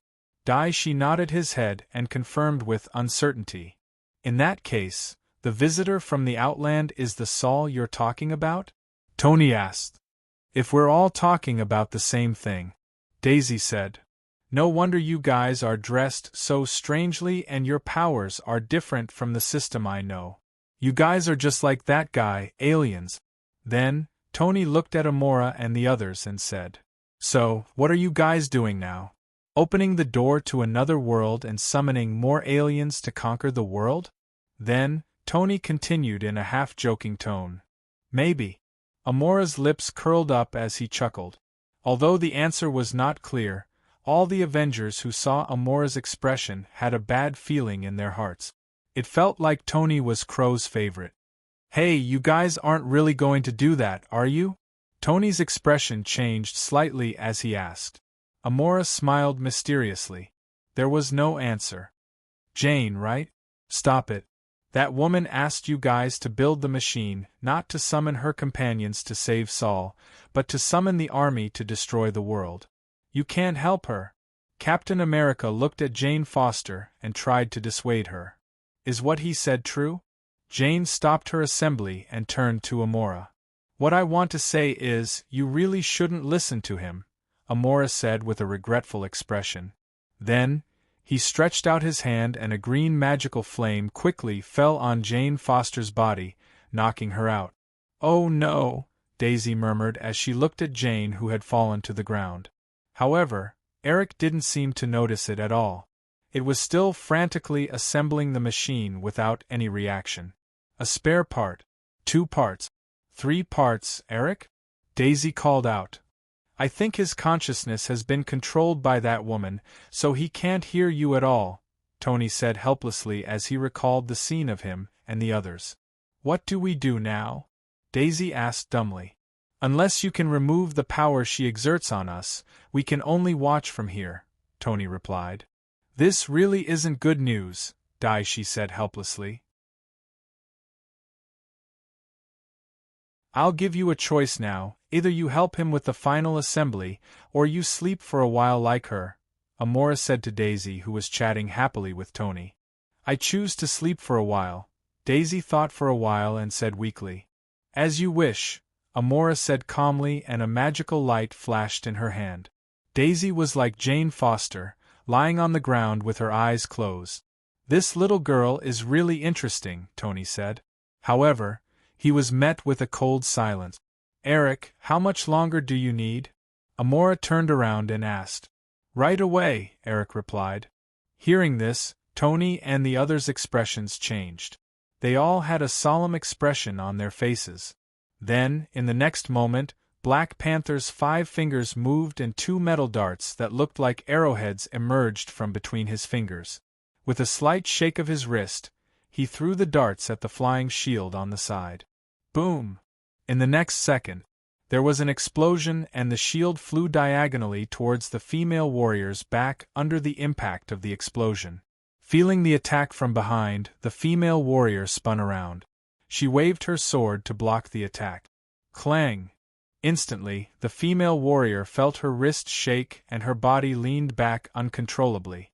At this moment, Hank the Ant-Man, who was originally in the female warrior's hand, lifted his butt and pushed against the female warrior's back, causing her to lean back.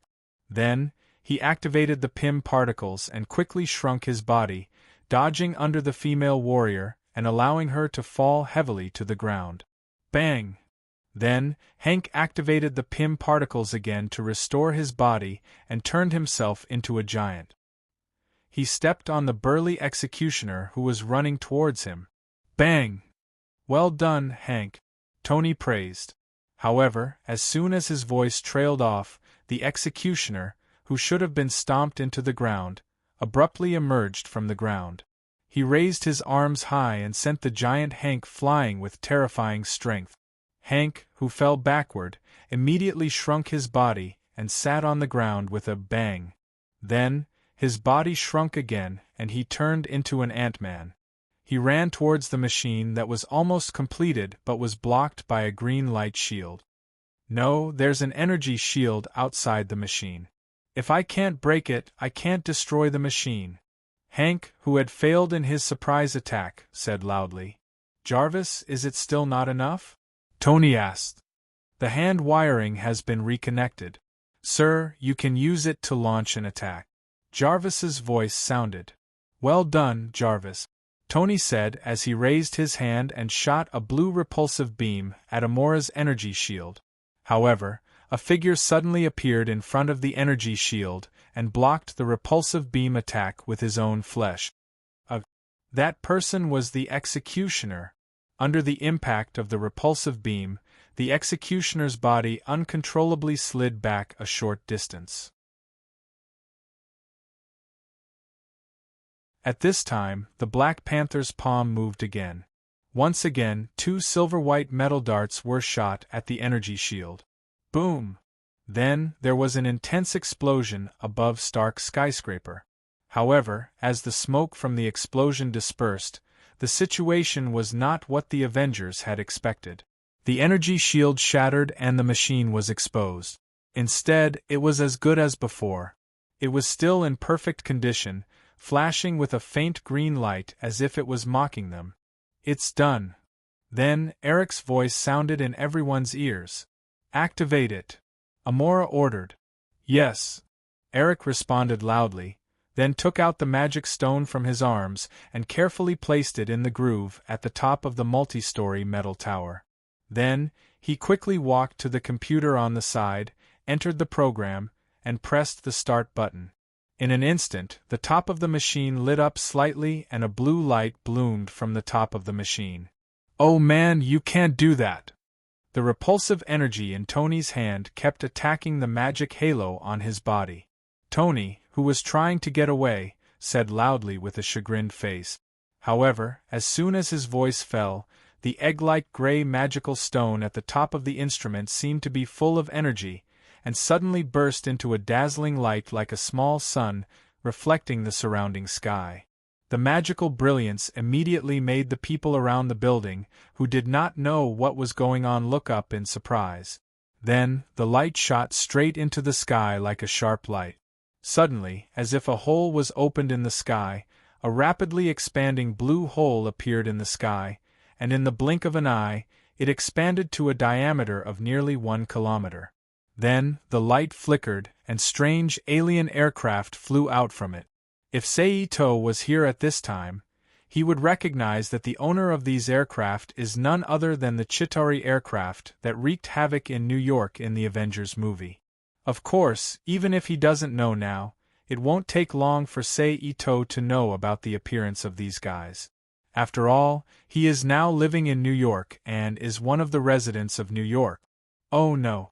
At this time, Tony, who finally broke the magic shackles on his body and stood up from the ground, exclaimed, "Man, it seems that we need to retreat first."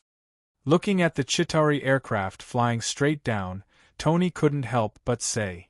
Then, the thrusters on his back recovered and he quickly flew to Captain America's side, grabbed him from the ground, and flew to the shield not far away. After taking the shield into his hand, He quickly fell to the street below the Stark building. At the same time, the Ant-Man also quickly turned himself into a giant with Pym particles, reached out and grabbed the Black Panther on the side, then transformed into a destroyer, stepped on the ground under his feet, and jumped into the Stark building below. Okay, your mission is complete. You can go to sleep too. Amora turned to look at Eric, who was guarding on the side, and said. After saying that, he stretched out his hand and a magic light immediately fell on Eric's body, knocking him out. Now we just need to wait for that guy to appear. After dealing with Eric, Amora looked up at the sky and watched the Chitauri aircraft flying out of the space channel in the air one after another and whispered to himself. With a sharp whistling sound, the Chitauri aircraft flew through the streets of New York City, emitting energy beams, destroying everything in New York City, causing New York City to fall into an extremely dangerous situation again after more than 2 months. God, someone save us! The citizens of New York City prayed in their hearts.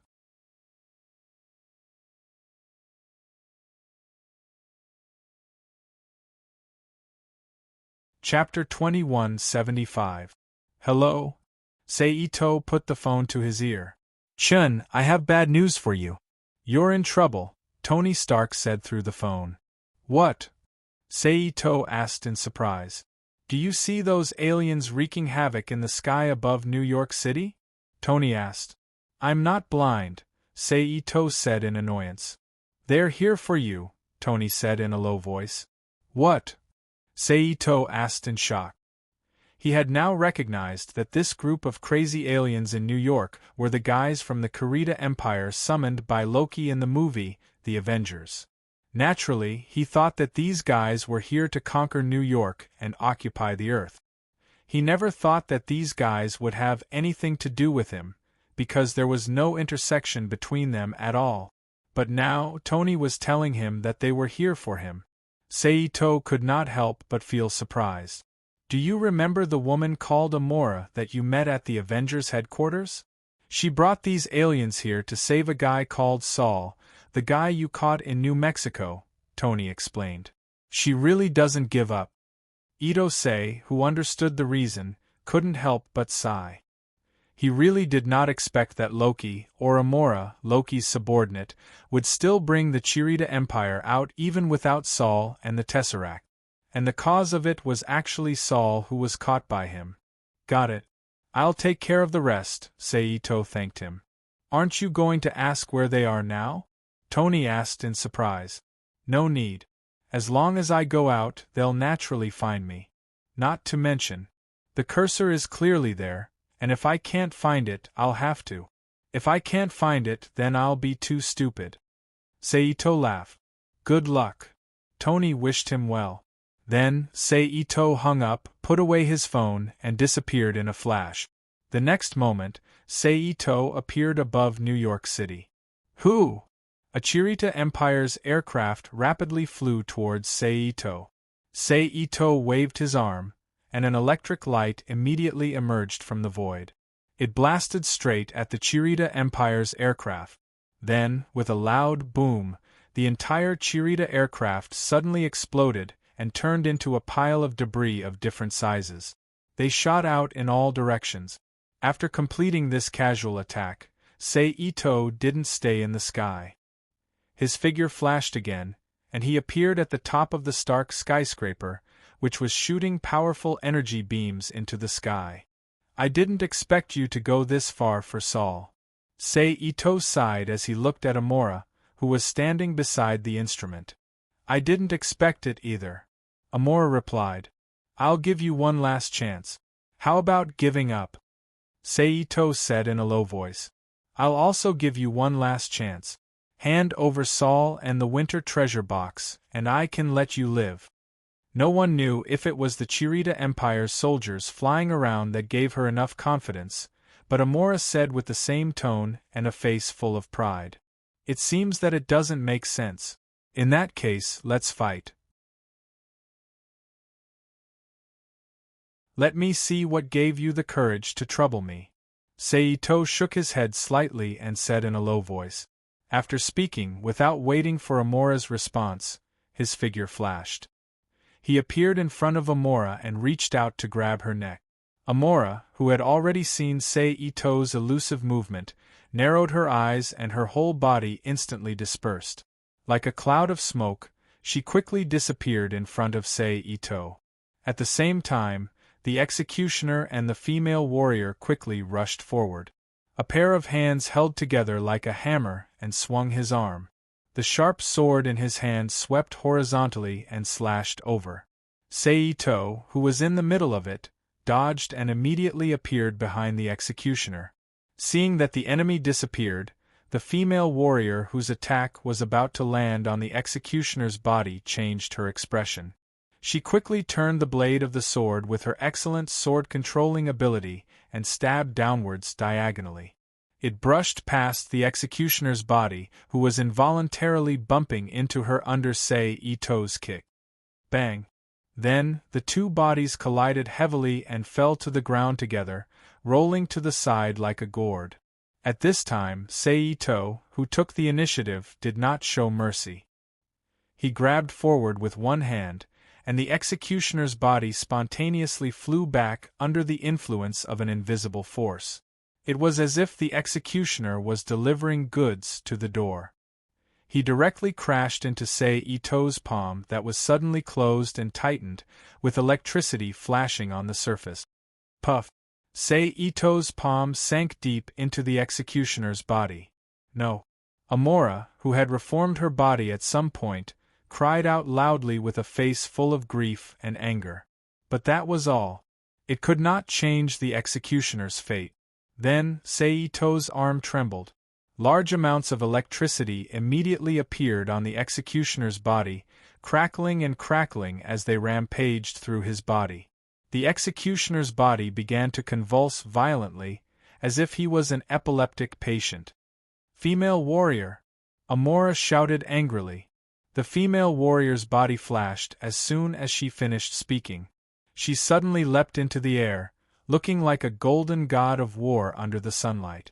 She slashed down at Seito's arm from above.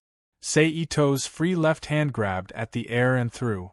The female warrior's body immediately stopped in midair. Then, under the guidance of the great sword in her hand, she quickly crashed into Amora. Amora's expression changed when she saw this. She quickly used Blink to dodge from the spot. Bang! The female warrior crashed into the air, and then fell heavily to the ground. At this time, Seito waved his arm, and the executioner's figure suddenly disappeared into the air.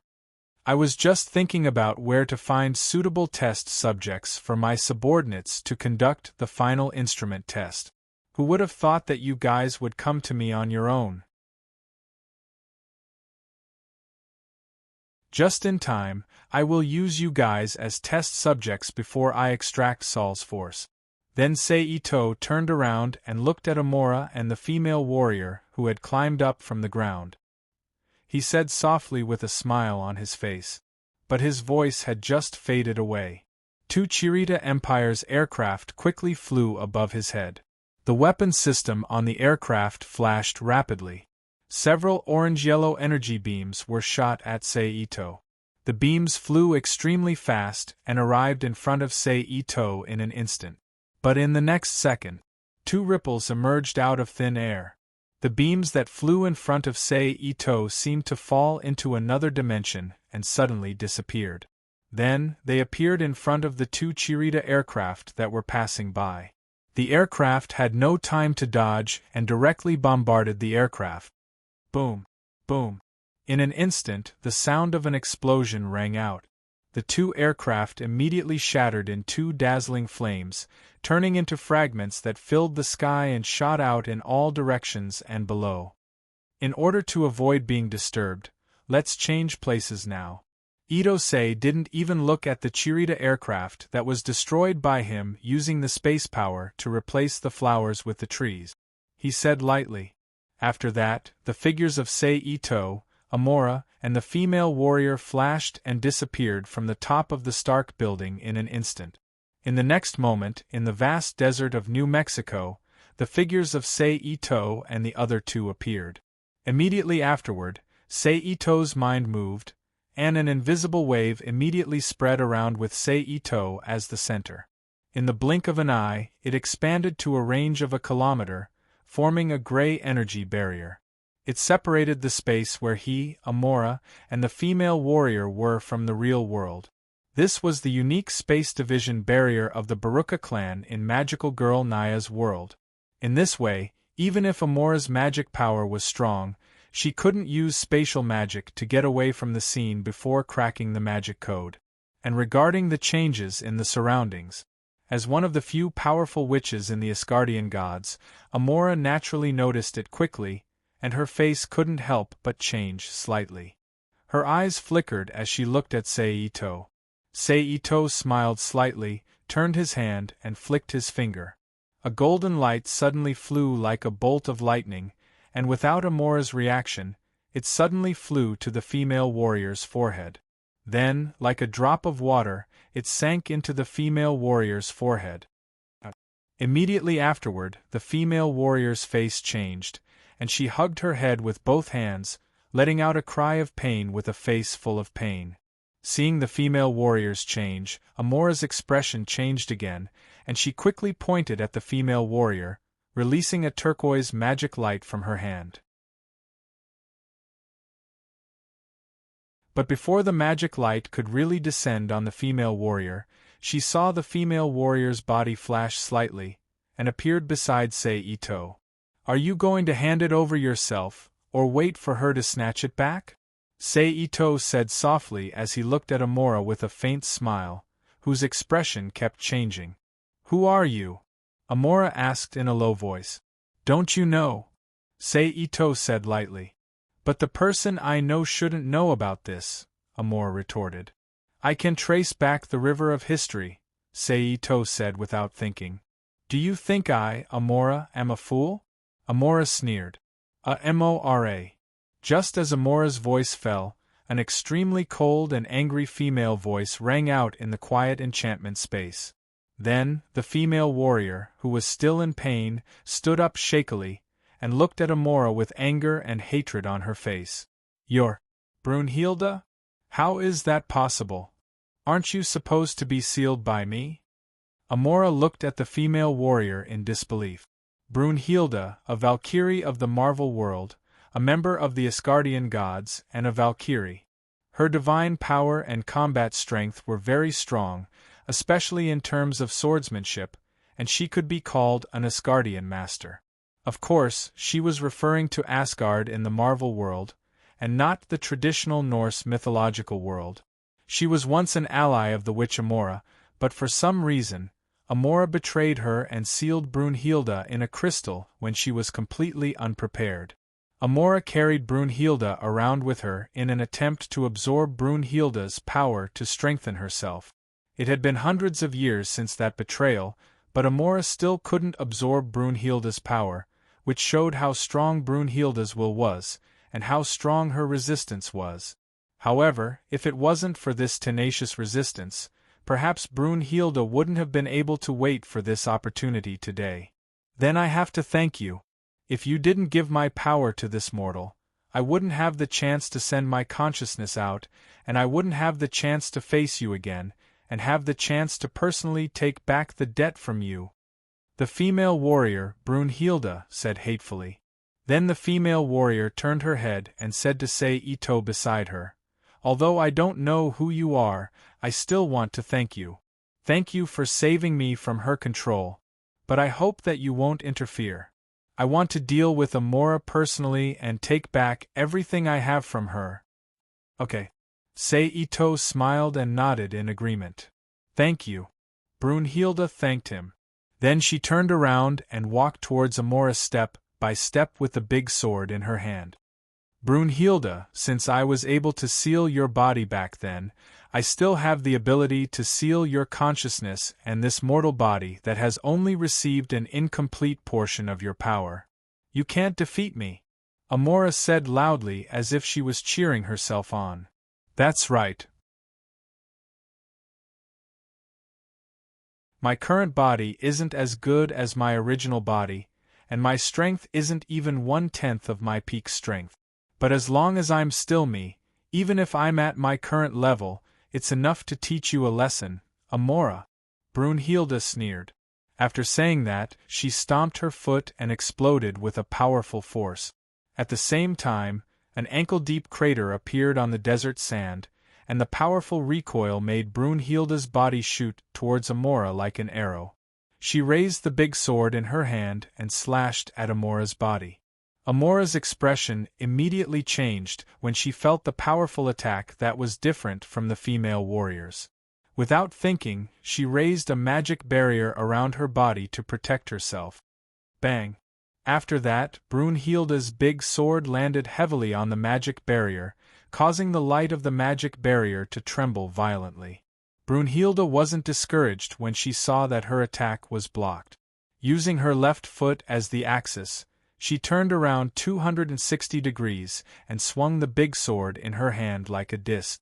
With a bright golden light, she once again slashed at the other side of Amora's magic barrier. Bang! The huge force exploded, and the magic barrier shook even more violently. It looked like it was in danger. Amora's expression changed drastically. She knew that if she continued to defend herself like this, her magic barrier would definitely be broken. She didn't dare to hesitate. She raised both her hands and shot several magic light balls with powerful magic power at Brunhilde, who was outside the barrier. You're tuning in to the Phoenix Knights YouTube channel. Don't forget to subscribe and join us on this journey to catch the most captivating stories.